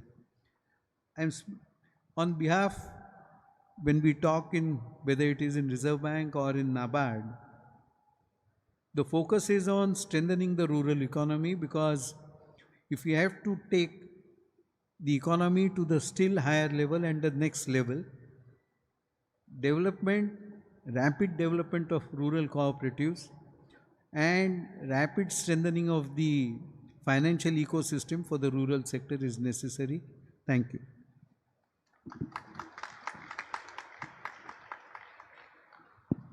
Thank you so much, Marathe sir, for giving us the roadmap for the future. हमारी सभी वक्ताओं ने समय की मर्यादा का बहुत ध्यान रखा है, and that has given us the liberty to have invite a couple of your questions. We have stalwarts amongst us. आपके मन में कुछ जिज्ञासा हो तो 1 से 2 प्रश्न लेने की लिबर्टी है हमारे पास. Sir, can we have please have the mic hand over to you? आप प्रश्न पूछने के पहले अपना नाम और परिचय छोटा सा देंगे. And keep it pointed, sir. Thank you. Hi, my name is Ashish Puntambekar. See, I have done a study of the world's largest banks and how they grew over the last 170 years. See, whenever a country's GDP doubled, now, you know, whether it happened in the United States, whether it happened in Japan, whether it happened in the in China, the banks aligned themselves with the government strategy. Now, what kind of projects? Let me just tell you. 1861, JP Morgan financed the transatlantic cable. Okay? JP Morgan financed the Panama Canal. Then, during the expansion in Japan, JP Morgan also financed the Marshall Plan for the reconstruction of Europe, okay, after the war. Then coming to Japan, in the 1960s to 70s, when the Japanese economy was doubling, Bank of Tokyo Mitsubishi became the largest bank in the world. And then again, the Chinese banks, right? The Three Gorges Dam, these very large projects. Now, I got a very simple suggestion, which, you know, and no bank in India is thinking like this. That's why I feel that the innovation in the banking sector will not come from the banking sector in India. It will come from outside. Suggestions like this. Now, in Mumbai in 2015, L&T was the first company which came out with a suggestion that there was this 93-acre plot in Bandra East. L&T said, you give us an additional FSI, we will spend 30,000 crores on the project, we will sell it for 1,25,000 crores, and we'll give the government of Maharashtra 70,000 crores in cash. Now, this particular kind of thing has been used in China. China used something called a land appreciation tax, and they were able to triple the size of their economy. No Indian bank is backing projects like this. You know, we've got $1.25 trillion locked in our cities. Mumbai Eastern Waterfront, I designed the project and gave it to Gadkari ji in 2009. He took up only the port part of it. That was around $800 to $900 million. The size of the project is actually 95 billion. You know, so no bank is coming when the land value is there in the bank land itself. Why is no bank coming and saying, look, we will finance such a project where there's no risk at all? You need to think of such projects to do these very large schemes because... Yeah, Mrugang sir. Fundamentally, I think we should differentiate the role of a banker versus the role of an entrepreneur. And I'll give you 3 or 4 examples to what you said because we happen to be party to such financing. Today, almost all the projects of NHAI are funded to the biggest extent by banks. Secondly, if you take any of the infrastructure that is coming up in the country, it is funded by the banks. And most importantly, from a working capital perspective, all banks are today funding everything which is needed. What you mentioned is what entrepreneurs or government policy should be doing. I don't think a bank should risk its own capital to do entrepreneurial activities. So if I get a project, and I think we've got enough projects which have had fundamental risk in it, which have been funded by many banks in this country, including State Bank of India. But I don't think we are talking here of banks not having the ability to fund or not having the willingness. As long as there are projects and as long as there are entrepreneurs who will get these projects, they will get the funding. No, but That's my point. One more questions. Let's give more opportunities, sir, over there. जी. नमस्कार, गणेश पुराणिक, राम मराठे जी और परंसपे जी दोनों से सवाल है. सहकारिता क्षेत्र को बढ़ावा मिलना चाहिए, इसलिए बहुत सारी बातें होती हैं, बहुत सारी चीज़ें होती हैं. लेकिन अगर देखा जाए तो आरबीआई जो है, सहकारी बैंक जो है, कोऑपरेटिव बैंक्स, उस पर ज़्यादा से ज़्यादा नकेल कसने की कोशिश करती है. ज़्यादा से ज़्यादा रिस्ट्रिक्शन डालने की कोशिश करती है, और फिर जो बिजनेस लोन होगा, बिजनेस सेक्टर होगा, वो सारा कोऑपरेटिव बैंक से शिफ्ट हो जाता है प्राइवेट बैंक में, वो नेशनलाइज में भी नहीं जाता है। तो ये जो आरबीआई के ज़्यादा से ज़्यादा रिस्ट्रिक्शंस हमेशा आते रहते हैं कोऑपरेटिव बैंक्स के ऊपर, तो उसके बारे में आपके विचार जानना चाहूँगा सर। एक तो मैं आप जो कह रहे हैं उससे बिल्कुल सहमत नहीं हूँ, इसलिए सहमत नहीं हूँ। Today, banks are not in the business only of accepting deposits and lending. Basically, banks have today working as a risk managing institution. तब हमारे यहाँ कोऑपरेटिव बैंकों के ऊपर रिस्ट्रिक्शंस है, ये जो है उसका साइज छोटा है, उनकी रिस्क बेयरिंग कैपेसिटी कम है, उनके पास अपने यहाँ जिस प्रकार का इंफ्रास्ट्रक्चर, स्किल सेट्स, टेक्नोलॉजी चाहिए वो लिमिटेड है। तो ऐसे समय में रिजर्व बैंक का मैंडेट है basically to protect the interest of the depositors and to avoid disruption in the financial ecosystem. तो बैंक्स जैसे मजबूत होती है वैसे उनके एक्सपोजर बढ़ते जाते हैं। आज जो रेजिम है रेगुलेशन का, उसके अंदर डायरेक्टली जिस बैंक की स्ट्रेंथ है उतने उसको फ्रीडम है। Even priority sector lending, restrictive norms बहुत चेंज हो गए। इट्स नॉट ट्रू, जो आपका एक इम्प्रेशन है, narrative has to be changed.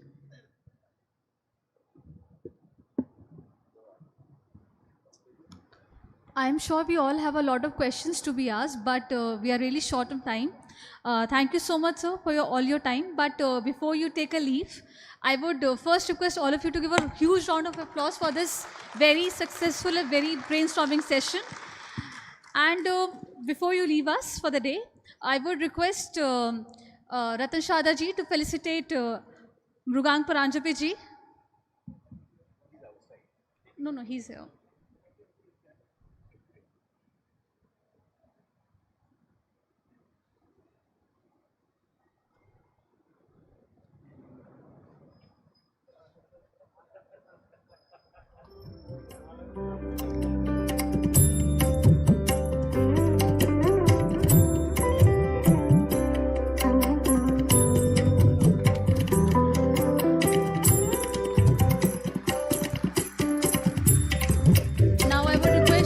Arun Kumar Goyal ji to kindly felicitate Shri Satish Marathe ji.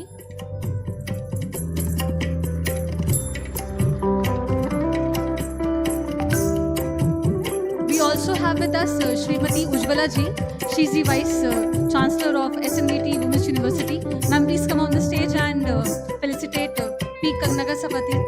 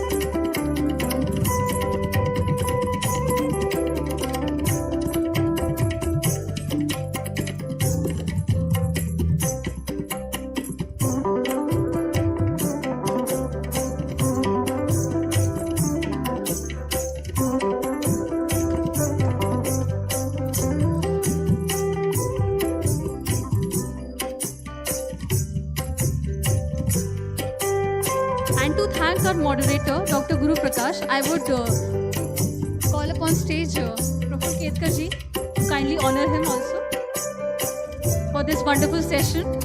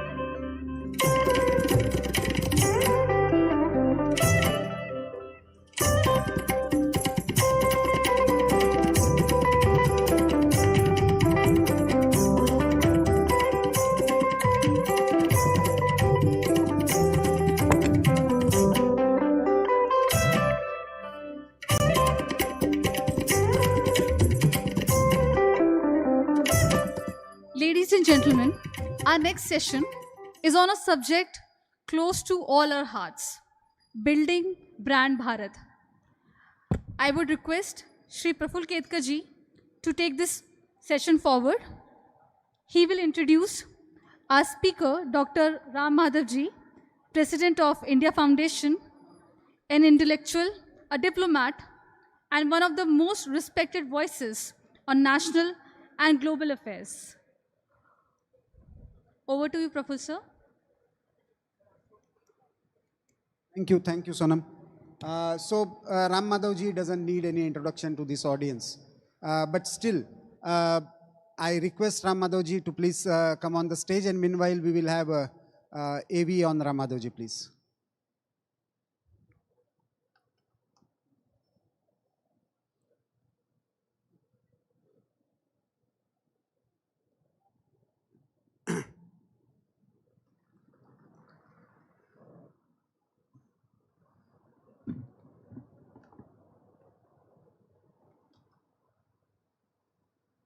Dr. Ram Madhav stands at the confluence of politics, thought, and public leadership. A prominent Indian politician, social leader, author, and thinker. As president of the India Foundation, a leading New Delhi-based think tank, he has shaped some of the country's most influential intellectual and diplomatic platforms.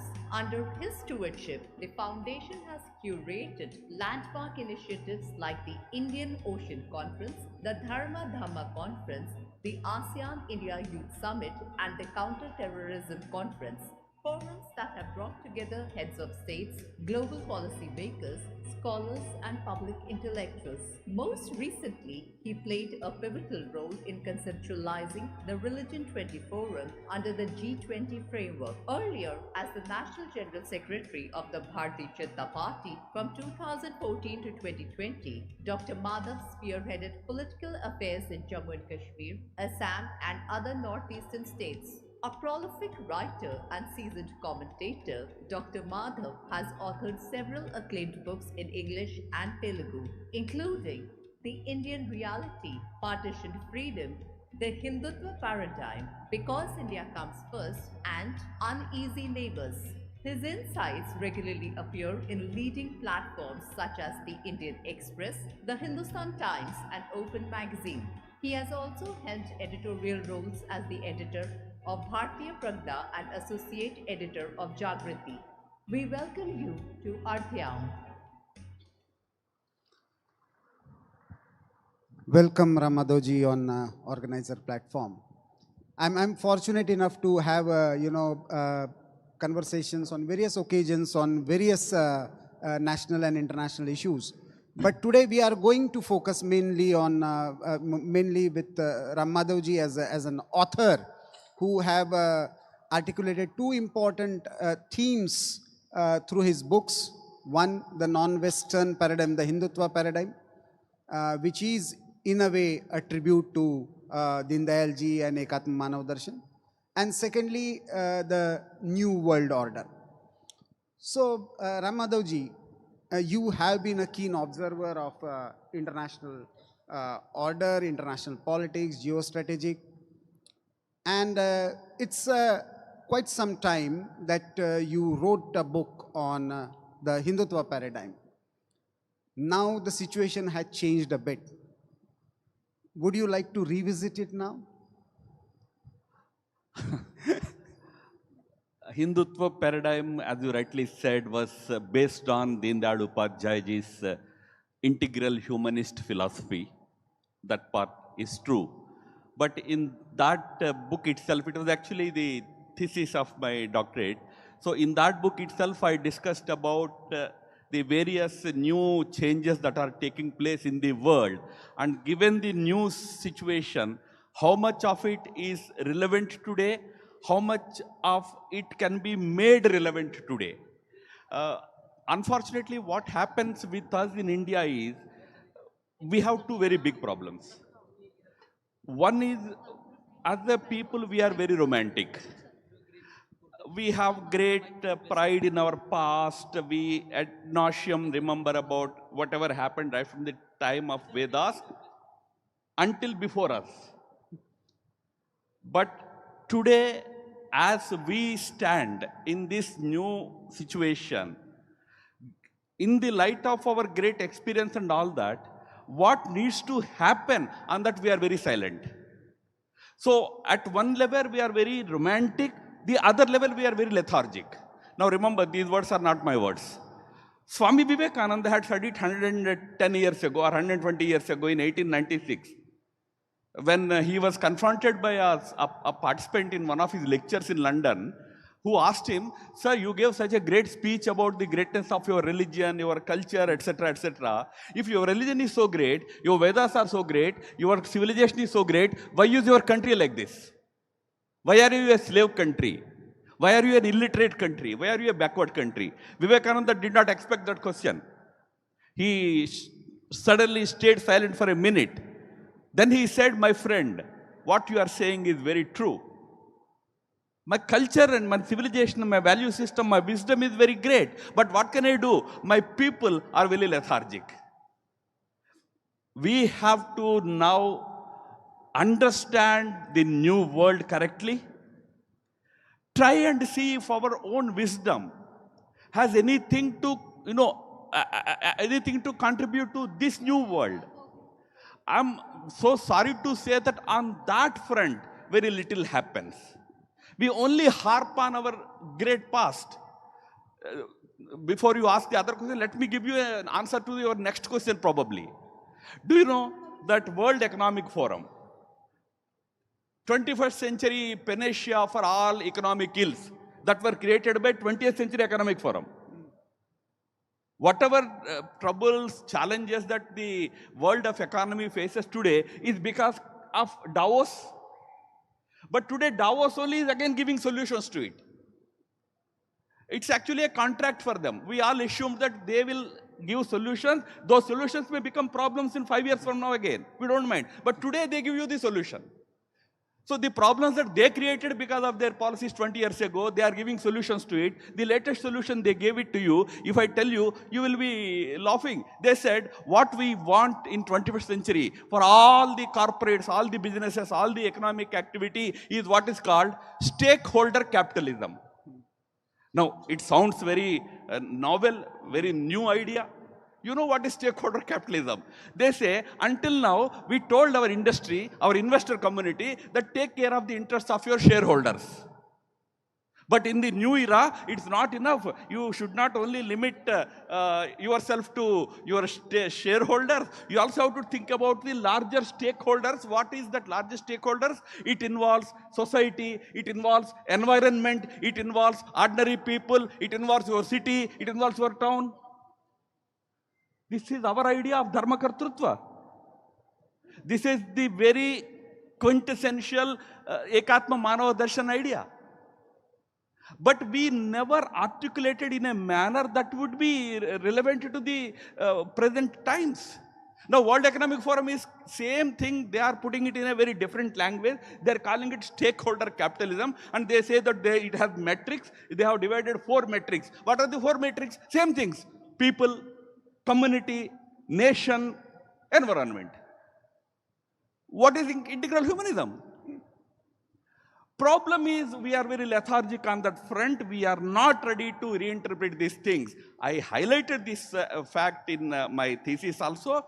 It is time that whatever relevant things are there in those great ideas, that have to be made relevant to the current times. Otherwise, it will just remain a romantic thesis. We keep harping about the ideology. We talk about 4 lectures, but nothing is applicable. You are in a way right, because in terms of ideas for last around 300 years, it is the Western paradigms that have influenced some or the other way. To this particular thesis, you also call it the non-Western paradigm. Where do you see the possibility of non-Western paradigm? Because when Deen Dayal ji spoke about Ekatma Manav Darshan, it was more about in the context of capitalism versus communism. But that era is gone now. We are in a different world, post-globalization, post-modernization, post-colonization. So where do you see the possibility of reconnecting that ancient wisdom and presenting it for the global challenges. In a way, you spoke about building brand Bharat in your new book also about this. Oh yes, lot of scope is there. If only we shed this lethargy, if only we really work hard on building models. As I said again, our biggest difficulty is we are great armchair theorists. When it comes to actually converting it into a model, we don't want to do that hard work.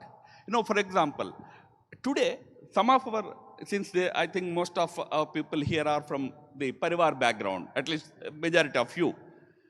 We have objection to ideas like secularism, socialism in our constitution because they are Western ideas. May I say, is democracy not a Western idea? Do you know, last 500 years, ideas, majority of them came only from Europe. All the ideas we talk about today, whether it is human rights, whether it is secularism, whether it is, even climate consciousness related ideas, most of them, their birthplace has been Europe. Europe has given so many ideas. I would say the last idea that we contributed, last original idea that we contributed was Gandhi's non-violence and satyagraha, ahimsa and satyagraha. Beyond that, we have not contributed anything. Now we want these Western ideas to go. I also want them to go. But then are we really serious about working on the alternatives? For example, Deen Dayal ji and Gandhi ji both said that democracy as it is practiced in the West, in Europe, is alien to India. That doesn't mean we are anti-democracy. We are more democratic. This is what Ambedkar says in the constitution. Our whole ancient Sangha system, Buddhist Sangha system was very democratic.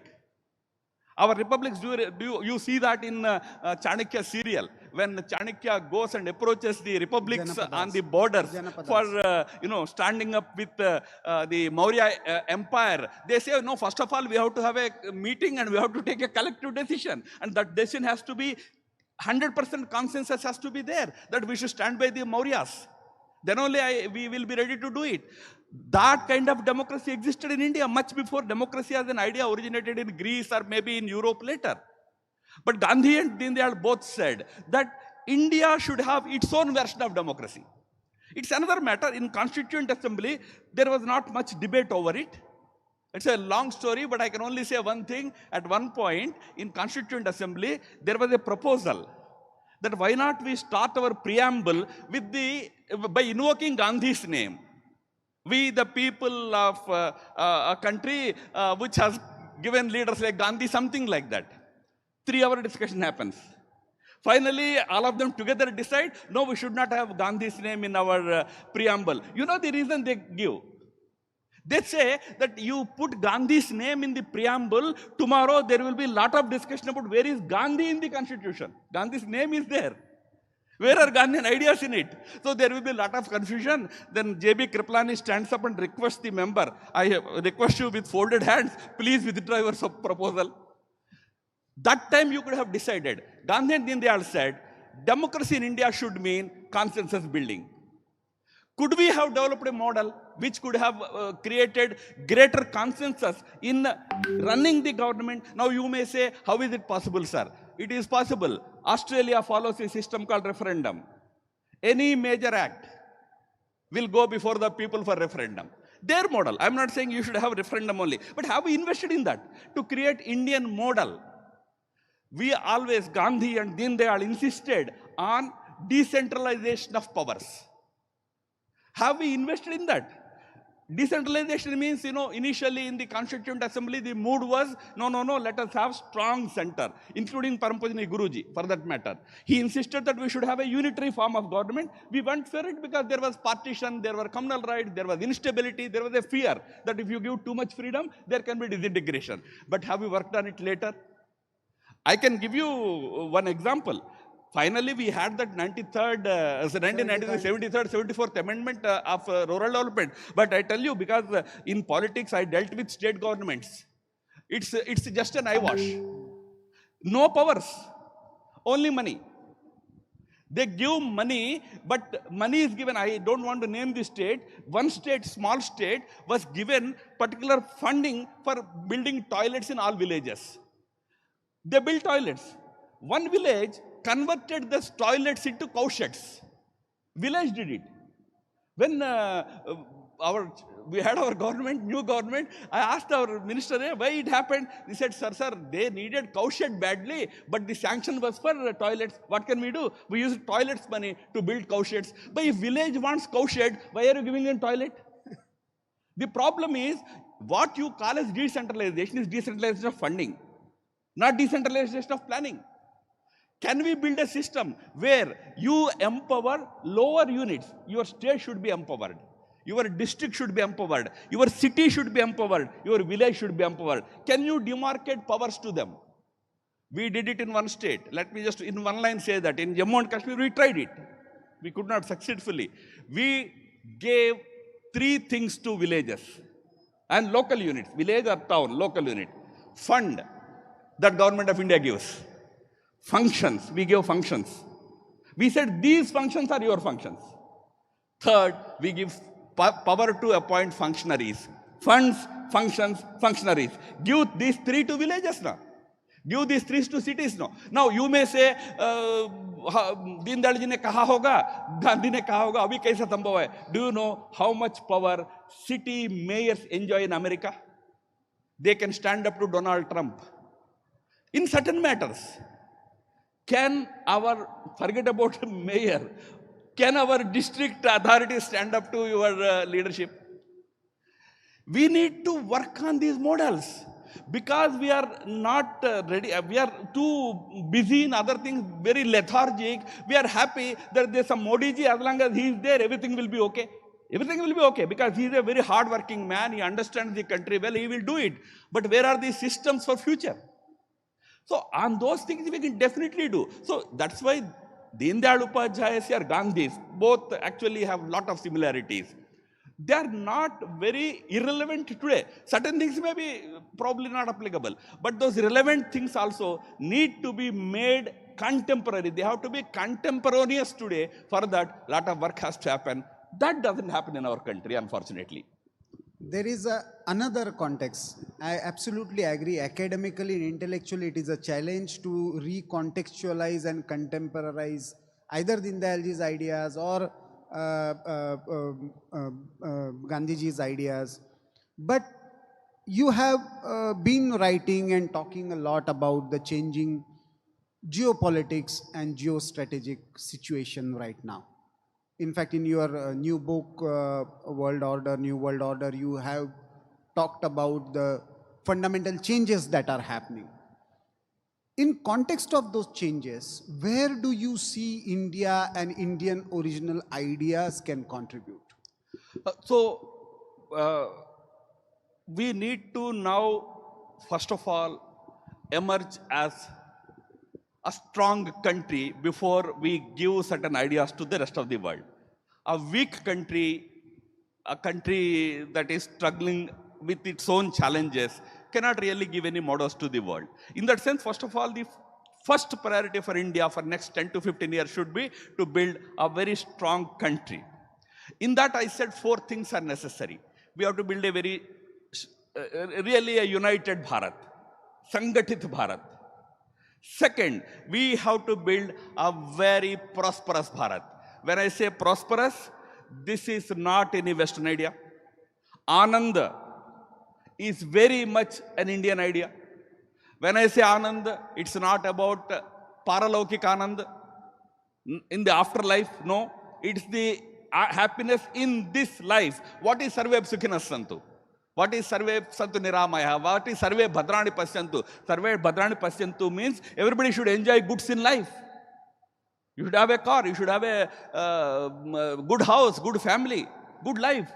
But the operational word is Sarvepi, everybody.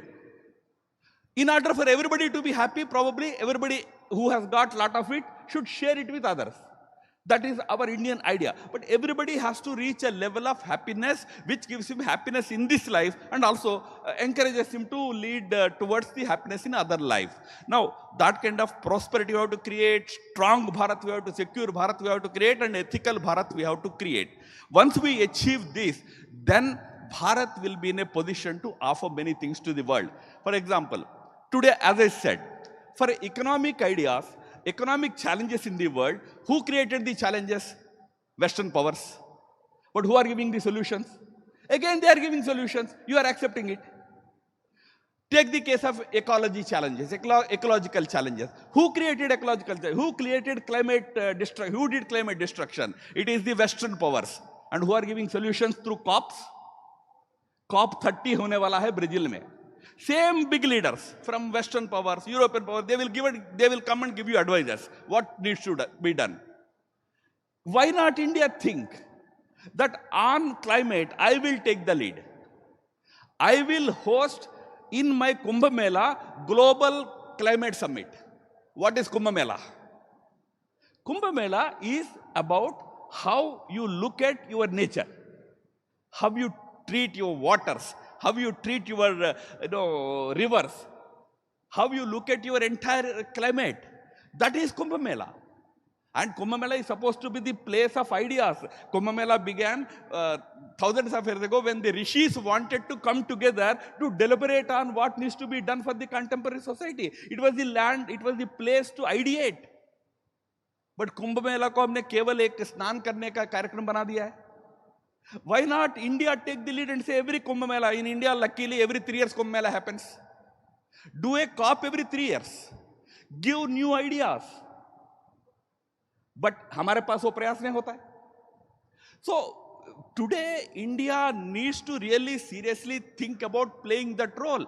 There is, today, some debate began about civilizational states. Now, the civilizational state idea is very Indian idea.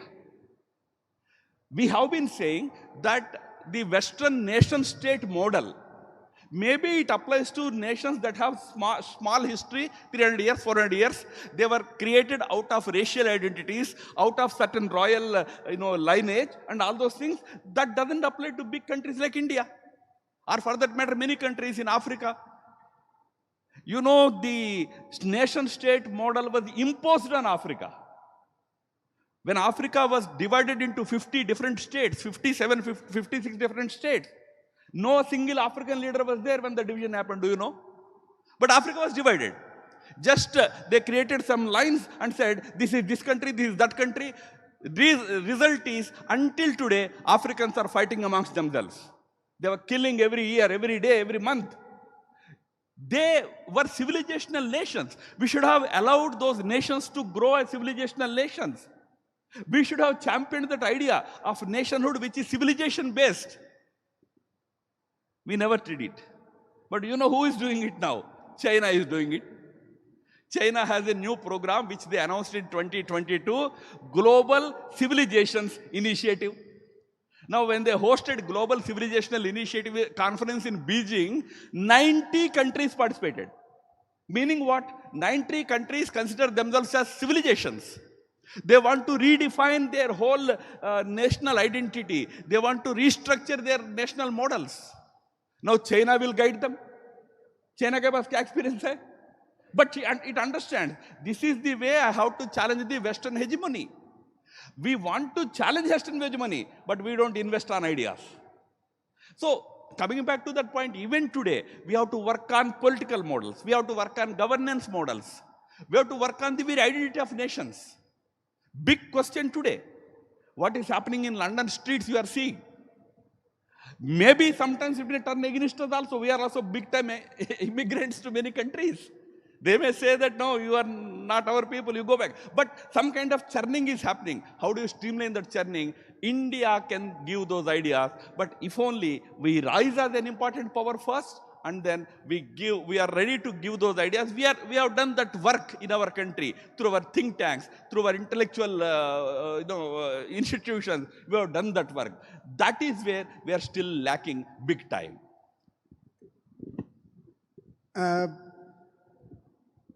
That ideas if we want to contemporize, contextualize, again, I'm bringing back you to the same question. Geopolitics and geostrategic globally is changing very fast. You have been talking about certain changes.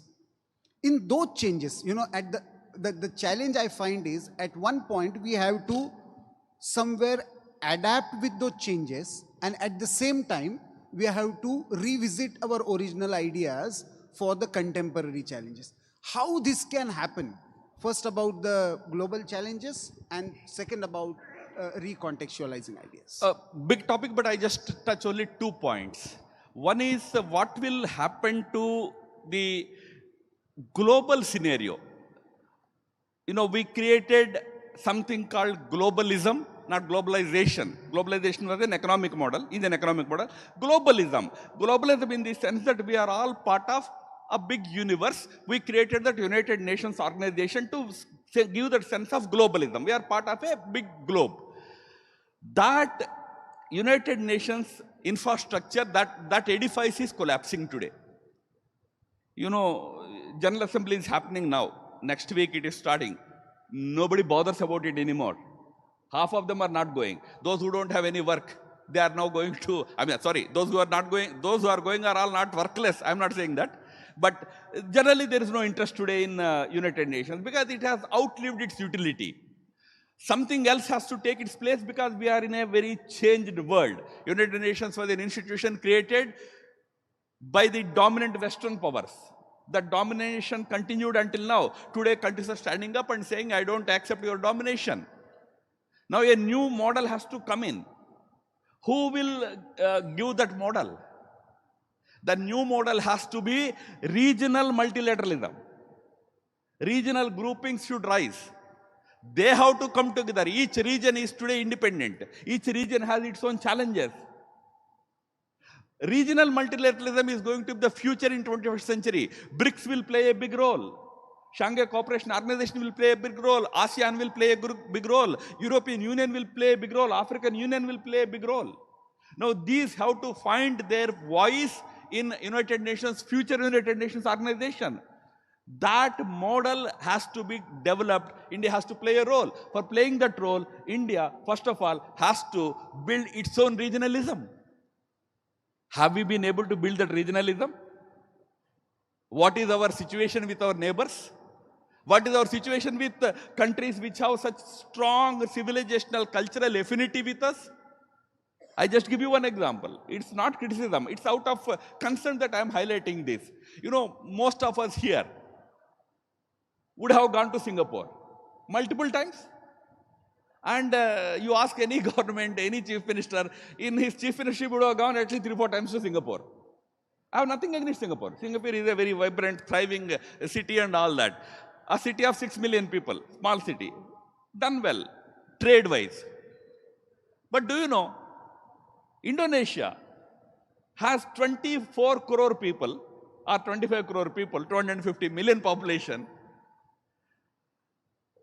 Quintessentially Indian civilizational influence you will see at every street corner. Very much friendly with India. There are provinces which are Hindu provinces. Bali, Denpasar is the province. Denpasar is Hindu majority, 96% Hindu population province. How many times do we go to Jakarta? Because we have certain westward home mindset. We see in Singapore that culture, Western culture thriving. We find it easy to go there. We don't find easy to go to Jakarta. When I say we, if you take the data of our official visits also, you will find the same. 1:10. 10 times Singapore jayenge, ek bar Jakarta jayenge. If you don't build your own neighborhood, if you don't build your own regionalism, you can't play a big role in the world. If you are isolated one country, you will be facing a lot of challenges. So India has to invest on regionalism. That has to happen from everybody. This is one aspect of politics, geopolitics, global geopolitics. It's a big subject. Second aspect, I come to one simple, only one example. Again, a very big topic. We are entering into a very tech-driven world. Although technology has been a reality for the last 40, 50 years, not today. But we passed through low tech to mid tech to high tech. We entered what is called deep tech area. In deep tech area, the biggest question is about human survival. Do you know, today there are robots which can run faster than us, which can do things better than us, efficiently than humans. They do, I mean, today China is mastering the robo technology wherein they will tomorrow do difficult surgeries also on patients. Then why do we need doctors? Why do we need humans in the first place? We are entering into an era of meta-humans. Now these meta-humans are created not by any aliens. It is created by us. We are creating them. Has anyone passed and asked the question, how far should it go?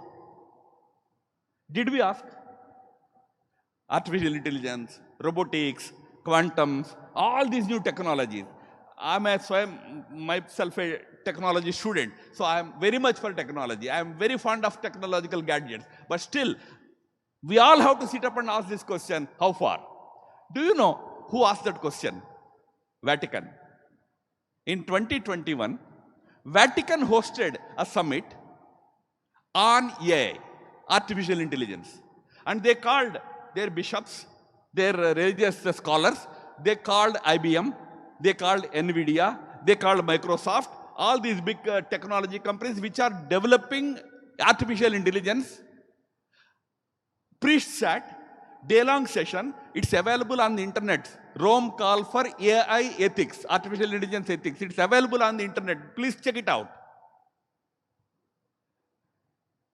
One message that Pope gave, very interestingly, was, you are saying AI is good for the humanity. Okay, whatever is good for the humans, let us do it. We will welcome it. But make sure man is supreme. One sentence, such a potent sentence. Ultimately, who will decide the future of this mankind or this humanity? Man or machine? We have already entered halfway through the era where machines will decide the future of humans. Maybe you should allow it. If you want to allow it, allow it. Let it happen. Okay, 45,000 years ago, humans were not there. Homo Neanderthals were there, different type of humans. They extinguished, Homo sapiens came. We are all Homo sapiens. We came. Maybe our time is over. 15, 20, 30, 50 years बाद हम नहीं रहेंगे, हमारे स्थान में Meta humans रहेंगे, half body, half machine रहेंगे. Be reconciled to it. Otherwise, think about it. Where until, I mean, what is the trend line where we should stop? Let me end by just saying one thing. Technological evolutions are not new in this world. Many evolutions happened. Humanity upgraded itself time to time. But every such upgradation happened, there was some philosopher standing up and debating over good and bad of it. You know, Industrial Revolution happened. There was a Karl Marx. We may or may not like his philosophy, his communism ideology. But there's a guy who stood up and said, okay, you are bringing machines, what will happen to human hands?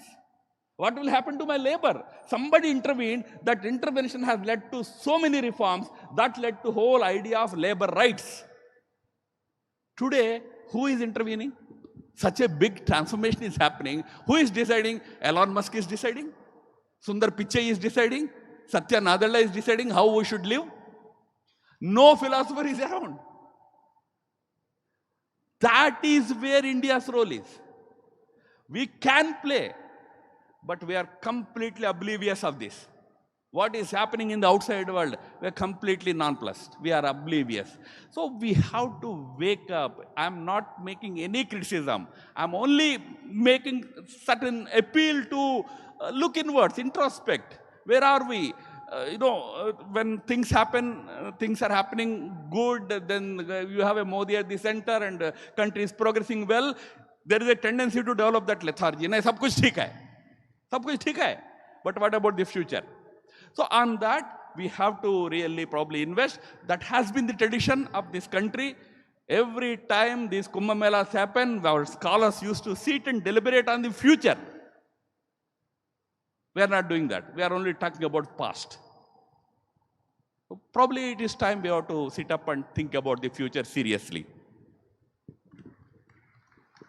Deen Dayal ji that time also spoke about 7 M's when he spoke about Arthayam. Men, machines, markets. Now, in the post-globalization scenario, if and we have to think about future, if we have to think about ideas, what are the 3 steps that you would suggest as a public intellectual, as a person who has worked in philosophy, in politics, in think tank business, in strategizing? What would you suggest as 3 important steps that would allow us to step into future while without disconnecting from the past? I mean, on a lighter note, 3 things if you want me to say. Next 10 years, economy, economy, economy. This is very critical for India. India cannot be just a $5 trillion economy. I was so thrilled when Prime Minister said it from the Red Fort this 15th August, that not 5 trillion, but 10 trillion. Now this 10 trillion is possible only and only if you unleash the animal force that is existing in the grassroots in this country. You have such wonderful force available at the grassroots. You are not unleashing it. You are actually trampling upon it. 3 things have to change in India. Bureaucracy has to change. Judiciary has to change. Our regulatory institutions have to change for our economy to be really unleashed. These 3 changes have to be taken very seriously. You know, I wrote about it.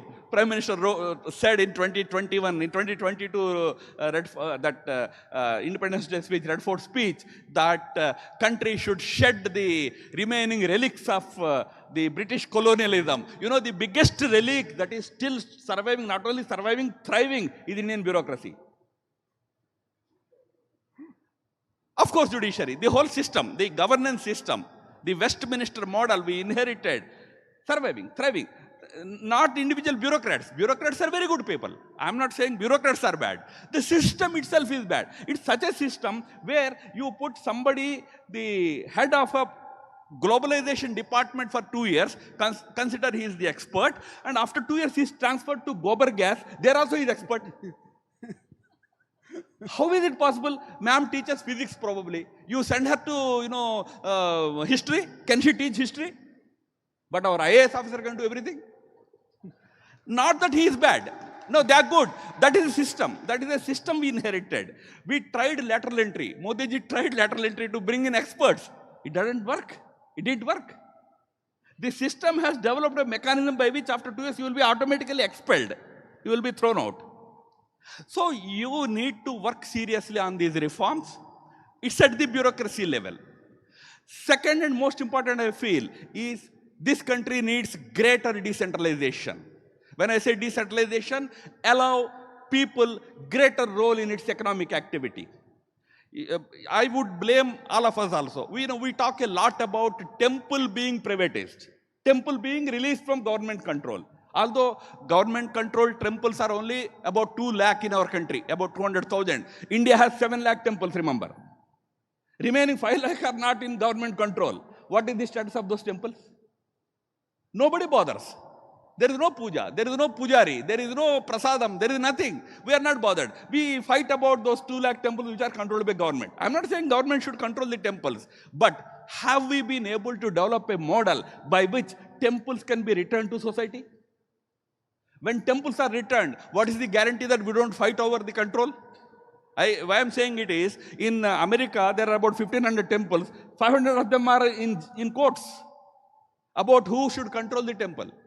You need to have a model by which these big temples, whether it is Ujjain temple or your Hanuman temple here, these things, if they are given back to the people, how do you manage them? Have we developed a model?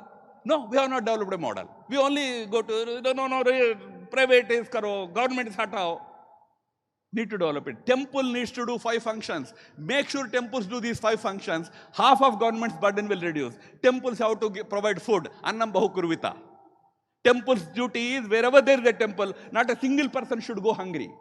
Ensure that temple can do that. Temple should give education. Make temples responsible for primary education in this country. Give that responsibility to temples.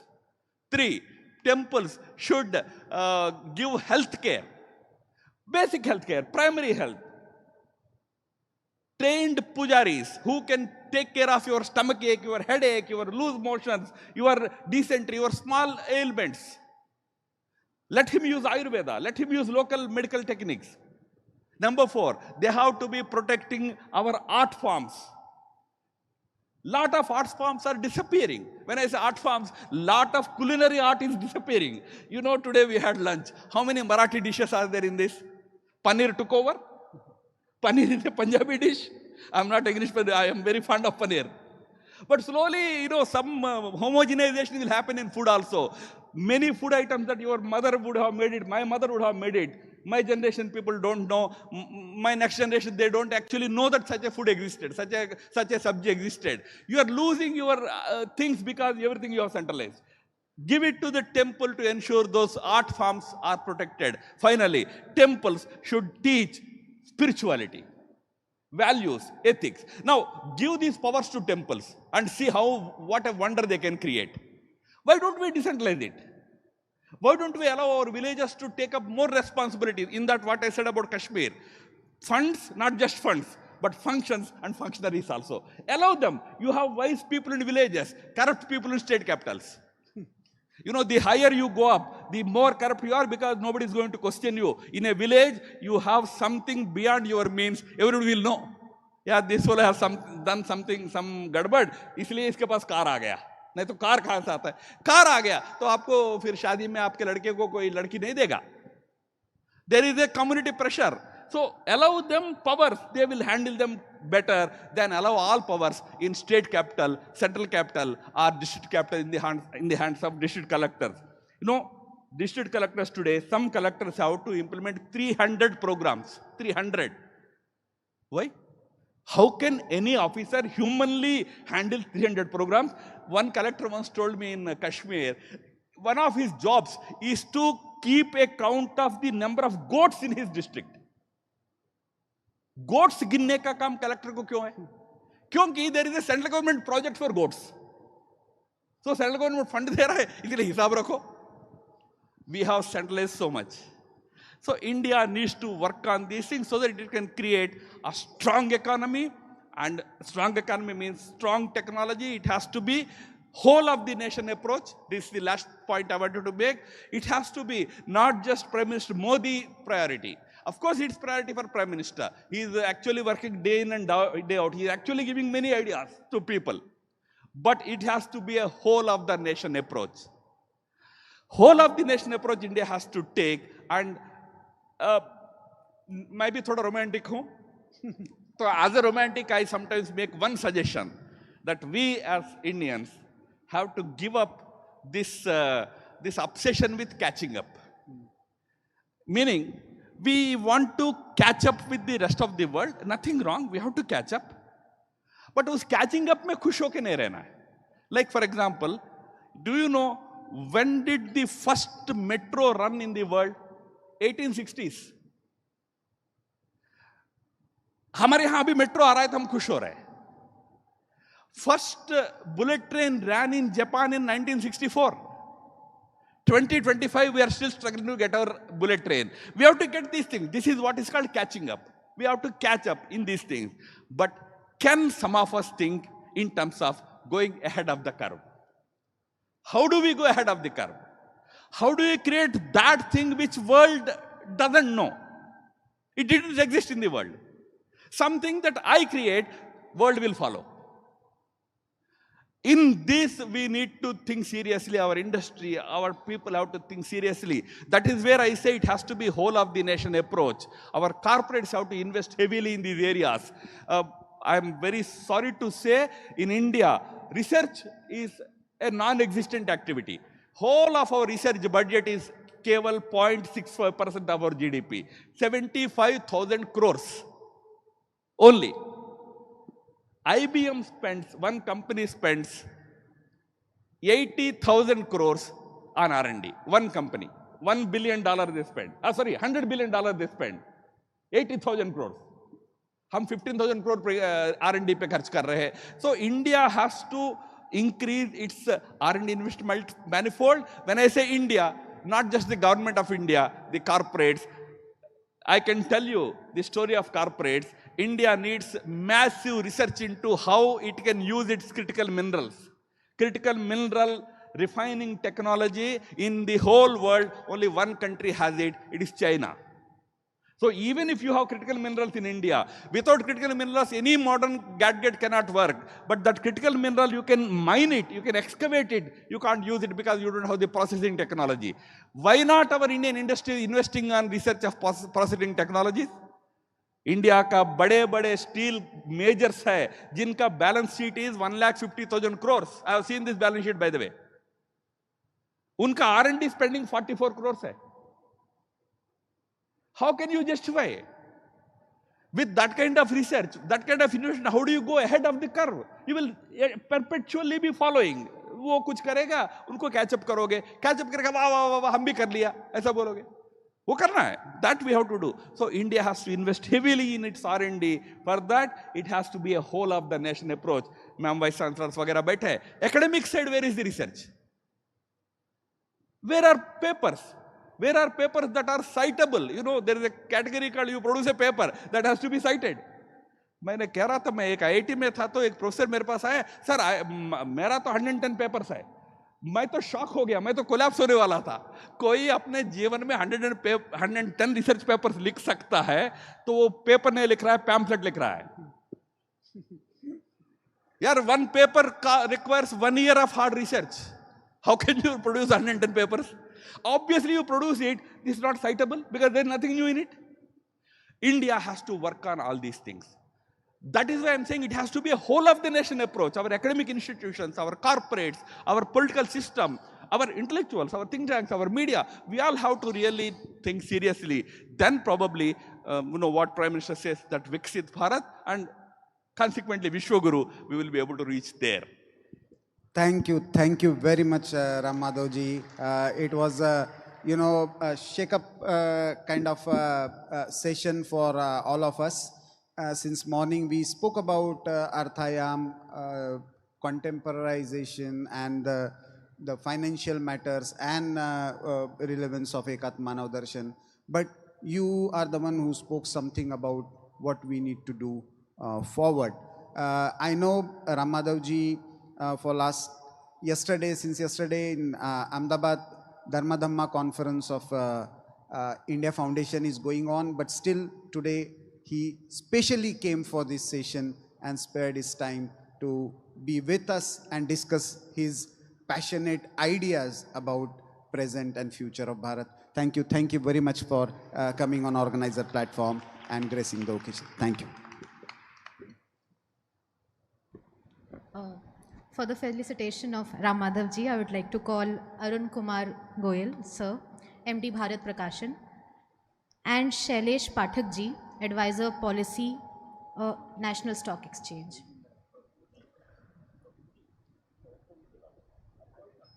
So, please.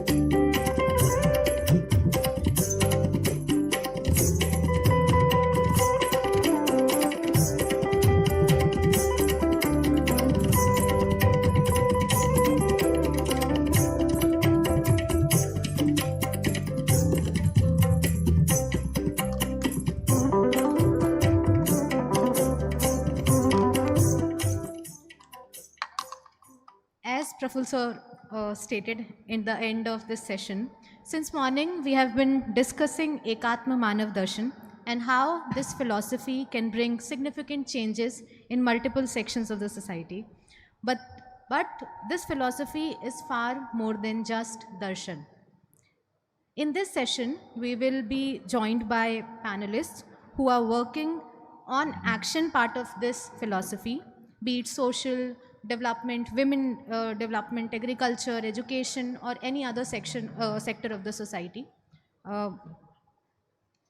We have named this session Ekatma Manav Darshan in Action.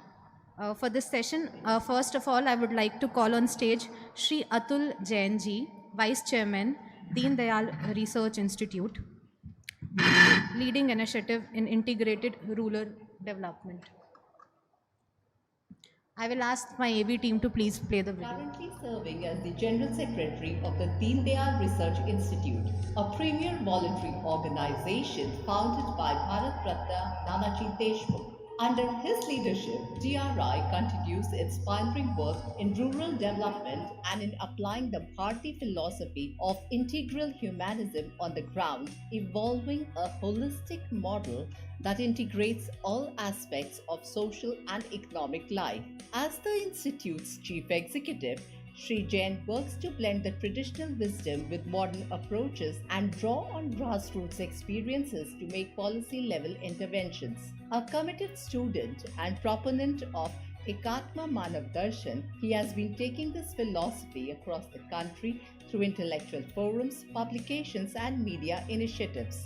With a rich background in journalism, he has worked with leading newspapers, produced over 200 television episodes, and played a key role in editing the complete works of Nanaji Deshmukh and the 15-volume complete works of Pandit Deen Dayal Upadhyay in Hindi and English. He also serves on the editorial board of Manthan and has edited several books on integral humanism and indigenous knowledge systems. Sri Jain has served on the advisory board of the Parliamentarian and represented India as an expert on cultural practices at the BRICS Committee in Moscow. We welcome Sri Atul Jain ji to Arthayam.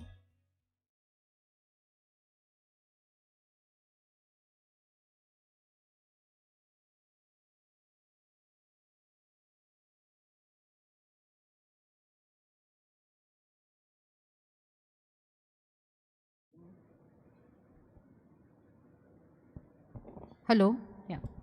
Now I would like to call on stage Sri Gajanan Dangeji, President, Yojak Center for Research and Strategic Planning for Sustainable Development. I'll ask the AV team to please play the video. Dr. Gajanan Dange is a social researcher, author, and a key figure in leadership development training in India. A veterinary doctor by education, he has dedicated his life to the development of the rural and Janjati areas. He is the founder and president of Yojak, which promotes Bharatiya Vikas Chinta pertaining to agriculture. Building on this foundation, he is one of the country's leading thinkers on creating livelihoods in rural and tribal areas through natural resource-based initiatives. Dr. Dange served as a member of the Rajiv Gandhi Science and Technology Commission, Maharashtra State. He is a member of the National Rural Livelihood Promotion Society under the National Rural Livelihood Mission, Ministry of Rural Development. Additionally, he assumed the role of National Coordinator for the Civil 20 Life Working Group during India's chairmanship of the G20 countries in 2023. We welcome Dr. Gajanan Dange to Arthayam.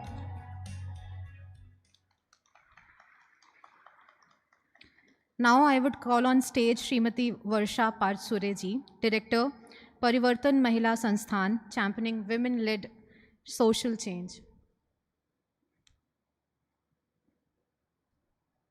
Srimati Varsha Parchure is a committed social leader, development practitioner and educationist with over 3 decades of experience in community development, social entrepreneurship, and institutional leadership. She holds an MSW from Carve Institute, Pune, an MBA in social enterprise from Narsimha Institute of Management Studies, and a diploma in NGO management, bringing together academic rigor and grassroots experience in her work. She currently serves as the managing director of Parivartan Mahila Sanstha, where she leads impactful initiatives such as the Dilasa Old Age Home in Dombivli, Mukta Orphanage for Girls in Titwala, and multiple village development projects in the Mokhad block of Palghar district, including a garment manufacturing unit for tribal youth and educational programs benefiting over 1,350 tribal children. She also serves as the national head for CEQUE, driving initiatives to improve the quality of education across India.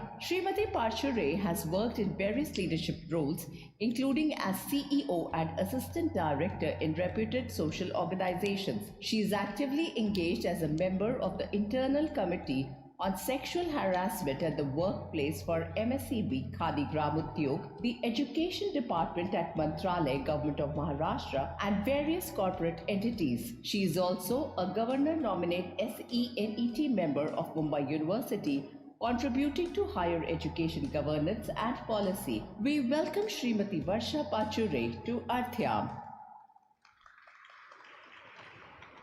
Our final member for this panel is Professor Shashikala Ji Vanjari Ji, who is Vice Chancellor, National Institute of Education, Planning and Administration.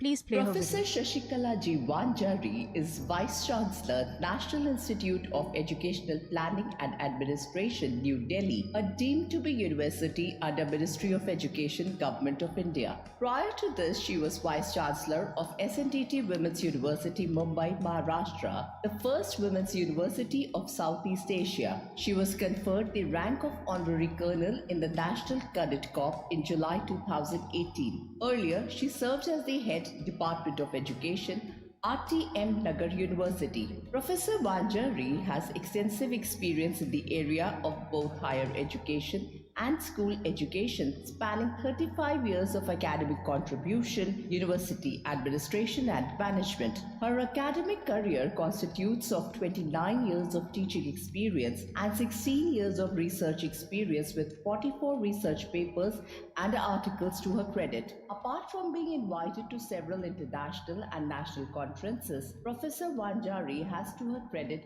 over 250 academic lectures contributing to the policy landscape of education in India. She has mentored over 16 students for PhD in education during her academic career. We welcome Professor Shashikala Ji Vanjari to Arthayam.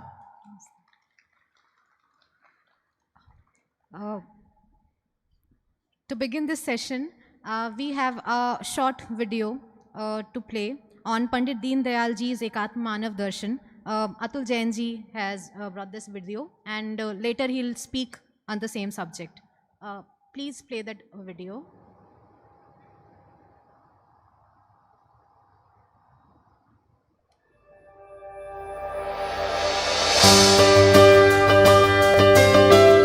The DRI, Deen Dayal Research Institute, an epitome of the Indian approach to development, a model of integral humanism in action, a unique creation of a modern-day Rishi, Nanaji Deshmukh, now a Bharat Ratna, who cherished the dream of a holistic model of development and then translated it into a reality. After the untimely demise of his dear friend Pandit Deen Dayal Upadhyay, Nanaji resolved to take this philosophy ahead. Through his philosophy of integral humanism, Panditji had put forth a holistic model of development that was intrinsic to a truly Bharatiya approach towards life. अब ये holistic क्या है? ये शब्द आज के संवाद में प्रचलित होने के पहले दीनदयाल जी ने समग्रता की बात प्रतिपादित की है एकात्मता के आधार पर।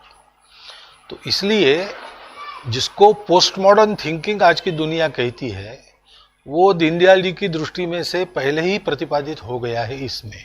इसलिए आज के समय के लिए सबसे ज़्यादा रिलेवेंट वो प्रतिपादन है, ऐसा हमको लगता है. When we attained freedom in 1947, the dilemma before our rulers was as to which model should India adopt for its development: capitalism, communism, or socialism. At that time, Pandit Ji presented before the nation a philosophy that was ingrained in our native thought process. After his death in 1968, Nanaji founded DRI to elaborate before the nation various aspects and dimensions of Pandit Ji's philosophy of integral humanism. जब पश्चिमी विचारों का प्रभाव जब बढ़ा, तब इन बातों को सोचने वाले विचारकों के अंदर भी बनते गए, नहीं भौतिक सुख में ही आनंद है, लेकिन मूलभूत चिंतन करने वाले गत शताब्दी के, हम अगर स्वामी विवेकानंद का सोचे, हम लोकमान्य तिलक के बारे में सोचे, उन्होंने अधिभौतिक, भौतिक, अधिभौतिक, आध्यात्मिक, अधिदैविक, इन 3 शब्दों का वर्णन किया है. मैं समझता हूँ कि वो एकात्म मानव दर्शन का ही एक अर्थ से, जो दीनदयाल जी ने उसको व्यक्ति पर परमेष्टि के साथ जोड़कर करने की बात कही. One of the foremost pracharaks of Rashtriya Swayamsevak Sangh, Nanaji had read the pulse of the nation. He had no doubts that decentralization of governance was panacea to all its ills. He was at the pinnacle of his glory when Nanaji announced renunciation from active politics and took a plunge into the Herculean task of social transformation without being dependent on the government. With people's initiative, their participation and their involvement. And in a few months, Gonda model was there before the nation, towering high. Deendayal शोध संस्थान ने महात्मा गांधी और दीनदयाल उपाध्याय के मार्गदर्शन के अनुसार गांव-गांव में प्रत्येक आबादी को स्वावलंबी और स्वाभिमानी और कर्तृत्ववान बनाने का प्रयास किया. ईश्वर कृपा से इन प्रयासों को व्यावहारिक धरातल पर सफलता मिल रही है. Nanaji made socio-economic transformation through rural reconstruction the mission of his life. Naturally, eradication of poverty was his first and foremost objective. And to achieve this first zero, he embarked upon a model that would strive for 4 other zeros. 0 unemployment, 0 illiteracy, 0 disease, and 0 conflict.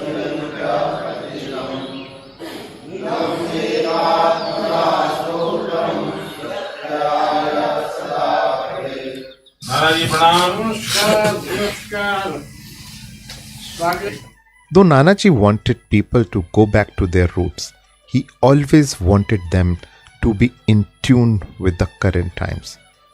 He never shied from adopting modern technology, though he always underlined its appropriateness for the village that was adopting it. His sublime mantra was employing traditional wisdom with scientific temper. After a successful experiment in Gonda, 1978 onwards, he marched towards another backward district, Beed in Maharashtra. And finally, he landed in Chitrakoot, the abode of Vanvasi Ram, which he made the laboratory of his experiments with integral humanism. खेतों में फिर नाचेगी फसलों की नई जवानी, खेतों में फिर नाचेगी फसलों की नई जवानी, दुल्हन बनकर फिर से सजेगी अपनी धरती रानी, अपनी धरती रानी.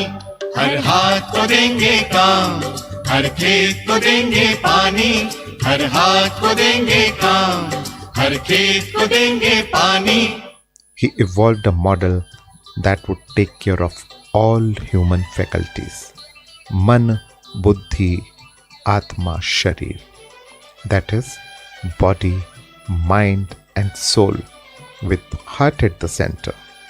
ये तो एक हम मॉडल बना रहे हैं कि पूरा समाज कैसा होना चाहिए. इसलिए हमने 500 गांव इसके लिए सिलेक्ट किए हैं।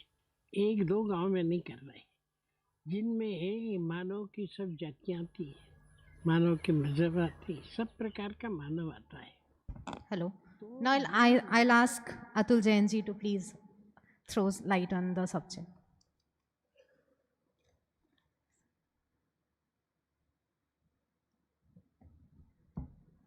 आप सभी को नमस्कार। समय अभाव के कारण से हमको इसको भी थोड़ा सा बीच में कर्टल करना पड़ा है और मैं भी अपनी बात 2-3 मिनट में ख़त्म करके ही अनुमति लेना चाहूँगा। इसमें एक बात श्रद्धेय नाना जी ने कहा और उसमें वॉइस ओवर में भी आया कि हम ट्रेडिशनल विजडम, ये तो आपने जो रूप देखा है जो ग्राउंड लेवल पर इंटीग्रल ह्यूमनिज्म को किस तरीके से ट्रांसलेट करने का, उसको वैलिडेट करने का एक प्रयास चल रहा है चित्रकूट, बीड़ और गोंडा डिस्ट्रिक्ट्स में। इसमें 5 ज़ीरोज़ इनका मेंशन किया गया है, मैं उसको रिपीट नहीं करना चाहूँगा। लेकिन इसके साथ साथ दीनदयाल रिसर्च इंस्टीट्यूट एक और बड़े काम में लगा है, वो है ट्रेडिशनल विजडम। उसका कंटेम्पोराइजेशन करना, उसका आर्टिकुलेशन करना, कैसे वो आज भी रेलेवेंट है और हमारा समाज उसको किस तरीके से जी रहा है। एक हम लोगों ने अभी कॉफ़ी टेबल बुक पब्लिश की है, मैं इसको आप सबके साथ में इसकी सॉफ्ट कॉपी अभी हम लोग शेयर करेंगे। इसमें हमने जो न्यूट्रिशन के एस्पेक्ट्स हैं, कल्चरल एस्पेक्ट्स हैं, जिसमें से फोक सबसे इम्पॉर्टेंट एस्पेक्ट है, रिचुअल्स हैं, हम लोगों के फेस्टिवल्स हैं, हमारा प्रसाद है जिसका अभी राम माधव जी जिक्र कर रहे थे कि मंदिरों का किस तरीके से इन सब चीज़ों में भूमिका हो सकती है और है भी। बहुत सारी जगह हम लोगों ने 26 स्टेट्स में पूरा का पूरा रिसर्च करके इन चीज़ों पे किया। इसके साथ साथ में ये न्यूट्रिशन का है जो हम आपके साथ अभी शेयर करेंगे, इसकी सबके साथ सॉफ्ट कॉपीज आ जाएंगी। उसके साथ है वाटर विजडम। देश भर में पानी बचाने की क्या क्या लोगों की अपनी समझ है और वो किस तरीके से उसको फोक के माध्यम से पानी का कंजर्वेशन करते हैं। छोटी छोटी बॉडीज़, वाटर बॉडीज़ को बनाना और बनाने के बाद में उनका मेंटेनेंस करना, वो भी किस तरीके से लोकल, बहुत लोकल छोटे से स्तर पर होता है। फिर एक आता है सैनिटेशन का कल्चर, कि किस तरीके से हमारे देश में कल्चरली ही हम लोग स्वच्छता का ख्याल रखते थे, उसकी आज भी क्या क्या पद्धतियाँ, आज भी क्या क्या सांस्कृतिक उसके एस्पेक्ट्स, कैसे कल्चरल प्रैक्टिसेस हैं जो पूरे देश में कहीं ना कहीं उनको भी अपनाया जा रहा है।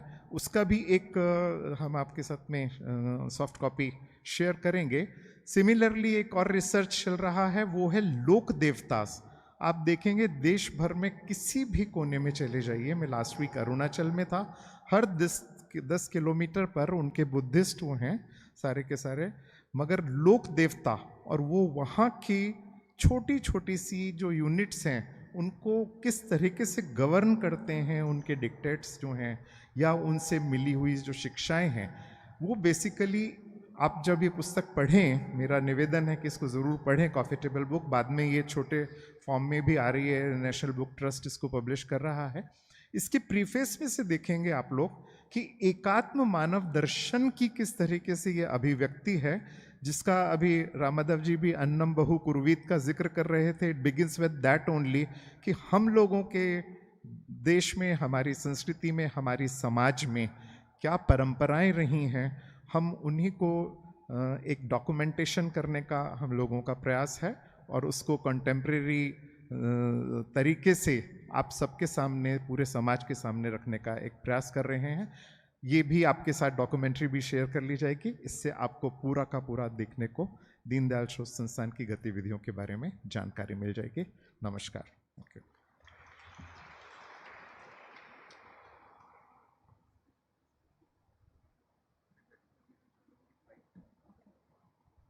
So, but we need to felicitate. Please come. So please, Atul Jain sir, please come on stage. I'll call Arun Kumar Goyal sir for felicitating, to felicitate Atul ji because he has a flight to catch. Sorry for...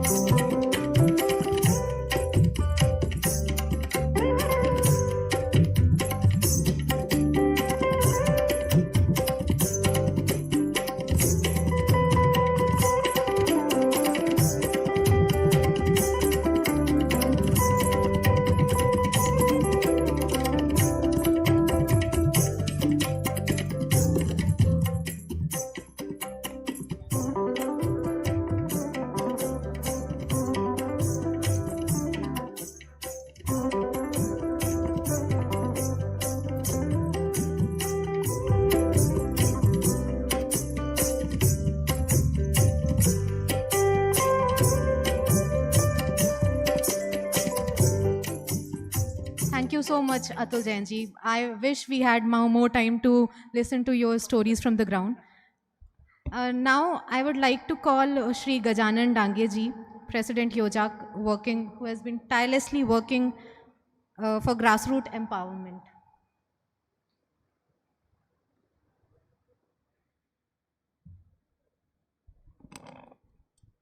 सभी को नमस्कार। हम लोग सवेरे से एकात्म मानव दर्शन का जो चिंतन का पक्ष है वो सुन रहे हैं। उसके साथ साथ में इस विचारधारा को लेकर सरकार की नीतियां कैसे बने, इसके संबंध में भी हम लोगों ने सवेरे से सुना है। अंतर्राष्ट्रीय मंचों के दृष्टि से भी हम लोग एकात्म मानव दर्शन को किस प्रकार से सोचते हैं उसको भी हमने सुना है। इस सत्र में इस एकात्म मानव दर्शन को धरातल पर कैसे साकार करें, जिसे हम एकात्म धरा के नाम से प्रयास कर रहे हैं। हम लोग जो ये सारी 5 ट्रिलियन इकोनॉमी और ये सारी बातें, भारत की विकास यात्रा, उसकी सारी बातें सुनते हैं और जब प्रत्यक्ष धरातल पर इन बातों को परिवर्तन करने के लिए चल पड़ते हैं तो कुछ बातों को बहुत गंभीरता से देखने की आवश्यकता रहती है। ये जो गत 70 वर्ष से विकास का जो प्रतिमान चल रहा है उसमें गांवों में बहुत उथल पुथल कर दी है। ये सारे गांव जो है,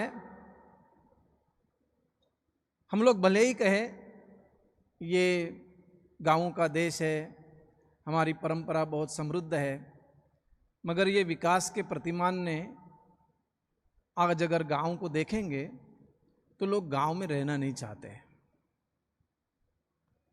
हम भले कहें कि ये कृषि प्रधान हमारी संस्कृति कृषि संस्कृति है, ये सब सत्य है, मगर वर्तमान में किसान का बेटा खेती नहीं करना चाहता है। वो छोटी मोटी खेती बेचकर उसको चपरासी बनाना चाहता है। ये विद्यमान गांव की वास्तविकता को भी हमको देखना पड़ेगा। हम लोग अगर थोड़ा गांव-गांव में जाकर देखेंगे तो लड़कियां किसानों के बेटे के साथ शादी नहीं करना चाहती, वो गोबर गोमूत्र में हाथ नहीं डालना चाहती। ये वास्तविकता को भी एक बार देखना पड़ेगा। आप भारत के, हम लोगों ने जब भारत की यात्रा की तो शायद ही ऐसा गांव मिला कि जहां से डिस्ट्रेस माइग्रेशन न होता हो।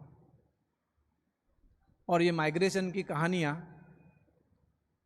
हम लोग 2 प्रकार के माइग्रेशन का निरंतर अभ्यास करते हैं कि एक जो है वो विशफुल माइग्रेशन है, इच्छा से लोग जाते हैं, और एक माइग्रेशन है जो वेदना के साथ जाते हैं, जो जाना नहीं चाहते। और ये जो वेदना से माइग्रेशन होता है, इनकी कहानियां भारत का आपको एक अलग रूप दिखाती है। हम लोग एक गांव में इसकी चर्चा कर रहे थे और इस माइग्रेशन के गंभीर परिणामों की चर्चा गांव के लोगों के साथ कर रहे थे, तो कुछ लड़के अचानक चर्चा से उठ गए और बाहर निकल गए। हमको लगा कुछ गंभीर है। जब बाद में बातचीत चली, रात को उनके साथ बहुत समय तक बैठे, वो कहते हैं कि हमारी बहनें, हमारी बेटियां माइग्रेशन करती है, बड़े बड़े शहरों में जाती है, आउट हाउस में रहती है, वहाँ काम करती है। 5 साल के बाद जब वापस आती है तो उसके पेट में और एक हाथ में ऐसा बच्चा रहता है जिसका कोई बाप नहीं होता। उसको कैसे गांव में स्थान दे?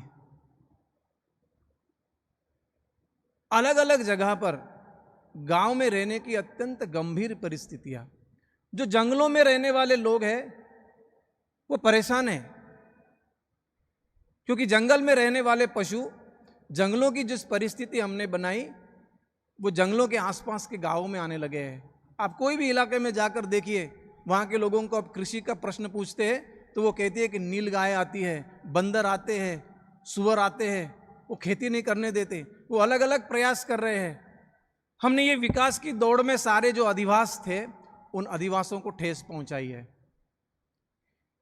ये विकास की प्रक्रिया ने इस प्रकार से संसाधनों का शोषण किया है कि अभी अभी Indian council of agricultural research का जो नेचुरल रिसोर्स इंडेक्स आया है, वो नेचुरल रिसोर्स इंडेक्स बहुत चिंता का वातावरण तैयार करता है। ऐसे में हम लोगों को, जब हमारे रिसोर्सेस खराब हो चुके हैं, हमारे गांव की जो व्यवस्थाएं थी उसको हम ध्वस्त कर चुके हैं, हमने गांव के लोगों का मानस बिगाड़ दिया है, और अब हम लोगों को भारत के गांवों को पुनर्स्थापित करना है। ये एक बहुत लंबा चलने वाला और बहुत पुरुषार्थ के साथ चलने वाला काम है। जैसे सवेरे के सत्र में एक बात आई थी कि हम लोग हाईवे पर निकल चुके हैं, तो इतने जल्दी यू टर्न नहीं ले सकते। तो इसी विषय को लेकर हम गत 30 वर्ष से काम कर रहे हैं कि अगर लेना है पक्का यू टर्न तो कैसे लेना, स्पीड को कैसे मैनेज करना, और धीरे धीरे कुछ ज्यादा न बिगड़ते हुए पुनः अपने मार्ग पर चलना।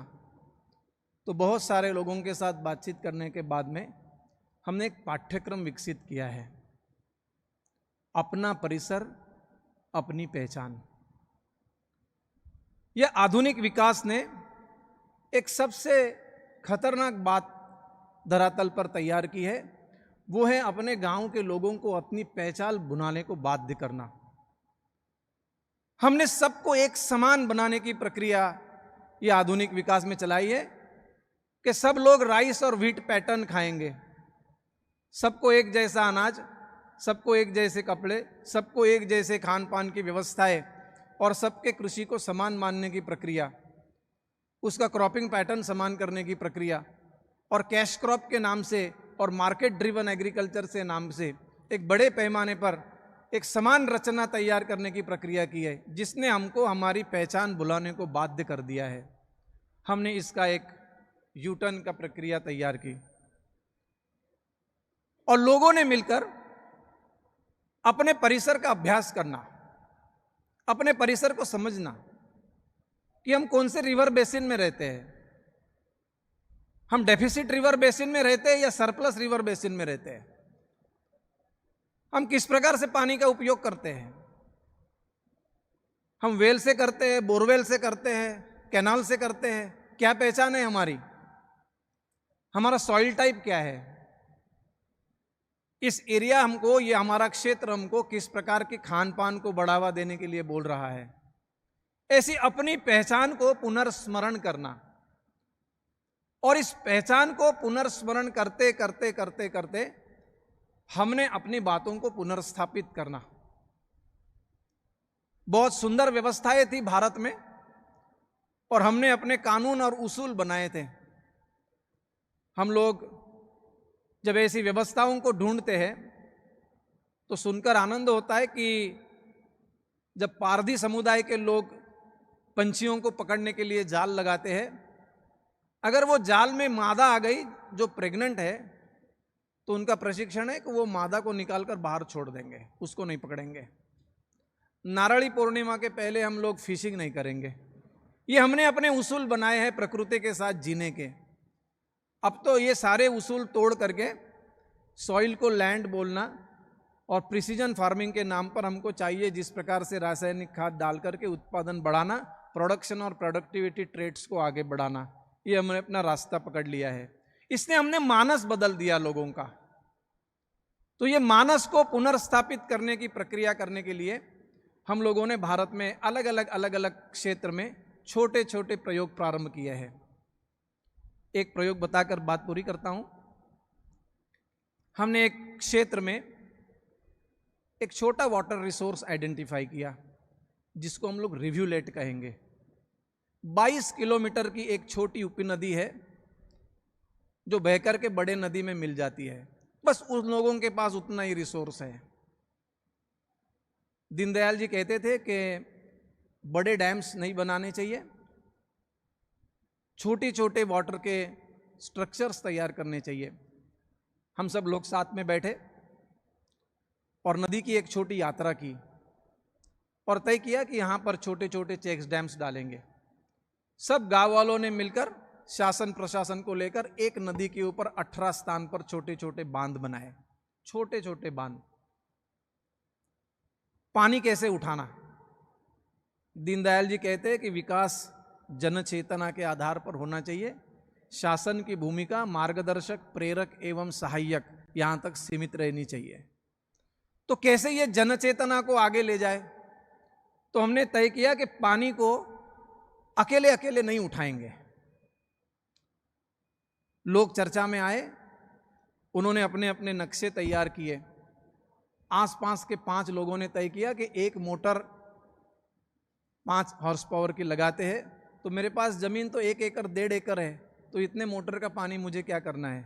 तो हम एक ही डिवाइस को 5 लोग बांट कर करेंगे। अत्यंत सुंदर पद्धति से उन्होंने अपनी सोइंग डेट्स को आइडेंटिफाई किया, उसका साइकिल आइडेंटिफाई की और उसके आधार पर उन्होंने अपने पानी का एक चक्र तैयार किया। 150 ऐसी संस्थाएं हैं जो बैंक अकाउंट रखती है, मोटर के मेंटेनेंस के लिए अपने अपने पैसे एकत्रित करते हैं और 5-5 परिवार मिलकर एक मोटर लगा करके नदी का दोहन करते हैं। धीरे धीरे ध्यान में आया कि ये क्षेत्र अलग अलग पद्धति का फसल का क्षेत्र था, वहां पर पूरा कॉटन हो गया। और जब कॉटन आता है तो धीरे धीरे अपनी सारी फसलें निकल जाती है। ये कैश क्रॉप जब आते हैं तो जाता क्या है? हमने एक जिले में देखा कि डेवलपमेंट के नाम पर एक जिले का 1 लाख हेक्टेयर जो क्षेत्र था, उस पर धीरे धीरे 80,000 तक हम लोग कॉटन पर पहुंच गए। सारे लोगों को अच्छे पैसे मिलने लगे, इकोनॉमी बढ़ने लगी। और जब ध्यान में आया कि गया क्या, तो देखते तो मूंग गया, उड़द गया, तूर गया, बाजरा गया, ज्वार गया, ये सब निकल गए और वहां कॉटन आ गया। और धीरे धीरे जब देखने लगे तो इनके पीछे पीछे पीछे बैल भी निकल गए, क्योंकि चारा कहां से आएगा? कॉटन के स्टॉक्स तो खाते नहीं है। तो फिर ट्रैक्टर आ गए, और ट्रैक्टर आ गए तो फिर चर्चा होने लगी कि इनपुट ज़्यादा बढ़ने लगा है और ये एक्सटर्नल इनपुट एग्रीकल्चर हो गया है। ये मॉडर्न एग्रीकल्चर ने सबको तो ऐसे समझ के बाहर तैयार कर दिया है। तो ये एक्सटर्नल इनपुट एग्रीकल्चर को धीरे धीरे यू टर्न लेने के लिए हम लोगों ने सबके साथ मिलकर एक लैंड यूज पैटर्न तैयार किया। ये 3 टायर सिस्टम करेंगे, कोई गांव का व्यक्ति बाहर नहीं जाएगा।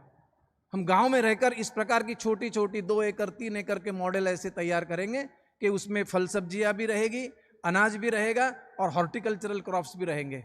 इस प्रकार से एक 3 टायर का मॉडल तैयार हुआ। 600 एकड़ किसानों के साथ इस प्रकार का मॉडल तैयार हुआ। कोई भी गांव के बाहर जाता नहीं है। पूरे वर्ष में उनके पास फॉडर है, उनके पास फॉरेस्ट्री के ट्रीज है, सब प्रकार की बातें उनके साथ तैयार हुई है।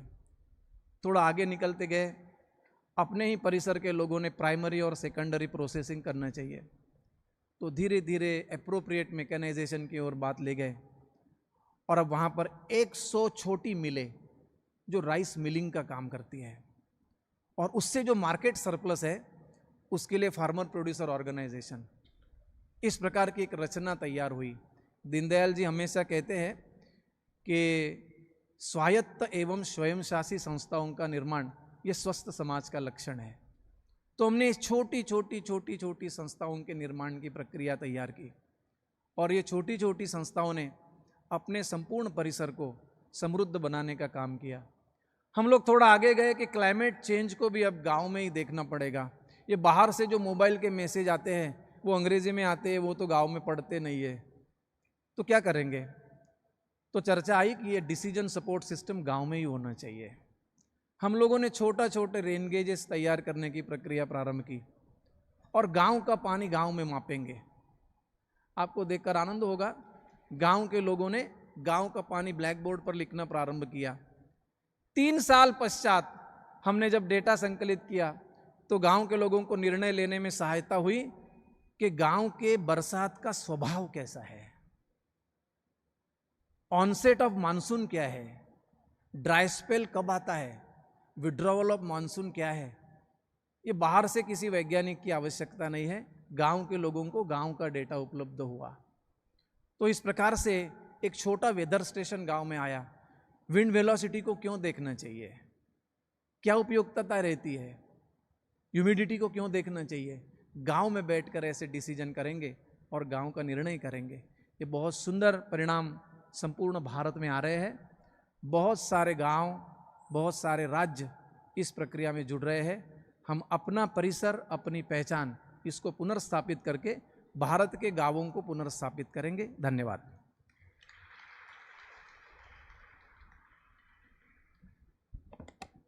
बहुत बहुत धन्यवाद गजानन जी।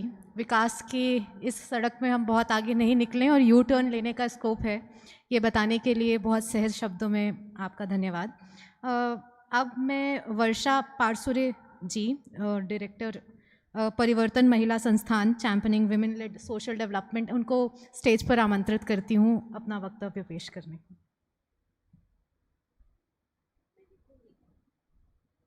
मेरी हाइट नहीं है।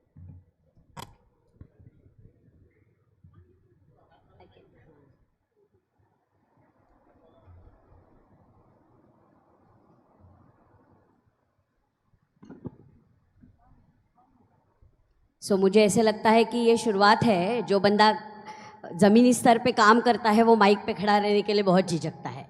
तो I think this is the starting point where we have to work with, क्योंकि मुझ जैसी बंदी जो फील्ड पे रहती है लोगों को तैयार करने के लिए, जो ये पूरे संस्कार के साथ में आगे जाएंगे और हम ये जो सपना देख रहे हैं, एक हमारे सीनियर्स जो अपना सपना छोड़ के गए हैं, जो हमें आगे लेके जाना है, वो पूरा करने के लिए मुझे ऐसे लगता है कि ज़मीनी स्तर पे काम होना बहुत ज़रूरी है।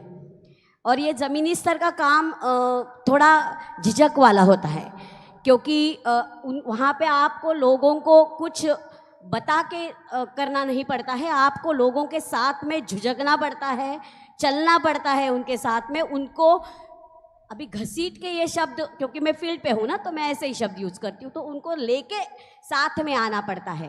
दैट इज़ वेरी इम्पॉर्टेंट मुझे ऐसे लगता है, क्योंकि जो भी हम सोचते हैं या जो भी हम देखते हैं, जो भी हम करना चाहते हैं, वो एक्चुअल में लाने के लिए मैं वहाँ पे बैठ के सुबह से सुन रही थी, मुझे ऐसे लगा कि बाप रे ये सब लोग कितना काम करते हैं, ये सब पूरा मैक्रो लेवल का पर्सपेक्टिव आ रहा है। मैंने सोचा यार मैं तो बहुत माइक्रो लेवल पे काम करती हूँ लोगों को बदलने के लिए, क्योंकि मुझे ऐसे लगता है कि मैक्रो लेवल तक सोच लेके जाने के लिए लोगों को बदलना, लोगों की सोच बदलना, लोगों में बदलाव लाना और बदलाव अडेप्ट करने के लिए उनको तैयार करना, नेक्स्ट जनरेशन तैयार करना, ये बहुत ज़रूरी है। मैं एक बताना चाहूँगी कि हमारे यहाँ पे परिवर्तन में हम जब वनवासी क्षेत्र में काम करते हैं तो बेसिकली हम कुछ तरीके के ट्रेनिंग प्रोग्राम ऑर्गेनाइज करते हैं ये सभी लोगों के लिए। हमारे यहाँ के लोग उसको मेंदु स्वच्छता अभियान बोलते हैं। मेंदु स्वच्छता अभियान यानी क्या कि जो आपकी सोच बदलने के लिए, अभी ये उन्होंने दिया हुआ लेबल है, तो शायद ये फील्ड से उभर के आया हुआ लेबल है, तो उनको लगता है कि हमारी सोच बदलना ज़रूरी है। हमारी स्टाइल ऑफ क्या बोलते हैं कि आजकल बर्तन में जो स्टाइल आ रही है वो बदलना ज़रूरी है।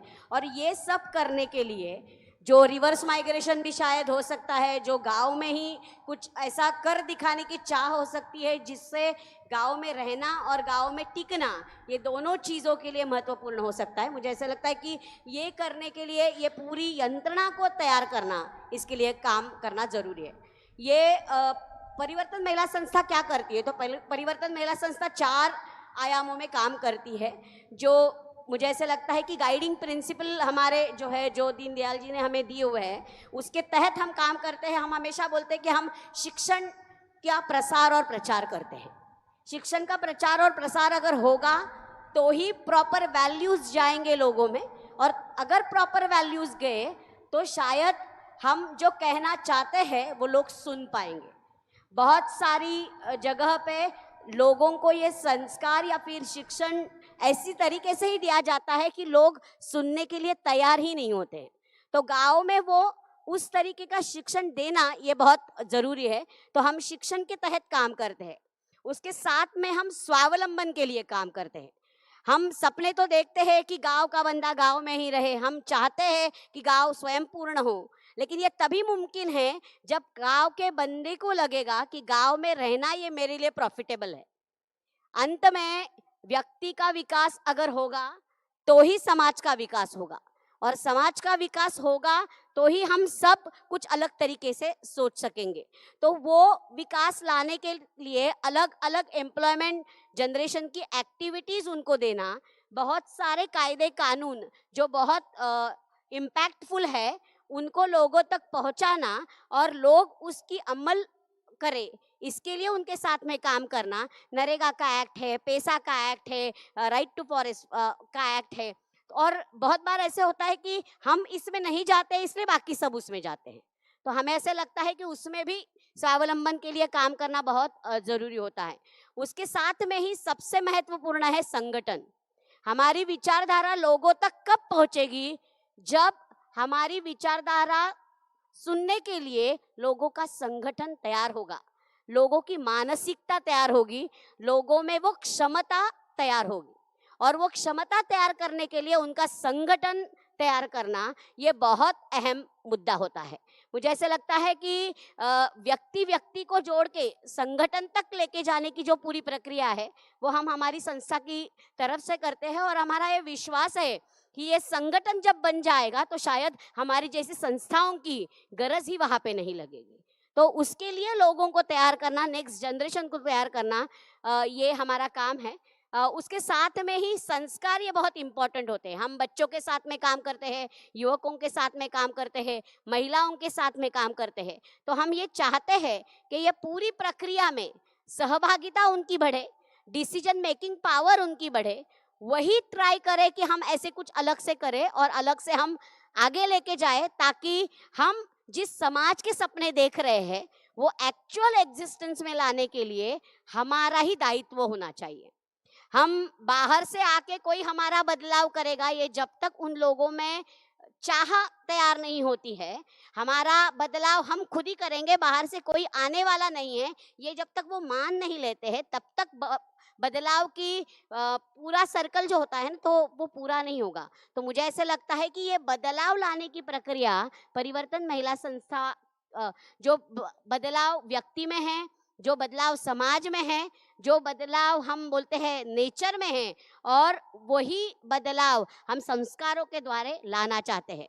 परिवर्तन महिला संस्था अलग अलग प्रोग्राम, बच्चों के लिए खेलवाड़ी जैसा प्रोग्राम है, महिलाओं के लिए बचत गट जैसे प्रोग्राम है, युवकों के लिए मेहंदी स्वच्छता अभियान है, या फिर एम्प्लॉयमेंट जनरेशन के लिए गारमेंट यूनिट्स है, माइक्रो एंटरप्राइजेस है। ऐसे बहुत अलग अलग एक्सपेरिमेंट्स वहाँ पे करता है, ताकि गांव का बंदा गांव में ही रहे, लेकिन सिर्फ गांव में रहे नहीं, तो गांव की पूरी विकास प्रक्रिया में व्यक्ति विकास के साथ में वो जुड़ जाए, और एक्चुअल हम जो सपना देख रहे हैं, ये पूरी मानवता का, ये पूरा समाज निर्मिति का, वो सच में हो पाए। इसलिए अलग अलग प्रोग्राम करना ये हमारा कर्तव्य है, या फिर हमारी ड्यूटी है, ऐसे हम मानते हैं। मुझे ऐसा लगता है सुबह से हम सबका सुन रहे हैं, तो आपको जब अगर कुछ सवाल है या कुछ है तो आप मेरे पास आके पूछ सकते हैं. Thank you. Thank you so much, Varsha ji. Abhi Ram Madhav ji was speaking in the previous session, he shared how Vivekanand ji had to answer that my people are lethargic. But right now we have many warriors here who are not, and they can be the flag bearers to achieve the Ekatma Manav Darshan which we are talking about today. Now our next speaker, I'd like to call Professor Shashikala ji. She has a presentation for all of us.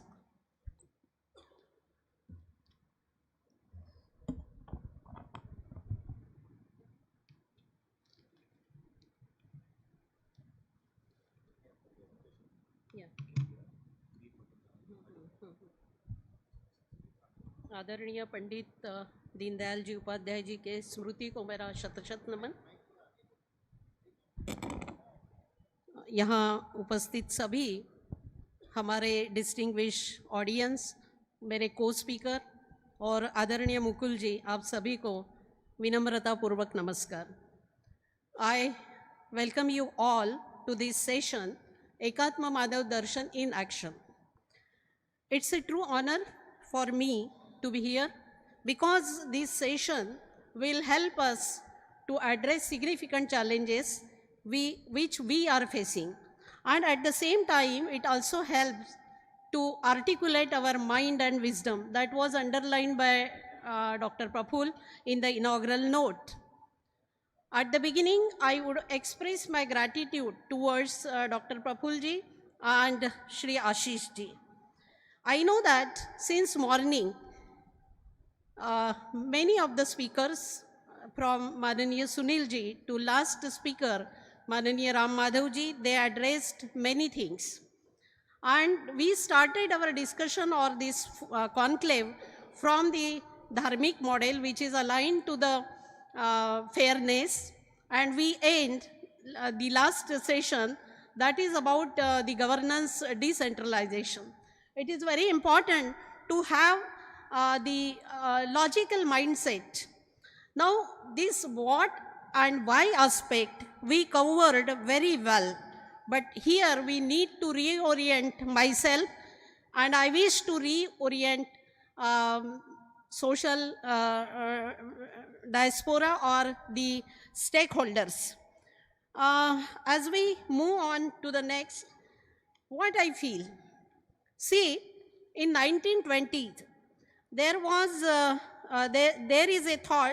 thought of Sri Aurobindo, and he stated the particular thing in a preface to the national education. What he wrote, we need an education proper to the Indian soul, temperaments and culture that we are in quest of, not indeed something faithful merely to the past, but to the developing soul of India, to her future, to the greatness of her coming self-creation, to her eternal spirit. I think in 1920, what he said is very true, or I feel that it is very true, because after hearing all the sessions, I realized that, yes, it is happened to be there. This soul and temperament of Bharat is very important. When we are thinking or when we are rethinking about the model which is based on the philosophy of Pandit Deendayal ji, I would like to undertake few things. Because of time paucity, I would like to finish in 15 minutes. I think it is okay. See, whenever we think to bring some changes, not only changes but revolutionary changes, we should have policy, and that policy imperatives we have to bring it to the ground level. So we are very fortunate because we have got NEP 2020, and dear friends, you will realize that the entire policy, its implementation, its execution has a essence of integral humanism. How it is or how so far, I would like to share with you. While the NEP, first I skip because already we are well acquainted with the thought of integral humanism. See, the NEP is a modern policy document. We agree it aligns with the Upadhyay's vision for an education system that is rooted in Indian values. It promotes holistic development and fosters self-reliance. My question to you all. Lastly, Ram Madhavji has highlighted one point. We need economical revolution and economical revolution. Who will bring this? Me? You? Stakeholders? Children? Society? Who? And therefore, it is needed to have how aspect. Because already I have shared that what aspect is over, why aspect is over, then how aspect is very important. And we have got this NEP 2020, which is a landmark decision, document and policy. Of course, we believe in action rather than theory.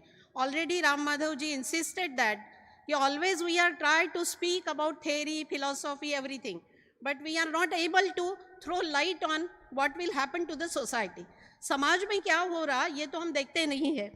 देखिए, policy में एक broader perspective या बहुत ही हम लोग इन नट shell बोलना चाहेंगे तो हमारे जो ब्रेन्स है who will accelerate their growth in the domain of intellect. मैंने एक माननीय रंगाहरी जी का आर्टिकल पढ़ा था, उसमें एक बहुत ही अच्छा सेंटेंस है कि knowledge is what, learning is what, education is what.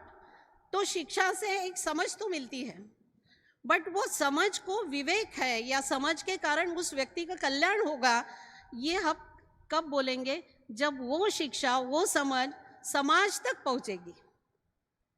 और इसलिए समझ से हम लोग समाज तक पहुंचते हैं. तो मुझे लगता है जो हमें आउटकम मिलना है पॉलिसी का या शिक्षा जगत से, वो मिलना है. Since morning everyone was emphasizing economy model, economy, Arthayam, नाम भी उसका यही है. मुझे लगता है ये अर्थ के बारे में कौन सोचेगा? आने वाले हमारे बच्चे, हमने ये भी सुना एक वक्ता के भाषण में कि और आगे के 50 साल हम लोग ओल्ड नहीं होंगे, यानी हमारे पास यूथ रहेगा.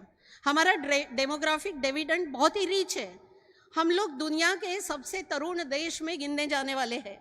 तो फिर हमें तो बिल्कुल सोचना है, ठीक है, आज मेरा माइंड सेट नहीं, बहुत सारे हमारे लोगों का नहीं, हमारे समाज का नहीं, पर हम लोग जब ये मॉडल को, इंटीग्रल ह्यूमैनिज्म को देखते हैं और हम इन एक्शन, क्योंकि बहुत पिन पॉइंटेड इसको फ्रेम किया गया है इस टॉपिक को आज का सेशन कि integral humanism in action. We should not speak about the theories. We have to be aligned ourselves with the action. We should be very practical. And let us see that what I want to convey. See, the first is the very prominent vision or the goal highlighted in the policy about Indian ethos. Already I have told you that Sri Aurobindo said in 1920 that there is need to have the education which will align with the soul temperament of Bharat. Bharat का जो स्वभाव है उसको align करने वाली शिक्षा पद्धति चाहिए. हाँ, देयर आर सिग्निफिकेंट चैलेंजेस. अभी हम लोग, हमारी सबकी अवस्था ऐसी हो गई थी कि जब हमने सुबह से सभी भाषण सुने, लास्ट का हमने जब राम जी का भाषण सुना तो बहुत प्रॉब्लम दिखने लगे. पर आप, मुझे लगता है अभी हम आदरणीय मुकुल जी को सुनेंगे तो फिर हमारा बहुत माइंड बैलेंस हो जाएगा.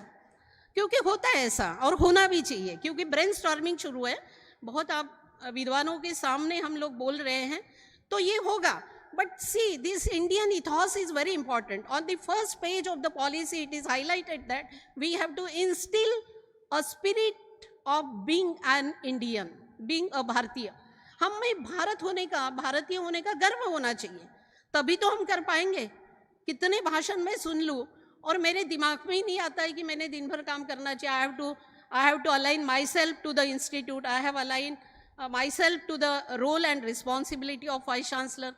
लिथार्जी की बात कही राम जी ने, ये बच्चों से लिथार्जी कैसे हटाएंगे हम लोग?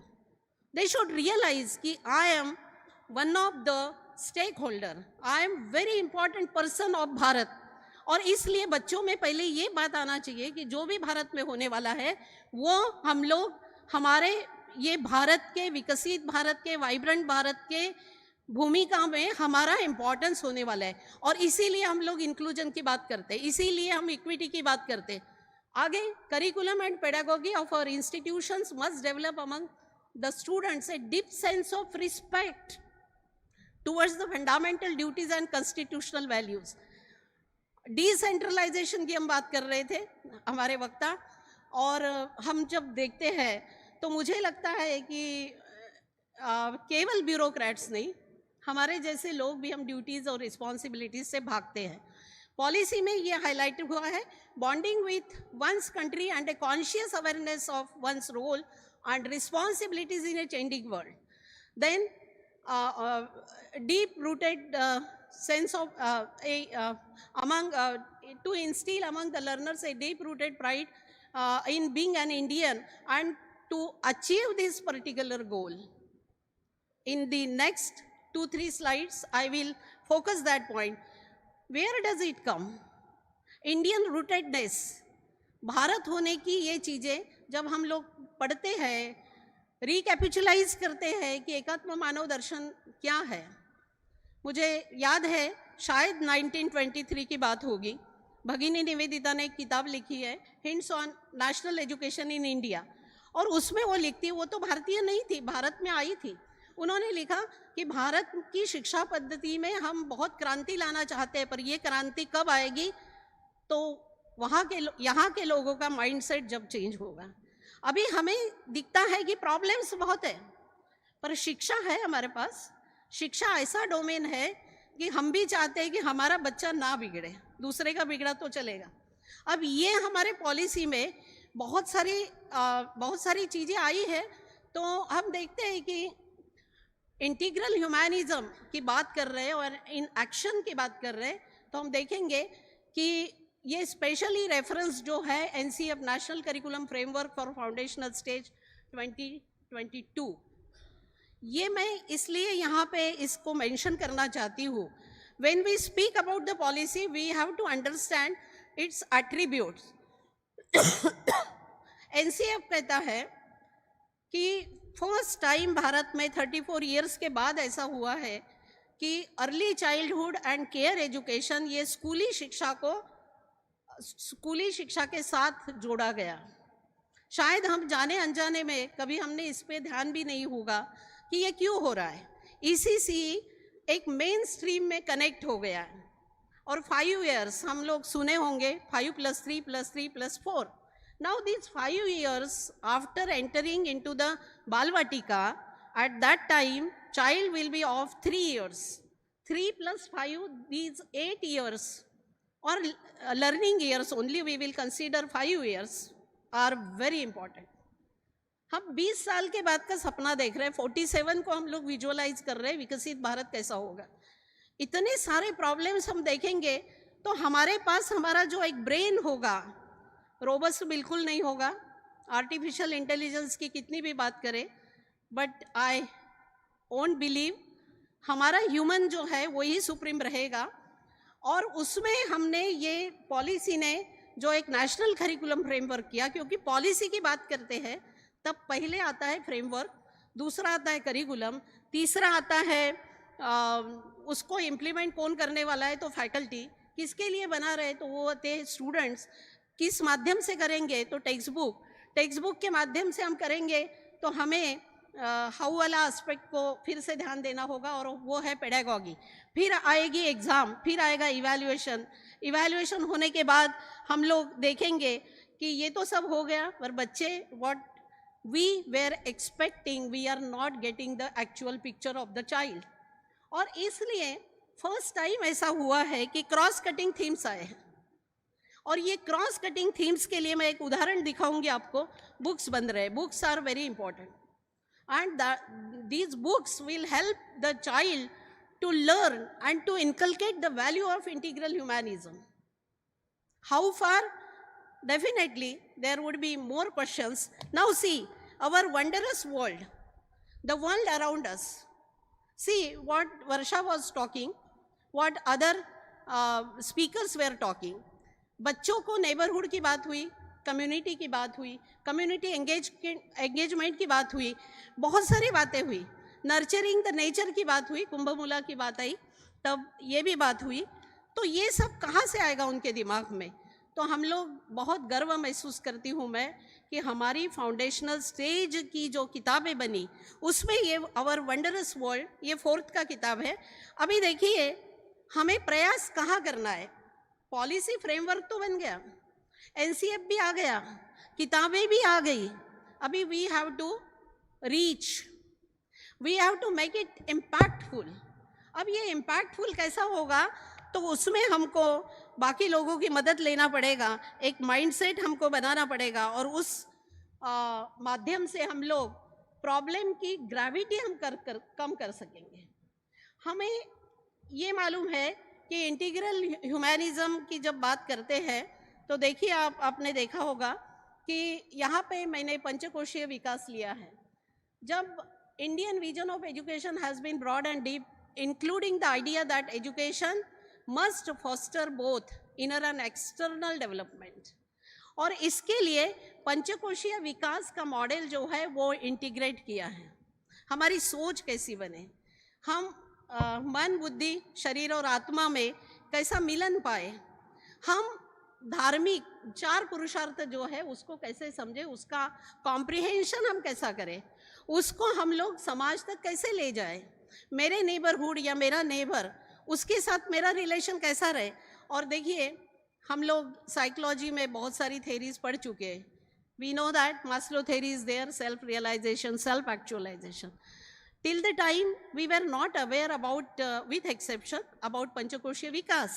Now see, this Panchakoshiya Vikas model has been integrated very well in the curriculum of these 5 years.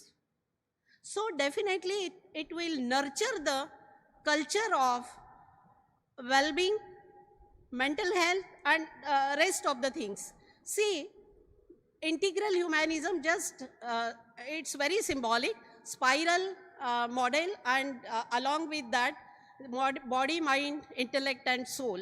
Now see, when I talk about this celebrating Vana Mahotsav, it is for 4th standard, you will get to know that what kind of Chinnar river, community bridge across a river, how this river helps to the community. Many things are there, but books have been prepared likewise. Everything has been integrated in the book along with the community, along with the regional disparity, along with the different languages. See, language is also one of the components. There are scheduled languages and there are 22 scheduled languages and more than 1500 languages are there. We call it as regional languages. Now these books, at the beginning, all these books are translating into 22 languages. You will see the wonderful things in the book. स्वभाषा की बात आती है, जब हम लोग ये सब देखते हैं, मॉडल को हम लोग इंटीग्रेट करते हैं, तो भाषा, अभी जोधपुर आईआईटी का एक ऑब्जर्वेशन आया है कि those they have opted their language they excelled well. तो हमारे मन में कहीं ना कहीं ये जो रहता है इन्फेरियरिटी कॉम्प्लेक्स कि भाई अंग्रेजी नहीं आएगा तो कुछ नहीं होगा. नहीं, अभी इट हैज़ गॉन. अभी बहुत एक 2-4 दिन पहले की बात है कि एक बहुत अच्छा आर्टिकल आया था कि भाषा ये मीडियम ऑफ इंस्ट्रक्शन नहीं होना चाहिए. मैं एक बहुत अच्छी बात आपके सामने रखना चाहती हूँ कि जब हमारी राम जन्मभूमि और मंदिर बना और प्रभु रामचंद्र की प्राण प्रतिष्ठा हुई, मुझे लगता है 22 जनवरी को ये घटना हुई. 25 के टाइम्स नेशन में पेज नंबर 19 पे एक न्यूज़ आई और वो न्यूज़ यानी उसको शीर्षक ऐसा था, body of nation liberated in 1947, it has found its soul now, this is the spiritual bliss. अब देखिए, इको ऑफ द इकोसिस्टम, ये हमने नहीं लिखा, आपने नहीं लिखा, टाइम्स ने लिखा. तो the things are coming, things are coming. यानी बॉडी तो लिबरेट हो गई थी 1947 में, पर अभी सोल, सा विद्या या विमुक्त की बात करते हैं शिक्षा जगत में, liberation of soul is very important. और ये बातें सब आपको यहाँ पे दिखेगी। और आगे मैं चलती हूँ। Holistic development, cultural root, self reliance and skill, value based learning, accessibility and equity, बहुत सारी चीज़ें आ रही। Now see, we are talking about the model of economy, financial inclusion. These 5 pillars are very important when we talk about the higher education, because not only talking about the primary education or school education, it will serve the purpose, but we have to think, we have to focus, we have to draw. I wish to draw your attention on towards higher education. These are the pillars: quality, affordability, equity, access, accountability. See, to the last person we have to reach, and therefore UGC has initiated the process of learning outcome based syllabus, LOC curriculum. So ultimately we have to check whether the students are gaining the things or not. Are they getting knowledge? Are they getting experiences? Are they getting skills? Are they getting vocational education? And therefore this vocational education became the part of school curricula. And very important, the degree like entrepreneurship embedded program, skill education, then GIN, Global Initiative for Academic Network. These are the initiatives. We talk about Vasudhaiva Kutumbakam in higher education. You will be amazed to see the things, how it comes. Multidisciplinary approach to ignite the potential of each student. There is a scope by having multidisciplinary approach. Multiple entry and multiple exit, definitely it helps lot to choose the subject according to his wish. So this is all about the higher education, and we know that education is fundamental for achieving full human potential, developing an equitable and just society, and promoting national development. So through all these points, definitely I am very much hopeful the Bharat would be Vikasit Bharat by the end of 2047. I thank Organiser for giving this opportunity. Thank you very much. Yeah.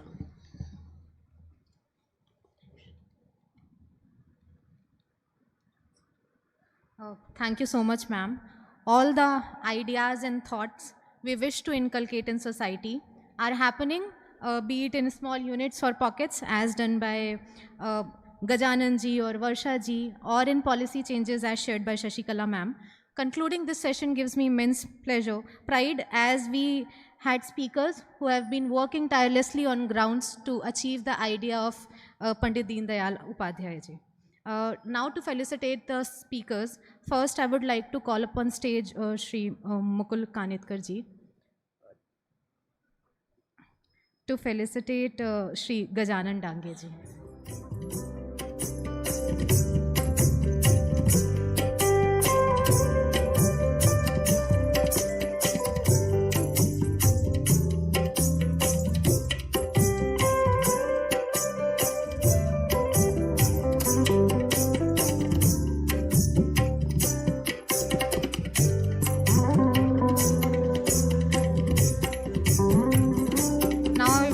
Call Ujjwala ma'am to felicitate Varsha Parsure ji.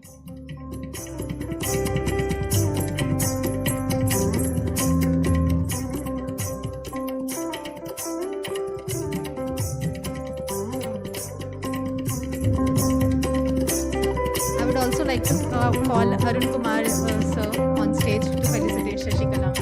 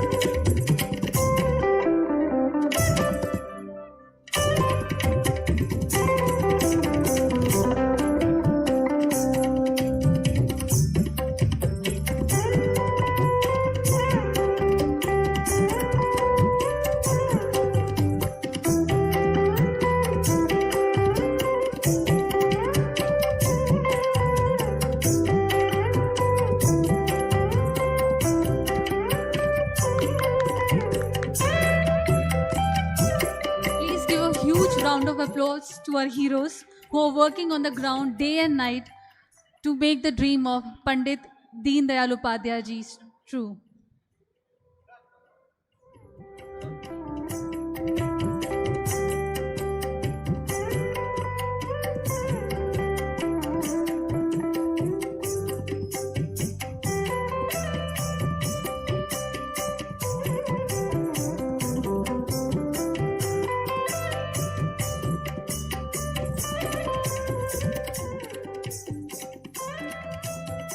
Before we start the last session of this evening, I would request everyone to be please seated. This is going to be our last session, and it is going to be about the policy imperatives of the Ekatma Manav Darshan and its road ahead. We all have already heard about how Ekatma Manav Darshan is changing the lives of people on ground, but it is time to understand what is the road ahead for this story given by Pandit Deen Dayal Upadhyay ji. So for this session, I would like to welcome Shri Mukul Kanitkar ji, an eminent thinker, educationist, the Akhil Bharatiya Prachar Toli Sadasya of Rashtriya Swayam Sevak Sangh, and one of the most articulate voices on Bharatiya knowledge system. Joining him is Shri Arun ji, who is the MD of Bharat Prakashan Delhi Limited. Life to nation building through the power of ideas and institutions. A law graduate from Dr. Babasaheb Ambedkar Law College, Nagpur, he embraced the life of a pracharak in 1990 and has since been a tireless torchbearer of India's civilizational vision. Over the decades, he has played a pivotal role in several national institutions as Jeevan Prati of the Vivekananda Kendra Kanyakumari from 1990 to 2012, Secretary of the Vivekananda International Foundation, New Delhi from 2008 to 2011, and member of the Madhya Pradesh State Yoga Parishad. From 2012 to 2023, he served the Bharatiya Shikshan Mandal, including as its National Organizing Secretary since 2016, and currently contributes as a member of the All India team of the Prachar Vibhag of the Rashtriya Swayam Sevak Sangh based in Nagpur. A prolific writer and speaker, Shri Kanitkar has authored more than 15 widely read books such as Banai Jeevan Pranvan, Essential Vivekanand, Ghade Jeevan Apna, Sangathan Ghade Chalo, and Parivar Bade Pathshala. His celebrated book Pariksha De Haste Haste has been translated into 5 Indian languages. He has spent over 3,000 articles in Hindi, English and Marathi and delivered more than 15,000 lectures across the country. Passionate about integrating Indian knowledge systems with modern education, he has served as visiting faculty at premier institutions including IIT Mumbai, IIT Guwahati and the Management Department of Maharaja Savaji Rao University, Baroda, offering courses on Gita and Management, Sustainable Finance and Bharatiya Jan Parampara. He is also an adjunct professor at the Veer Mata Jijabai Technological Institute, Mumbai. We welcome Shri Mukul Kanitkar to Arthayam. This was a very brief introduction of Shri Mukul Kanitkar ji. Also, I would like to tell you that joining him on the stage is Shri Arun Kumar Goyal ji, who is the MD of Bharat Prakashan. Mukul ji, मैं आपसे अनुरोध करूंगी आप मंच पर आएं और एकात्म मानव दर्शन और रोड अहेड पे बात करें.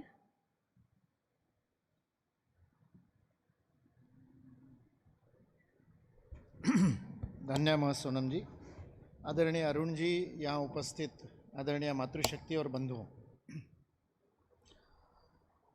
नेशनल स्टॉक एक्सचेंज के परिसर में एकात्म मानव दर्शन पे और पंडित दीनदयाल उपाध्याय के विचार पे दिन भर चर्चा हो रही है. यही इस बात का द्योतक है कि भारत बदल रहा है, भारत जाग रहा है, अपनी जड़ों की ओर लौट रहा है और विश्व का मार्गदर्शन करने के लिए तत्पर हो रहा है. आजकल वो जापान के टोटल क्वालिटी मैनेजमेंट का उपयोग करते हैं TQM का, तो TQM के द्वारा सभी संस्थानों में, चाहे फैक्ट्री हो चाहे ऑफिस हो, तो विजन और मिशन लगाना जाता है। हमारी दृष्टि क्या है और हमारा व्रत क्या है, कार्य क्या है। तो वो विजन और मिशन, आप में से कई चार्टर्ड अकाउंटेंट्स बैठते हैं तो प्रोजेक्ट रिपोर्ट्स वगैरह आपके बनाते रहते हो, तो आप ही लोग लिख करके देते हो क्या विजन और मिशन है। तो मैंने जब पहली बार TQM को पढ़ा और मैंने कहा ये विजन और मिशन लिखने से सारा ठीक हो जाता है, इस प्रकार का उनका मानना है। जापान के लोगों का होता भी है, लक्ष्य स्पष्ट हो तो जीवन की दिशा ठीक रहती है, तो बात ठीक है, उसमें कोई आपत्ति नहीं है। लेकिन मैं सोच रहा था कि कोई शराब बनाने की फैक्ट्री है, उसका विजन मिशन क्या होगा। तो वास्तविकता में एक बार मेरे को ग्वालियर के पास में एक शराब की फैक्ट्री में जाने का अवसर मिला, और जब अवसर मिला तो सबसे पहले मैंने उसके ऑफिस में सबसे पहले वही देखा कि विजन और मिशन क्या लिखा है। तो ये तो लिखेंगे नहीं कि सारी दुनिया को नशेड़ी बनाना है। तो विजन और मिशन आप जैसे विद्वान लोग उसको एक बड़ा सुंदर, क्या कहते हैं, जेनेरिक भाषा में तैयार करते हैं। To create an atmosphere where everybody will feel वगैरह वगैरह, ऐसा वो लिखा होता है। टू अचीव मैक्सिमम वगैरह वगैरह, क्या करते रहते हैं ना, आप मैनेजमेंट वाले ज़्यादा अच्छे से जानते हैं। यानी शराब बनाने वाला व्यक्ति भी जब अपनी दृष्टि बताएगा या अपना व्रत बताएगा तो सकारात्मकता से ही बताएगा। किसी के जीवन का लक्ष्य गड़बड़ नहीं हो सकता, जीवन का ध्येय गड़बड़ नहीं हो सकता, कर्म भले भी कैसा ही हो। इसलिए ये दृष्टि बहुत आवश्यक है हम सब लोगों को जब हम आगे की बात करने के लिए इस सत्र में खड़े। पंडित दीनदयाल उपाध्याय जी को काम मिला। अभी मेरा इतना लंबा चौड़ा ऑडियो विजुअल परिचय बताया और उसके बाद संचालिका ने कहा कि ये संक्षिप्त था, तो मेरे को हंसी आई। मैंने कहा मेरा परिचय तो इससे भी संक्षिप्त है, और जो मेरा रियल परिचय है वो तो बताया ही नहीं उस ऑडियो विजुअल में, वो तो था ही नहीं। मेरा रियल परिचय ये कि मैं कार्यकर्ता हूँ, और कार्यकर्ता को जो कार्य दिया जाता है वो कार्य करता है, उस कार्य को करता है, इसलिए वो कार्यकर्ता होता है। तो मेरा संक्षिप्त एक शब्द का परिचय, मैं कार्यकर्ता हूँ। शिक्षण मंडल का काम दिया था तो तब शिक्षा नीति पर मैंने 11 साल काम किया, तो तब ये सारा जो परिचय में बताया ना, VJTI में फलाना प्रोफेसर, वहाँ एडजंक्ट प्रोफेसर वगैरह, वो सब चूंकि संघ ने शिक्षा में काम करने को कहा, कार्य वो दिया तो कार्यकर्ता वो काम करता है, तो मैं शिक्षाविद बन गया। जब विवेकानंद केंद्र का काम करता था तो मैं योग का विशेषज्ञ था, विवेकानंद का विशेषज्ञ था। कार्यकर्ता को जो काम दिया जाता है वो करता है, तो इसलिए मेरा परिचय कार्यकर्ता है, और वही पंडित दीनदयाल उपाध्याय जी का परिचय है। यदि संघ ने पंडित जी को राजनीति में नहीं भेजा होता तो एकात्म दर्शन, मानव दर्शन नहीं मिलता। प्रचारक के रूप में संघ ने पंडित दीनदयाल उपाध्याय को राजनीति में भेजा, तो नीति, यदि नीति बननी है तो उस नीति के आधार में दर्शन आवश्यक है। बिना दर्शन के नीति नहीं हो सकती। विजन और मिशन की बात की ना, मिशन यानी नीति जो आगे ले जाएगा। नी नयति, संस्कृत के उस धातु से नीति शब्द बनता है। कहाँ जाना है, कहाँ ले जाना है, कहाँ ले जाना है, ये किस आधार पर तय करोगे? आपकी दृष्टि क्या है, दर्शन क्या है? तो राजनीति कहाँ ले जानी है, ये सारा अर्थायाम जो शब्द पंडित दीनदयाल उपाध्याय ने दिया, मानव जीवन का अर्थ का आयाम। मनुष्य जीवन के जो अनेक आयाम हैं, उन आयाम में से अर्थ आयाम, अर्थ के आयाम का विचार आज दिन भर में हमने किया है। और आधुनिक अर्थशास्त्र में जिस प्रकार से अर्थ को केवल एक सीमित रूप से देखते हैं, भारत में अर्थशास्त्र वैसा नहीं है। भारत में धर्मार्थ, पुरुषार्थ के रूप में धर्मार्थ, काम और मोक्ष, इन 4 पुरुषार्थों की जब बात करते हैं तो अर्थ का अर्थ ही है पराक्रम। अर्थ शब्द का अर्थ ही है ध्येय। अर्थ शब्द का अर्थ ही है क्या करना है, उद्यम, ये सब अर्थ में आता है। उत्पादन, अर्जन, कमाना, ये सब अर्थ शब्द में आते हैं। और इसलिए चाणक्य के अर्थशास्त्र में केवल इकोनॉमिक्स नहीं है, पॉलिटिकल साइंस भी है, क्योंकि भारत में governance was part of economics. Without governance there can not be economics. दोनों मिलकर के अर्थशास्त्र बनता था। पंडित जी ने इसको अर्थशास्त्र नहीं कहा, अर्थायाम कहा, जीवन का आर्थिक आयाम। चाणक्य कह रहे जीवन का लक्ष्य क्या है? जीवन का लक्ष्य तो सबने, महर्षि पतंजलि ने भी जीवन का लक्ष्य वही बताया, हम सब लोग भी जीवन का लक्ष्य वही बताते। भगवान बुद्ध ने भी अंततोगत्ता वही कहा, दुख का निवारण करना ही जीवन का लक्ष्य है। हान की बात की, हानोपाय की बात की, तो जीवन का लक्ष्य तो स्पष्ट है, सुख ही जीवन का लक्ष्य है। मनुष्य जीता किस लिए है? What is the purpose of life? वो सुखी होना चाहता है। अभी आप बैठे हैं, इतने कंफर्टेबल वातावरण में बैठे हैं, वो मुझे लगता है एसी 18 डिग्री पे होगा, बाहर जाओगे तो पता चलेगा। तो इतना कंडीशनड एयर में, कंडीशनड वातावरण में, बढ़िया सोफे, चेयर्स भी बड़ी अच्छी है, जिनके पास सोफे नहीं है उनके पास चेयर पे आधार रखने के लिए टेबल भी है। इतना सुविधाजनक वातावरण में बैठाने के बाद भी 3.5 मिनट से ज्यादा एक स्थिति में नहीं बैठ पा रहे। पैर बदल रहे, हाथ बदल रहे, अपनी पोजीशन बदल रहे। क्यों? पतंजलि कह रहे क्लेश तनुकरणार्थे, क्लेश को कम करने के लिए। किसी भी एक स्थिति में कष्ट होता है, मनुष्य सहजता से उस स्थिति को बदलता है, क्योंकि जीवन में सुख ही एकमात्र जीवन का लक्ष्य है। बहुत सुख चाहिए, अनंत सुख चाहिए, निरंतर सुख चाहिए, जिसके बाद दुख ना आए, ऐसा सुख चाहिए। इसलिए वेदों में कहा भूमा वै सह, वह अनंत है, ईश्वर अनंत है, भूमा वै सह। और अगले वाक्य में ऋषि कहता है नाल्पे सुखमस्ति न अल्पे सुखमस्ति। इसमें अल्प में मनुष्य क्यों, अल्प में उसको आनंद नहीं आता, अल्प में क्यों सुखी संतुष्ट नहीं होता? क्योंकि ऋषि कह रहा है क्योंकि वो जब ईश्वर अनंत है और उसको पाना लक्ष्य है, तो अल्प में कैसे सुखी होगा? और चाणक्य कैसे? सुखस्य मूलम धर्म, सुख का मूल धर्म है, और धर्म का मूल अर्थ है। धर्मस्य मूलम अर्थम, अर्थस्य मूलम राज्यम, और राज्य का इंद्रिय विजय, इंद्रिय विजय का विनय, विनय का वृद्धोपसेवा, वृद्धोपसेवा से विज्ञान, उस विज्ञान से फिर जितात्मा। पूरी साइकिल आकर के फिर जितात्मा पे आती है, क्योंकि सुख उसके बिना में नहीं मिल सकता, स्वयं को जीते बिना सुख नहीं मिल सकता। और इसलिए यदि सुख जीवन का उद्देश्य है, तो हमारी सारी नीति नीनयति, ले जाने वाली नीति, दिशा, दृष्टि, मार्ग, पथ, चाहे जो बोलो, उसका अंतिम लक्ष्य सुख ही है।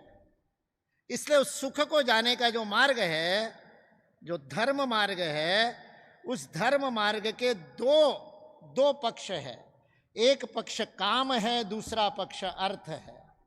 काम यानी इच्छा, आकांक्षा, क्या आप चाहते हो वो प्राप्त करना, स्वप्न, लक्ष्य, ये सारे जीवन में बहुत महत्वपूर्ण है। मनुष्य शब्द का ही अर्थ है जो मन की इच्छा को पूर्ण करता है, वो मनुष्य है।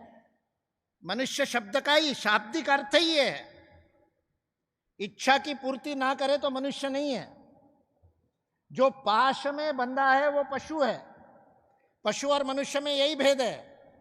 पशु अपनी इच्छा से काम नहीं कर सकता, वो बंधा हुआ है, उसका कर्म बंधा हुआ है, प्रोग्राम्ड है, आर्टिफिशियल इंटेलिजेंस जैसा।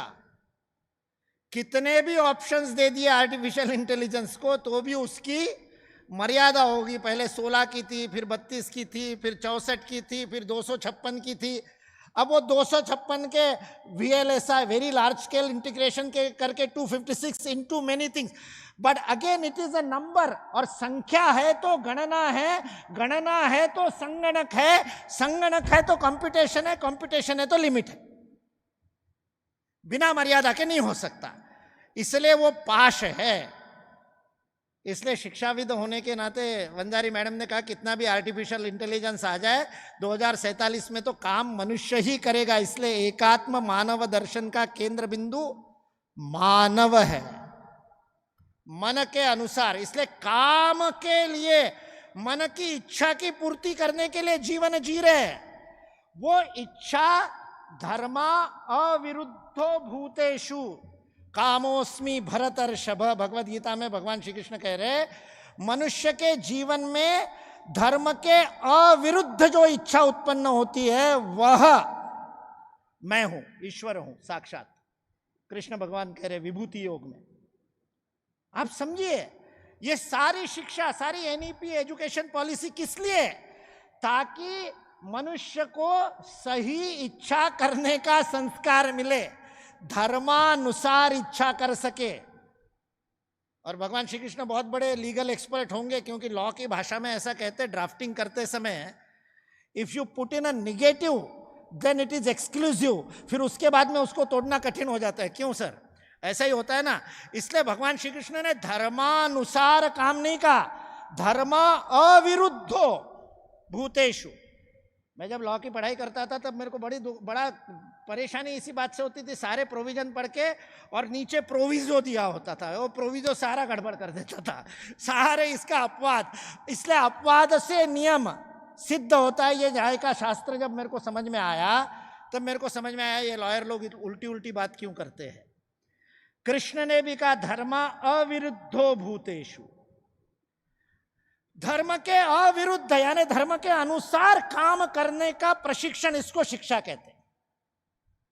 शिक्षा वह संस्कार है जिस संस्कार में मन में ऐसी इच्छा ही न हो जो किसी और को हानि पहुंचाए, मन में ऐसी इच्छा ही न हो जिसके आप लायक नहीं हो, मन में ऐसी इच्छा ही न हो जिसको करने से श्रेय ना हो, श्री की तरफ ले जाने वाला न हो, कल्याण करने वाला न हो, ऐसी इच्छा ही मन में ना आए, ऐसा संस्कार देने का नाम शिक्षा है। शिक्षण का यह अर्थ है। तब धर्मानुसारी जब काम होने लगता है तब उस काम की पूर्ति के लिए जो उद्यम किया जाता है वो अर्थ है, वो अर्थायाम है।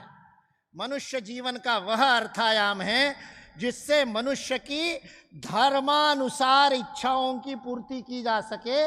इसलिए अर्थ भी धर्मानुसार होना चाहिए। इसलिए सुखस्य मूलम धर्मा, धर्मस्य मूलम अर्थः। अर्थ ये धर्म का मूल इसलिए कहा क्योंकि बिना धर्म के, यानी उसमें कर्तव्य आ गया, उसमें सेंस ऑफ ड्यूटी आ गई, उसमें आपका जीवन ध्येय आ गया, उसमें आपके जीवन में आपको जो भूमिका निभानी है समष्टि के साथ, पंडित दीनदयाल उपाध्याय ने सारा स्पष्ट किया है। व्यष्टि समष्टि का संबंध क्या होगा, व्यष्टि का समष्टि के साथ कर्तव्य क्या होगा, धर्म। पूरा धर्म को डिफाइन करने के बाद अर्थायाम की तरफ आते हैं। इसलिए इस राष्ट्र का प्रयोजन विश्व को यह मार्ग दिखाना है। एतद् देश प्रसूतस्य सकाशाद अग्र जन्मना, इस देश में जिसका जन्म हुआ है वही अग्र जन्मना है। क्यों? क्योंकि अनेक जन्मों की पुण्याई के बाद मनुष्य जन्म मिलता है, 84 लाख योनि में घूमने के बाद, ऐसा भागवत कहता है शास्त्र ने कहा अनेक जन्मों की पुण्याई के बाद मनुष्य जन्म मिला। लाहौर में दिए गए अपने भाषण में स्वामी विवेकानंद कहते ये पुण्याई जब 2 गुना होती है तब मनुष्य को भारत में जन्म मिलता है। 1 गुना पुण्याई से मनुष्य जन्म, 2 गुना पुण्याई से भारत में जन्म, क्योंकि यहाँ जन्म होने से धर्म डीएनए में आ जाता है। आपको बिना कुछ किए भी धर्म अंदर में है, संस्कारों में है, चित्त में है, प्रारब्ध में है, आपके संचित में है। जीवात्मा में जो मनोबुद्ध चित्त अहंकार, वो जो चित्त लेकर के आए, वो चित्त ही धर्म प्राण है, धर्म प्रवण है। इसलिए उस धर्म का शिक्षा सारे विश्व को देना। कैसे देना? ग्रंथों से नहीं, उपदेशों से नहीं, भाषणों से नहीं, प्रवचनों से नहीं, और क्षमा करे मॉडल बना करके भी नहीं। स्वम स्वम चरित्रं शिक्षेरन, अपने आचरण से, अपने चरित्र से पृथिव्याम सर्व मानवा, ये भारत का जीवन उद्देश्य है। इसलिए एकात्म मानव दर्शन को समझते समय ये हमको समझना पड़ेगा कि भारत की दृष्टि ही यह वैज्ञानिक दृष्टि, प्राकृतिक दृष्टि, और जिसको अंग्रेजी में ऑर्गेनिक कहते हैं, जिसका संस्कृत यदि अनुवाद किया जाए तो वह अनुवाद जैविक नहीं होगा, ऑर्गेनिक का अनुवाद होगा अंगांगी, अंग का दूसरे अंग से जो संबंध होता है। शरीर के विविध अंग जिस समन्वय से चलते हैं, वैसी समूची सृष्टि अंगांगी है। उसका एक दूसरे का संबंध अंग के अनुसार है, लाइक एन ऑर्गन। इसलिए बीज बोने के बाद धीरे धीरे धीरे सब कुछ होए, माली सींचे 100 दिना। वो उस बीज में से वो पेड़ को बाहर नहीं निकाल सकता, कितना भी कुशल माली हो, वो प्रकृति करेगी। बचपन में हमारे घर में आम जब आता था तो आम की गुठली चूसने वाला आम, तो हम दोनों भाइयों ने घर में आम का वो बीज बोया कि आम का पेड़ आएगा। मेरी बोई हुई बीज का पेड़ अभी भी नागपुर में मेरे घर में है, माता पिता के घर में। मेरे छोटे भाई ने उससे 10 फीट दूर पे ही आम का बीज बोया था और उसका पेड़ नहीं आया। 5-7 दिन बाद आकर के वो माँ के पास रोने लगा कि आप तो पार्शियलिटी करते ही, वो बड़ा, मैं बड़ा हूँ, मेरे से 2 साल छोटा है। वो माँ को आके कहने लगा आप तो दादा के पुत्र है, छोटे भाइयों को सब पता होता है। उसने कहा मेरे को सब पता है, बस ज़्यादा मत सिखा। अरे मैंने कहा फिर प्रतीक्षा कर, धीरे धीरे होगा। बोले नहीं, मेरे तो बीच का अभी ऊपर का कवच ही नहीं गला। मैंने कहा तेरे को कैसे पता? बोले रोज निकाल के दिखाता हूँ ना, रोज निकाल के देखता हूँ। रोज निकाल के देखने से बीज में अंकुर नहीं आएंगे। भारत विकसित राष्ट्र होगा जब अपने धर्म के अनुसार काम करने लगेगा, जिसके लिए भारत का प्रयोजन है, जिसके लिए इस राष्ट्र को ऋषियों की तपस्या से गढ़ा गया, वो करने से बीज के समान अंगांगी रूप से यह विकसित होगा। जबरदस्ती ऊपर से नीचे की ओर कोई उसको एक डिजाइन दे करके, इसलिए नीति जो पॉलिसी है ना, पॉलिसी इंपेरेटिव पे बोलने को मुझे कहा अर्थायाम की, एकात्म मानव दर्शन पर आधारित जो पॉलिसी होगी वो नैसर्गिक होगी, प्राकृतिक होगी, जैविक होगी। इसका अर्थ है अंगांगी होगी। भारत में कोई परिवर्तन यह अचानक नहीं होता, क्रांति के रूप में नहीं होता। जो पुराने उदाहरण बताए ना, आज डेमोक्रेसी का पुराना उदाहरण बताया, वैशाली का गणराज्य था, आठविकों के गणराज्य थे, अनेक प्रकार के गणराज्य थे। चंद्रगुप्त मौर्य के समय गणराज्य थे, चाणक्य का उदाहरण दिया, उससे पहले भी थे। जिस समय अलक्षेंद्र आया तो अलक्षेंद्र को आठविकों ने जो गांव-गांव के अंदर प्रतिरोध किया, उसके साथ में जो मैगस्थनीस आदि लोग थे, उन्होंने लिख करके रखा है कि भारत में कितने समृद्ध गणराज्य थे और प्रत्येक गणराज्य अलग अलग था। कोई गणराज्य चातुर्वर्ण व्यवस्था से गण बना करके चलते थे, किसी में प्रत्येक नागरिक को वोटिंग का अधिकार था, कोई कंसेंसस के आधार पर थे, कहीं कहीं पर मत का अलग अलग वेटेज था, ब्राह्मण का मत अधिक वेट वाला वगैरह वगैरह भी थे। हर प्रकार के गणराज्य थे। मगध की राजधानी पाटलिपुत्र के 100 किलोमीटर की परिधि में 17 प्रकार की पॉलिटिकल व्यवस्थाएं विद्यमान थी, not single system. Bharat was never governed by a single model. One size fits all is a Western concept. एक कोई मॉडल बना दो और उसके ऊपर सारे लोग काम करें, ये होता ही नहीं है। गजानन जी गांव में काम कर रहे हैं, हर गांव का अपना वैशिष्ट्य होता है। एक जगह का मॉडल दूसरी जगह काम नहीं आता है। It doesn't work that way, क्योंकि ये जैविक है, क्योंकि ये ऑर्गेनिक है, क्योंकि यह अद्वितीयता के साथ करने का प्रयोग है। इसलिए केवल दिशा दी जा सकती है, नीति तय हो सकती है, प्रादर्श तय नहीं हो सकता, आदर्श तय नहीं हो सकता, प्रतिमान तय नहीं हो सकता। यह भारत की पद्धति ही नहीं है। जब 2004 में हमने ग्वालियर में विवेकानंद केंद्र की ओर से सूर्य नमस्कार का गिनीज वर्ल्ड रिकॉर्ड बनाया, 2005 में खुद का ही रिकॉर्ड खुद ही बेहतर किया, और वो रिकॉर्ड बेहतर होने के बाद में जब गिनीज का सर्टिफिकेट आया तब एक प्रेस कॉन्फ्रेंस ली। वो प्रेस कॉन्फ्रेंस में एक पत्रकार ने पूछा कि आप भारत का ये योग है, इसको गिनीज वर्ल्ड रिकॉर्ड की क्या आवश्यकता है, आपको वैश्विक मान्यता की क्या आवश्यकता है? तो मेरे मुंह से निकल गया, 2005 की बात है, मेरे मुंह से निकल गया, मैंने कहा एक दिन सारी दुनिया योग करेगी, इसलिए हम गिनीज वर्ल्ड रिकॉर्ड बना रहे ताकि दुनिया को प्रेरणा मिले।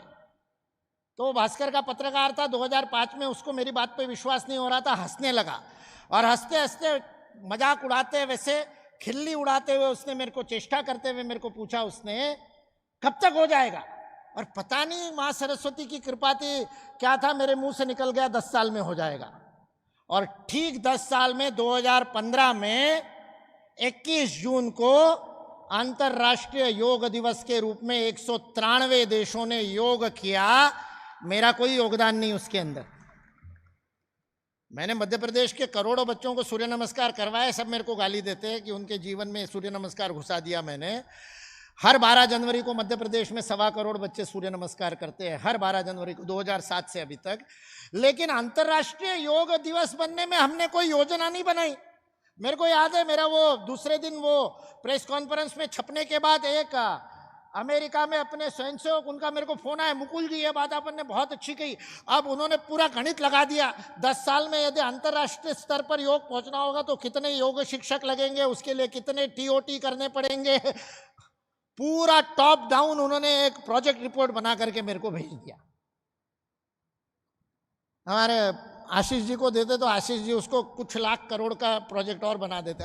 आप नहीं, पुण्य तांबेकर जी वो बना देते। उन्होंने भी बना के भेज दिया। मैंने कहा प्रभु, मेरे को विवेकानंद केंद्र ने केवल मध्य प्रदेश का काम दिया है, ये ज्यादा का काम नहीं, विश्व में होना है तब हो जाएगा। अपने आप हो गया, सहजता से हो गया, ऑर्गेनिकली हो गया।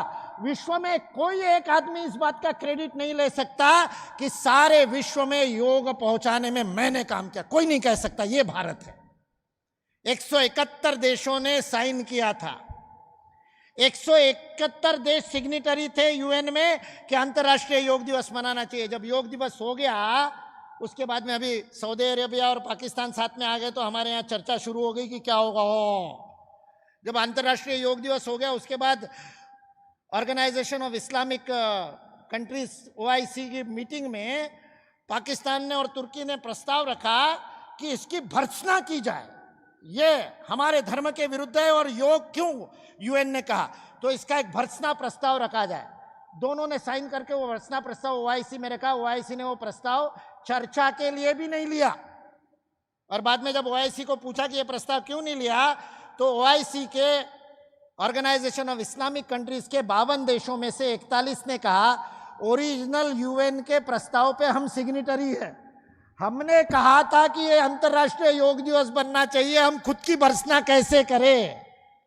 भारत का काम ऐसे होता है कि इस्लामिक कंट्रीज से लिखवा लिया योग दिवस मनाओ, उनको भी पता नहीं चला। मेरे बहुत सारे मित्र लॉ कॉलेज में तेलुगु मित्र थे, उनसे तेलुगु कहावतें, पहले गालियाँ सीखी बाद में कहावतें सीखी थी। तो तेलुगु कहावत एक बड़ी सुंदर कहावत है। तेलुगु कहावत कहती है, वो कहावत तो मुझे अभी याद नहीं, उसका अर्थ याद है। वो तेलुगु कहावत कहती है, चटाई के नीचे जब पानी आता है तो चटाई पे बैठे हुए व्यक्ति को तब तक पता नहीं चलता जब तक चड्डी गीली नहीं हो जाए। भारत में परिवर्तन चटाई के नीचे पानी जैसा होता है। वो 41 देशों की गीली हो गई, उनको पता भी नहीं चला, अंतर्राष्ट्रीय योग दिवस बन गया और आज तक चल रहा है। और सारी दुनिया भारत माता को वंदन करती है 21 जून को। हमारा परिवर्तन ऐसे होगा, नेचुरल होगा, प्राकृतिक होगा। हमको सही दिशा में प्रयत्न मात्र करने हैं और प्रत्येक को अपने बीजत्व के अनुसार आगे बढ़ने का अवसर देना है। Will not dictate terms to other. Chanakya ने चंद्रगुप्त मौर्य को कहा, किसी को मगध की व्यवस्था नहीं देनी, ना अर्थव्यवस्था ना राज व्यवस्था। चक्रवर्ती सम्राट ये केवल लूज नेटवर्क था, नथिंग एल्स। राष्ट्र रक्षा की सीमा की रक्षा का काम तुम्हारा होगा, लेकिन आंतरिक व्यवस्था प्रत्येक राज्य की अपनी होगी। स्वराज्यम वैराज्यम पारमेष्टम राज्यम महाराजमाधिपत्यमय, इतने प्रकार की राजनीतिक व्यवस्था है, अलग अलग व्यवस्था है। ये विविधता के बिना विकेंद्रीकरण असफल होता है। हम विकेंद्रीकरण करना चाहते हैं लेकिन एक मॉडल सब जगह चलाना चाहते हैं, नहीं चलेगा। प्रत्येक को नीचे से, अंदर से, ग्रासरूट लेवल से मॉडल आना पड़ेगा। इसलिए पंडित दीनदयाल उपाध्याय जब विकेंद्रीकरण की बात कह रहे हैं तो वो विकेंद्रीकरण केवल निर्णय का विकेंद्रीकरण नहीं है, वो स्वयं को जान करके अपनी चिति के अनुसार, चिति बड़ा टिपिकल शब्द है जो दैशिक शास्त्र में से पंडित दीनदयाल उपाध्याय ने लिया एकात्म मानव दर्शन में। चिति यानी प्रत्येक का वैशिष्ट, वह एक ही बहुत हुआ, एको हम बहुश्याम।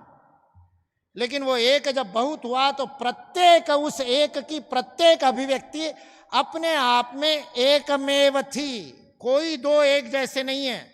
हम में से कोई भी दूसरे की कॉपी नहीं है। ऐसा नमूना भगवान ने दूसरा नहीं बनाया जिसको माता पिता ने मुकुल नाम दिया।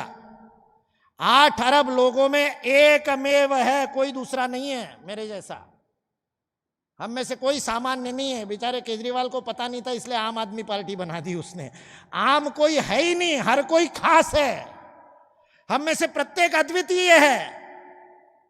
और विश्वास नहीं हो रहा तो लॉ का विद्यार्थी हूं तो बियॉन्ड रीजनेबल डाउट प्रूव करना जानता हूं। एक क्षण में प्रूव हो जाएगा। यदि आप नहीं मानते हो आप अद्वितीय हो तो अपना आधार कार्ड निकाल करके देख लो। यदि आप अद्वितीय नहीं होते तो आपका बायोमेट्रिक्स आपके आधार को नहीं बनाता। ऐसी उंगलियों के निशान दुनिया में किसी के पास नहीं है। केवल 8 अरब नहीं, जो मर गए उनमें से किसी के पास नहीं है। जो कल परसों 50 वर्ष बाद पैदा होंगे उनमें से किसी के पास ऐसे बायोमेट्रिक नहीं है। एकमेवा द्वितीय हम में से प्रत्येक। इसको चिति कहते हैं। इसलिए भारत में इंडिविजुअल, अंग्रेजी का इंडिविजुअल आया, which can not B divided further, इसलिए उसको इंडिविजुअल कहा। 1 लाइफ लिया हुआ ये इंडिविजुअल है, इससे आगे डिवीजन नहीं हो सकता। लेकिन भारत की डेफिनेशन ये नहीं है। भारत में शब्द है व्यक्ति। व्यक्ति यानी जो व्यक्त करता है। क्या व्यक्त करता है? इस अद्वितीय चिति को जो व्यक्त करता है वो व्यक्ति है। हमारी प्रत्येक की जैसे अद्वितीयता व्यक्तिगत स्तर पे है, वैसे समाज की है, वैसे राष्ट्र की है। इसलिए स्वामी विवेकानंद ने उसी लाहौर के भाषण में कहा, each nation has got a message to deliver, each nation has got a destiny to fulfil. और तीसरा शब्द प्रयोग किया, each nation has got a mission to accomplish. प्रत्येक राष्ट्र को एक संदेश विश्व को देना है, प्रत्येक राष्ट्र को एक नियति को प्राप्त करना है। और तीसरी बात, और बड़ा सुंदर सुमित्रानंदन पंत ने उसका अनुवाद किया हिंदी में, विशेषता को लेकर के, अपनी प्राण शक्ति को लेकर के आलोकित होता है तब उसे विराट कहते हैं। उस विराट में प्रत्येक चिति को अपना योगदान देना है। हम में से प्रत्येक व्यक्ति को उस विराट के, उस राष्ट्र के, राट उस धातु से ही एक राड़ती हुआ, उसी धातु से राष्ट्र बना। जो एक साथ आलोकित होता है उसको राष्ट्र कहते हैं। उसी से राज बना, जो आलोकित है वो राज है। उसी से विराजना, उसी से राजश्री, सारे शब्द उसी से आए, उसी राट धातु से। उस राट धातु का अर्थ होता है आलोकित होना। जब एक राष्ट्र अपनी विशेषता को लेकर के आलोकित होता है तब उसे विराट कहते हैं। इस चिति के द्वारा विराट में योगदान देने का नाम धर्म है। उस धर्म के आधार पर अपने जीवन में उद्यम करना अर्थ है। उस अर्थायाम को हम अपने जीवन में करें, अपने पराक्रम से राष्ट्र की नीतियों को दिशा दे। पंडित दीनदयाल उपाध्याय को पढ़े, सबसे पहला काम तो ये है। अनेक लोगों ने उसके ऊपर लिखा है, वो भी पढ़े। उसके मूल में जाकर के पढ़ना है तो बद्री साहब टुलधारिया का दैशिक शास्त्र पढ़े। और फिर अपने अपने क्षेत्र में जो जो अपनी विशेषता है, जो जो अपनी चिति है, उसके अनुसार उन तत्वों को लागू करें, नैसर्गिकता से, प्राकृतिकता से, अंगांगी रूप में। Not that somebody will follow it, not that somebody will replicate it, not that it will be followed by everybody. No, everybody will have their own method. सिद्धांत एक है, अभिव्यक्ति अलग अलग है। सनातन शाश्वत मूल तत्व है, लेकिन उसकी युगानुकूल, देशानुकूल अभिव्यक्ति समष्टि के प्रत्येक स्तर पे करनी होती है। यह भारत की दृष्टि है।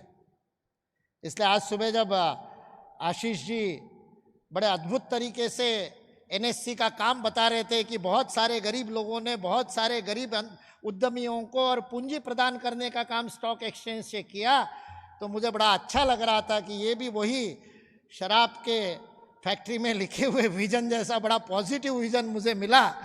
लेकिन थोड़ा सा हेज फंड क्या करते हैं उसके ऊपर भी ध्यान रखने की आवश्यकता है। भारत में तो बहुत कंट्रोल कर रखा है, लेकिन विश्व में क्या स्थिति हुई। जिस JP मॉर्गन का उदाहरण और राम माधव जी ने दिया, उस JP मॉर्गन ने क्या किया अमेरिका में और आज क्या कर रहा है।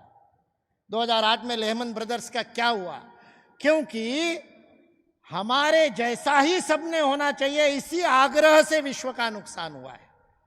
One size fits all, one model fits all. Democracy में प्रॉब्लम नहीं है। My democracy is the only way and you will have to follow that democracy, that is the problem.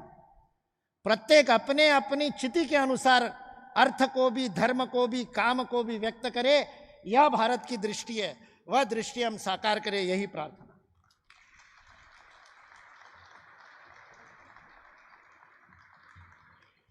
Thank you, Mukulji. There couldn't have been a better way to end today's event. And to bring this grand journey to a graceful close, may I request Shri Arun Kumarji to deliver the vote of thanks.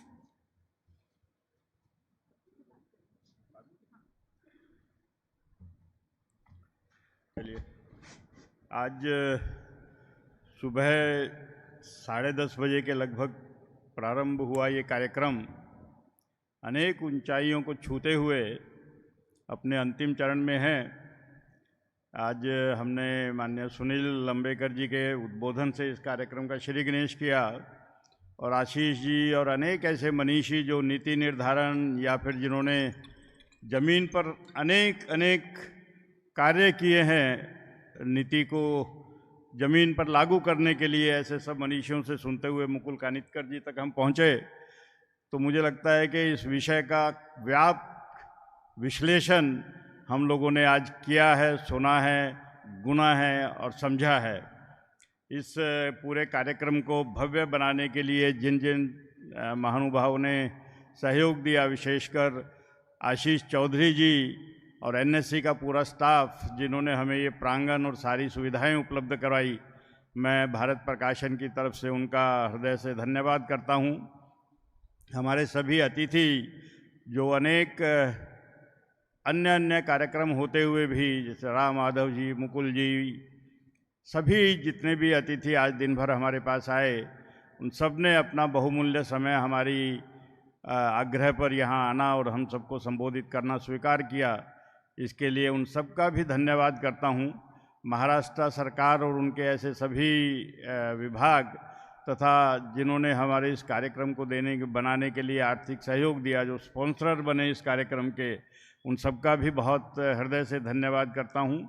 और आप सब लोग इस कार्यक्रम में आए और इस सारे विषय को आपने समझा, सुना और दिन भर का अपना समय हमारे साथ बिताया, आप सबका भी बहुत बहुत धन्यवाद।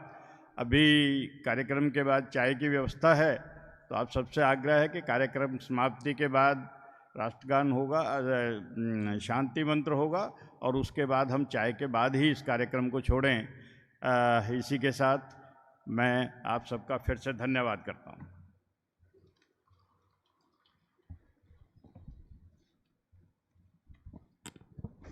But before closing the curtains, it is time to honor our guest for the session, Shri Mukul Kanitkar ji. I would request Shri Sunil Sapre ji, Adhyaksh of Rashtriya Seva Bharati, Shri Proful Ketkar ji, to felicitate Shri Mukul Kanitkar ji.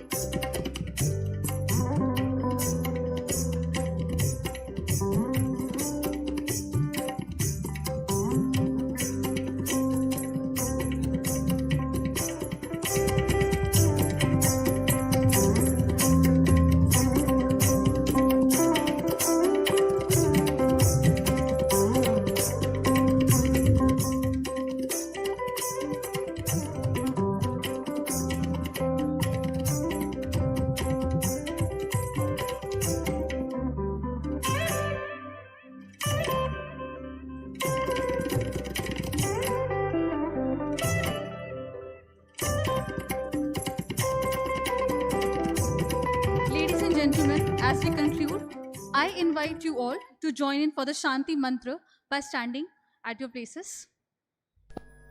Sarve bhavantu sukhinah,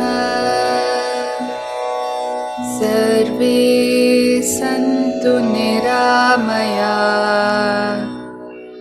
sarve bhadrani pashyantu,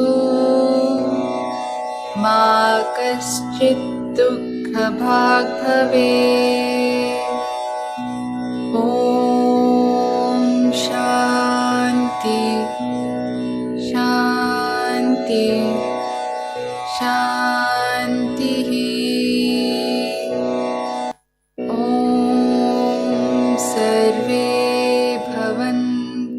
सुखिनः.